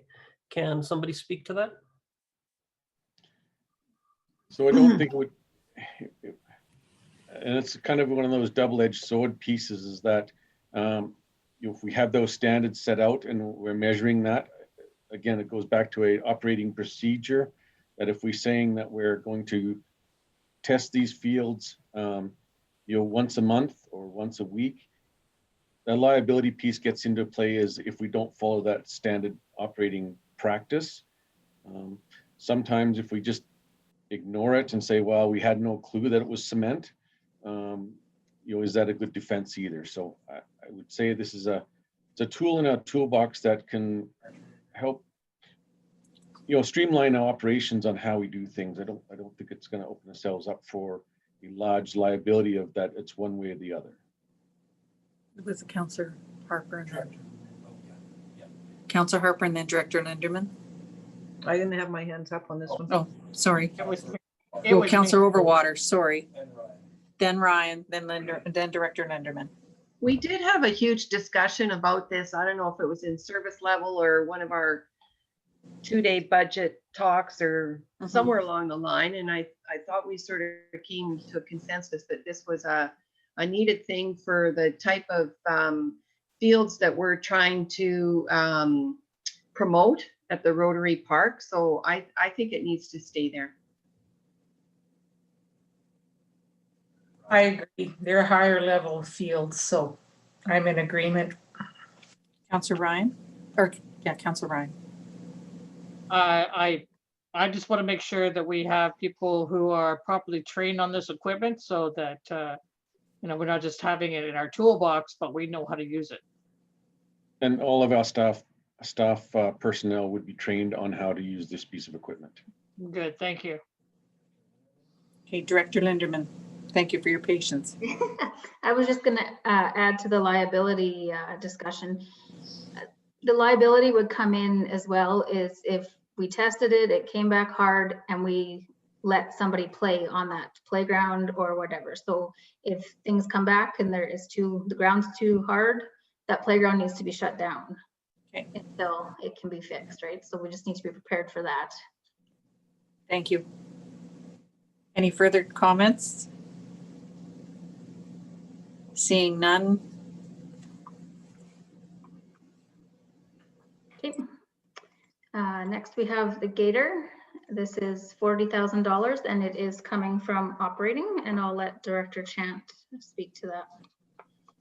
I think with many discussions we've had before on this one is that there was not a whole lot of appetite to keep it in the budget. So again, it is a nice piece of equipment to have. It is would be well equipped with blade and give us more different ability to do that. But again, in a tough year, we have to make some decisions. So we can put it on the chopping block for this year. Thank you, Director Chant. Councillor Overwater. Thank you, Deputy Mayor Blatz. And I know we discussed the amount of dollars for this. I know the landfill is purchasing a new gator, and our top cost is 25,000. So just an FYI. Thank you for that. Councillor Harper. Yeah, I think that we just need to eliminate this item altogether for this year. I agree. I agree. 100%. There we go. Gone. Next, we have our sports fields, which is or hedges revitalization. This would be for backstop, diamond number 1, and screening. I think it needs to stay. We've kind of let them go. I agree.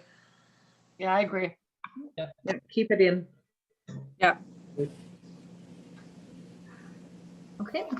Next, we have an air conditioning unit at the Evergreen Center. This is $10,000, and it would be going through MSI. Stays. Stays. Very much needed there. It is needed there. Absolutely. Much needed item there. Thank you. That is the 2021 capital budget. I will update for next meeting, and it does look like we have some MSI unallocated of 85,000. So we'll take another look and see if there's anything that can move from reserves to MSI. Super. Just gonna save that. Yeah, save everything, Sheena. I know. Perfect. And next, we'll just quickly run through the 2022 capital. Should we not go back to the operating page? Yeah, could we go back Yeah, to the we can go operating? right back to operating if you want. For sure. Yeah, Yeah, let's see what it looks like now. Well, that was about 295,000 we took off there. Not all of it was in It was operating. 85,000 that came off from capital. So now your deficit is 33,000. Which if we go back to the RCMP officers is definitely manageable. Sheena, scroll down. Did we use up all the reserve? Yeah, we. No, there's still 85,000 in there. Okay, there's still 85 there. Okay. Yeah. Well, if we go with one police officer, then that will leave us some money to do a rebate. You bet. Mhm. That's what I want. And then I still, Councillor Harper. I Councillor Hart. would really support only one RCMP officer, the sergeant for Me the. too. That's happening. I still support 2 officers. I think we can time this one. This is 2 officers coming in halfway through the year. Yeah, but then you still have to pay for them the year after. I still would rather see one and see how it all shakes out. Yeah, I'd be committed to funding them going forward. We could wait for the province for 5 years. Who knows what the province is going to do? We may not have RCMP in 5 years. What's that? We may not even have RCMP in 5 years. Yeah. You never know. I'd like to keep with one.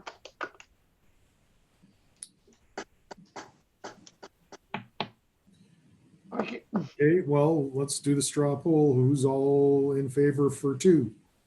I am. I am as well. 3. And I am for 1 this year and 1 next year. Does that count for 2? No, No, one. No. So it's 4-3. One. Well, I don't know. Now the mayor's the last one to vote. Oh, no, I You already said one. I think 1 this year, 1 next year. one for 2021. You guys Yeah. be prepared. There we go. Can I advocate for that mid-year situation though, because it works out the same? All right, closer. Only if you go for the extra one next year, Mr. Thompson. No, Mr. Mayor, you had a comment? Well, yes, Everything's yeah. on, oh, Mr. Mayor, if sorry. we're going for 1, it's still going to be only $60,000 because we're not going to get that person on January 1st. Yeah. Staff Sergeant McDonald did indicate it's like Mhm. going to be 6 months. So by the So- time we get one staff sergeant halfway through next year, then if we apply for another one, then we're not gonna get the other one until halfway through of 2022. So that brings you into 2023, and then next thing you know, we're gonna need 5. Well, we don't know that, Councilor. We don't know. Let's only budget for one. The budget for the year we have, and why have we moved over 180? So that is budgeting for one, starting 6 months in. That's There for we 2 years though. 120,000 is 1 year. If we were only starting 6 months in, it'd be We're half that. I'm taking 180,000 out of the budget. Okay, all right, thank you. Yeah, started at 240, It looked weird to me. Never mind, I got it. leaving 60 in. I got it. So what does that give us as a result? At the bottom, There we go. 147. So you have a surplus of 147,000, which then we could work around some sort of rebate program or. Give us a 0% tax increase for residential and get a rebates, whatever rebates we can get. Yeah, we can discuss rebates on next week. Okay, so we're taking out the 93. Is that what we're doing? No, That's- so that is just if you were to do a 1%, that it's 93,000. Right now, we have it at 0%. So we Oh, can I'd rather- we can do a half a rebate to, so is the 93, is that everybody? That's everybody. Okay, so we can go do 1% for residential and 4% for businesses? How is that? Well, we're not gonna act as, And then go 2 there. 2% for business. So 2 additional. Right, yeah. I'm there. There you No, go. is that- I don't like Is that. that my line of No. thinking? Is that right? No, I don't like that. Okay, well, we can, like I said, we We'll can. discuss it, consult man. some just leave it.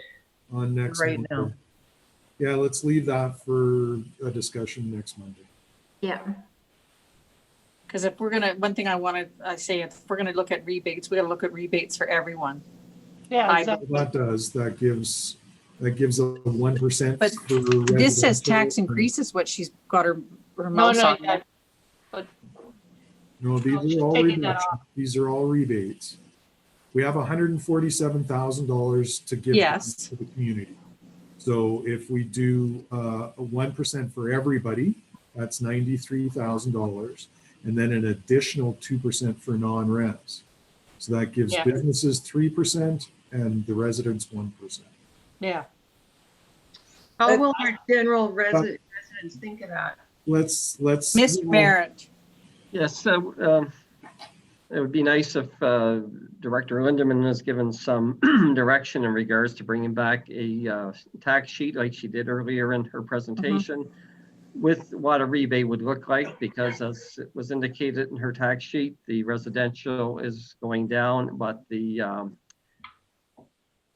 commercial industrial is going up because non-residential because of Because it's the, school. education tax. So Hmm. it'd be good if she could present that so everybody could see it. okay. Counselor Harper. I would fully support that. As we all know that, as Mr. Merritt just pointed out about the non-residential being hit the hardest by education tax. I think to the average household or resident, it might only be $10. But if you translate that to the commercial non-residential properties, it might mean more to them. So let's see some scenarios. Mhm. I agree. Just- Counselor Overwater, and then I believe Counselor Bennett. Just saying that, I mean, this, we would really have to watch how we present that to the community. Mm-hmm. at the end of the day, it's not any money that's coming or to the town of Old. I mean, those school taxes are all going, and here it is again, the GOA downloading to us, and we're having to compensate for the school tax, which, you know, I mean, we got to really make sure that whatever notification we put out to the public, that is very well spelled out, because that can really come back to haunt us. Yeah. Director Lindeman, and then Mr. Merritt. I just wanted to say, so the school tax right now, that's all very preliminary. They don't pass their budget until March. So we don't even have any actual numbers at this point. That is just using current rates and the assessment that they've given us. So maybe they will reduce their rates. I don't know. But so we won't know that till March. An idea would be for us to also wait on this decision until we do our tax rate bylaw and our spring budget adjustments. We can put this money to reserves for now and have it there should this all play out how we think it will. Thank you.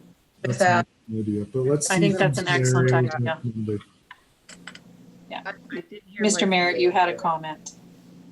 No, I agree with what Director Lindeman is saying, and if, just for simplicity's sake, if we could restore it back to the tax stabilization, because that's the most likely place for it to come out of if we're going to give a rebate. Yeah. Yeah, Thank you. I'm good with that. Okay, Perfect. now we will do our 2022 capital. Back to capital.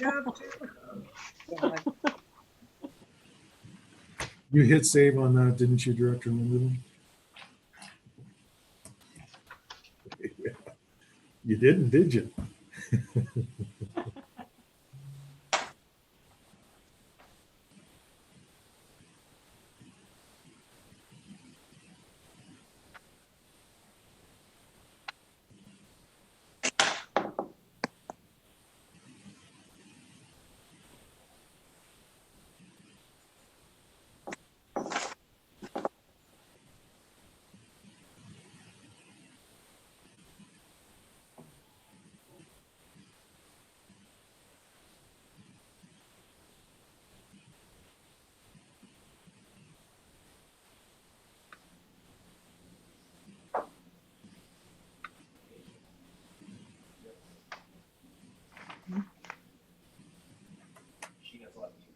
Oh, Sheena, you're on mute. Just went through my whole spiel. Start over. Good practice. Yeah, all right. The Drager Fire Training Prop, this is a buyout. This was approved through council early in 2020 as a lease payment through operating. And in 2022, the buyout will be $8,500.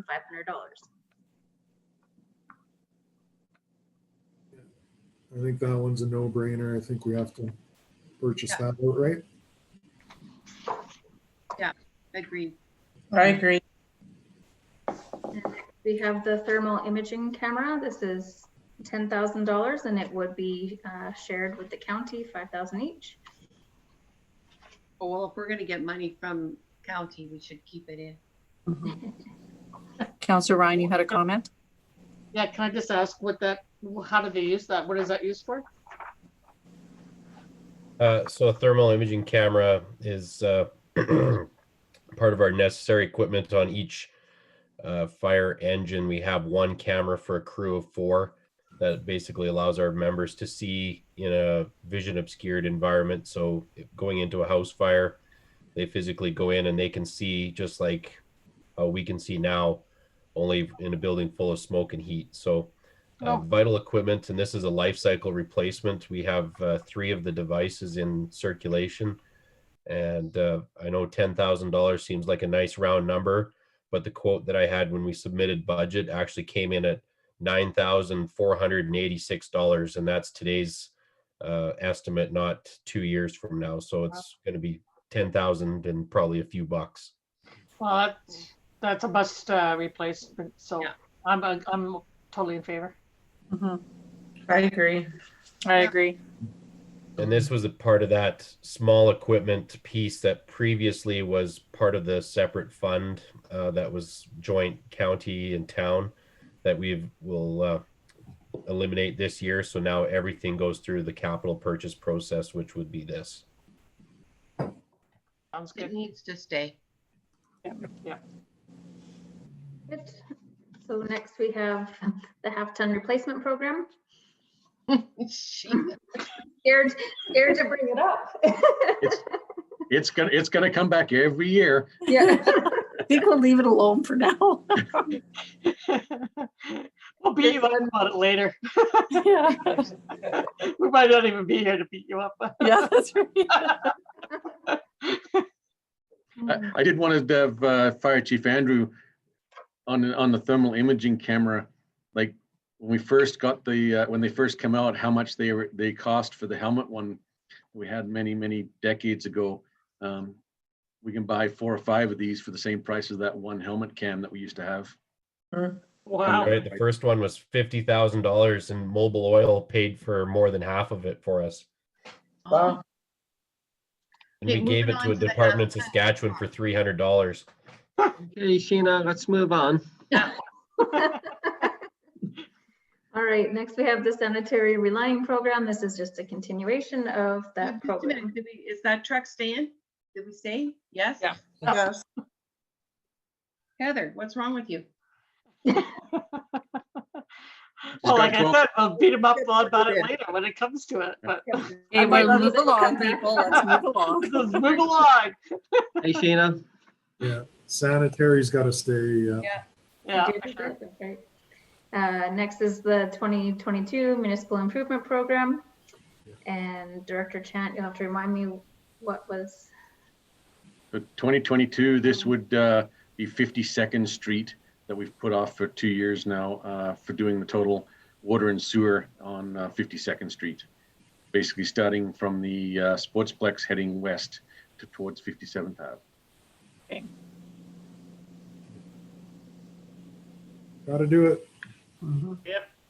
Yes. We should make a note that this has been put off for 2 years and we shouldn't be putting it off any further. Yeah, you bet. And we should make a note exactly what we're doing with that there. Like put 52nd Street to 57th or something. Yeah, that'd be good.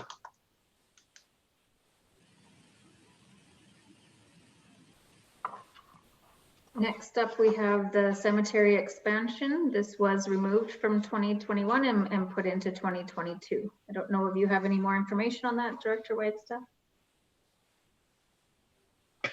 I do. So this is the entrance redevelopment to enhance or relocate an entrance. The 2021 project that you spoke about with the intersection into that area for the South Industrial Park access will have an impact on whether or not we need to relocate, may have an impact on whether or not we need to relocate the entrance or whether we would be upgrading the entrance to the existing cemetery.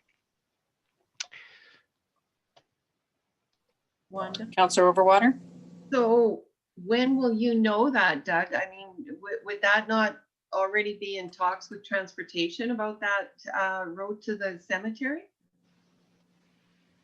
That may be one that Director Chant at this point, but I don't believe we know at this point in time. It would be certainly by the start of that project or certainly by the end of the 2021 construction season, either the requirement for an implementation for a concept of the existing improvement or needing to look at a relocation on the east side. Yeah, just to add to that, at this current point in time, is that they wouldn't force us to close the main entrance, but their preference would be is once that 48th and 68th is done, we did it on our own to change the entrance and close the one on the highway. They wouldn't say no. So they haven't put the hammer down on us yet, but it'll just be on borrowed time after that. I see. Thank you. Well, I guess Oh, it makes sense. Yes. Counselor Harper. So could we actually put on this then, not cemetery expansion, cemetery entrance, relocation? Yeah. Because people are, and I'm getting the impression it's an expansion where it really isn't. That's what I thought too. So it has been termed that way because it's part of the expansion area, but yes, I know, and but that was still. earmarked. As we look through the 10-year capital plan, it's earmarked as cemetery expansion. And then as we get closer, it becomes specific projects like this. Well, it probably has to stay in there, I'm thinking. Well, we have to keep it like that, and Yeah, but at least we know what we're talking about. all right. Moving on. Next, we have the life cycle for the aquatic center. It is a bit higher than in previous years, just due to it's slated for roof replacement in 2022. Wow. Well, I think that has to stay. I agree. Can't have it leaking. And then on the other end, we have the sportsplex life cycle, which is generally a lot higher than this, and it is down to 145. Anything particular that we're doing with that 145? Just Have replaced the air handling unit and flooring in the players' hallway and dressing rooms.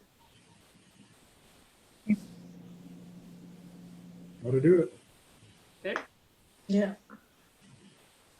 will you add that to the little life cycle, what we're doing there? Yes, I can add those in there. Thank you. Because you know, otherwise we're going to ask you again what it is. Yeah. If you write it in there, then we know. Yeah. Next, we have Toboggan Hill. This is 50,000. That has to stay. It I- does. I We've been, love that idea. we've been waiting for a number of years. Yeah, it's got to stay. It'd be nice to do it this year. Mhm. How many trucks do you need, Scott? I was going to say, I think, did we have not surplus MSI left over from 2021? We did, but I Just didn't want to saying. open my mouth in case it couldn't happen. So this works. Just saying. So it is definitely something that could be moved up to 2021 if you wish. That would be nice. That sure would be. See what happens with the MSI, and if it's possible, we can do it next week. Yep. But designated for sure for MSI funding. Yes. Yeah. Definitely. Back on the Sportsplex in 2022, Sheena, it also had a score clock. Oh, sorry. Yeah.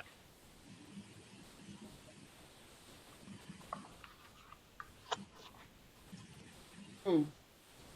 All right, next we have Centennial Park revitalization. Again, this was in 2021. We've moved it to 2022. And I don't know if anyone wants to speak to that one. That was the major electrical enhancement to the Centennial Park to the south end. I think we leave it. I mean, next year, if it can't be done, then we can move it again. I mean, Yeah. look how many years we moved the op center, and look how many years we're still moving the civic center. So, you know, I think it can stay, and Mhm. if we decide to move it, we move it. Yeah. I'm good with that. Yeah. All right. We have trails repair and maintenance. This is in annually at 150,000, and that is MSI. Okay. Got to keep up on that stuff. All right, and next we have wayfinding again at 155,000. Okay. Ditto. Well, you that- gotta finish it off. That's the final year, correct? No, it was a 5-year implementation program, so that would be year 3. 23. Yeah. It has to stay. Well, Yes. once it started, you got to continue, right? Yeah. And next we have a continuation of the sports fields revitalization. Is that at OR? Yeah, the Hedges, at the Hedges Campground, and this would be year 2 of 3. Okay. Thank you. Okay, that's good. All right. I don't know if you want to write that in there, Sheena, on that one for the sports fields revitalization, Hedges, 2 of 3. And let's get that in the Year wayfinding Year 2 of thing 3. as well, so that we can see what year of what. Yeah. Yeah. So we can keep track of them.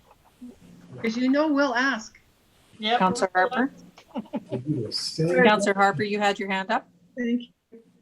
Just in reference to trails repair and maintenance, we're increasing our trails, the number of trails, and the number of the 150,000 has been in there quite some time now.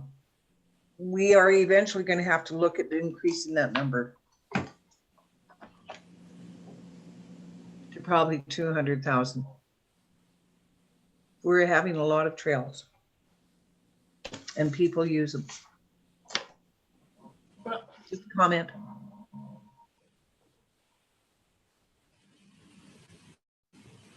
I'll never turn down more money for stuff like that.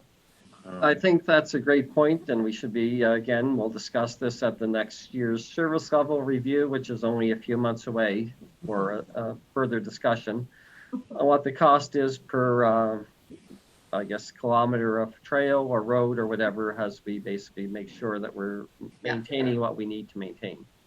Yeah. Agreed. Good point, MJ. Yes, very good point. Thank you. Counselor Thompson? I'd love to make a motion. Oh, yes. Just keeping us going. Your worship, I would move that we accept the 2021 operating, 2021 and 2022 capital budgets for information, and direct administration to bring them back to the December 14th council meeting. Thank you. Thank you very much. Counselor Ryan, you have a comment? Just saying, what about the 2022 to 2031 capital that's in our folder as well? Don't we go over that? We haven't reviewed it. We have not gone over that, and that's part of our package. Director Linderman has got a comment, and we have a motion on the floor, so if we need to continue on, we will deal with the motion as presented. Thank you. Director Linderman. That is the long-term capital plan. We can go through it tonight, or we can do it on Monday as well. That is totally fine. It is only received for information. No Okay. decision. I'm fine if you're fine. Friendly amendment? Counselor Thompson? So I'd like to amend my motion to include the 2022 to 2031 long-term capital plan. Well, we need to go over it first then. But we haven't discussed it. Yeah. It was just for information, right? Well, we should discuss it though and then make the motion. So, Good. That's an item for Monday, next Monday. okay, Just leave it Counselor on. Harper? We have a Yeah, motion. just so that we know what we're talking about right now. Pardon? So are we going back to a discussion on all the other long-range capital plans right now? No, we are not. Good. We've made the motion to accept the budget and the capital, operating and capital budgets for tonight for information. And then on Monday, excuse me, we'll go forward and discuss the long-range plans, correct, Director Linderman? Okay, thank you. Right. So we have a motion on the floor. Oh, Director Linderman. I was just going to add also on next Monday, there will be 2022 and 2023 operating. We have to pass a 3-year. So that will come as information as well. Okay. All right, What thank you. time are we starting the meeting on Monday? 9 o'clock.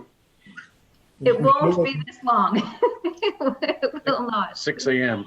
You never know. I mean, we get you thinking and we might have a whole another thought going on Monday. I Okay, think. well, we have a motion on the floor Yes. here, people. Sorry. Yeah, let's vote on the So motion. let's vote on the motion that we've got on the floor now. So all in favor?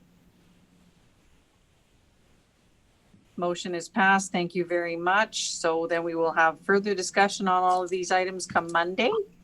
I believe our meeting does start at 1 p.m. So That is That would correct. be It is, and that's by a motion of council previously that our meetings do start at 1 o'clock. So that would require a change, and And one we can't make here because it's right. We No. can't make it here. We'd have to have a special We'd have meeting to have a to make special that meeting. adjustment. I I'm with Director Linderman, though, that this, a lot of the discussions took place. While there may be other changes, I can't see us going into the same level of detail, and we don't have a lot on next week's council meeting, so to speak. thank you, Mr. Merritt. I just want to thank everybody for today. I think we had a very fulsome discussion. It's been a long day. Thank you to Director Linderman and all the executive team and our communications person and Councillor Thompson. Do we not have item number 1 under closed section? No, we did that. That was the. Yeah. Number 2. We Gotcha. did both of those sessions. Sorry. Got it. I just, yes. So thank you to everyone. Marcy for still being on, Monica, and all our directors and executive team. And thank you, my fellow councillors. I believe it's time to adjourn. Yes, thank you, everyone. Councillor Ryan, thank you. All in favor? Good discussions, everyone. Yes, thank Yeah, you. good job, Good everybody. evening. Thank you. Good work. Thank you so very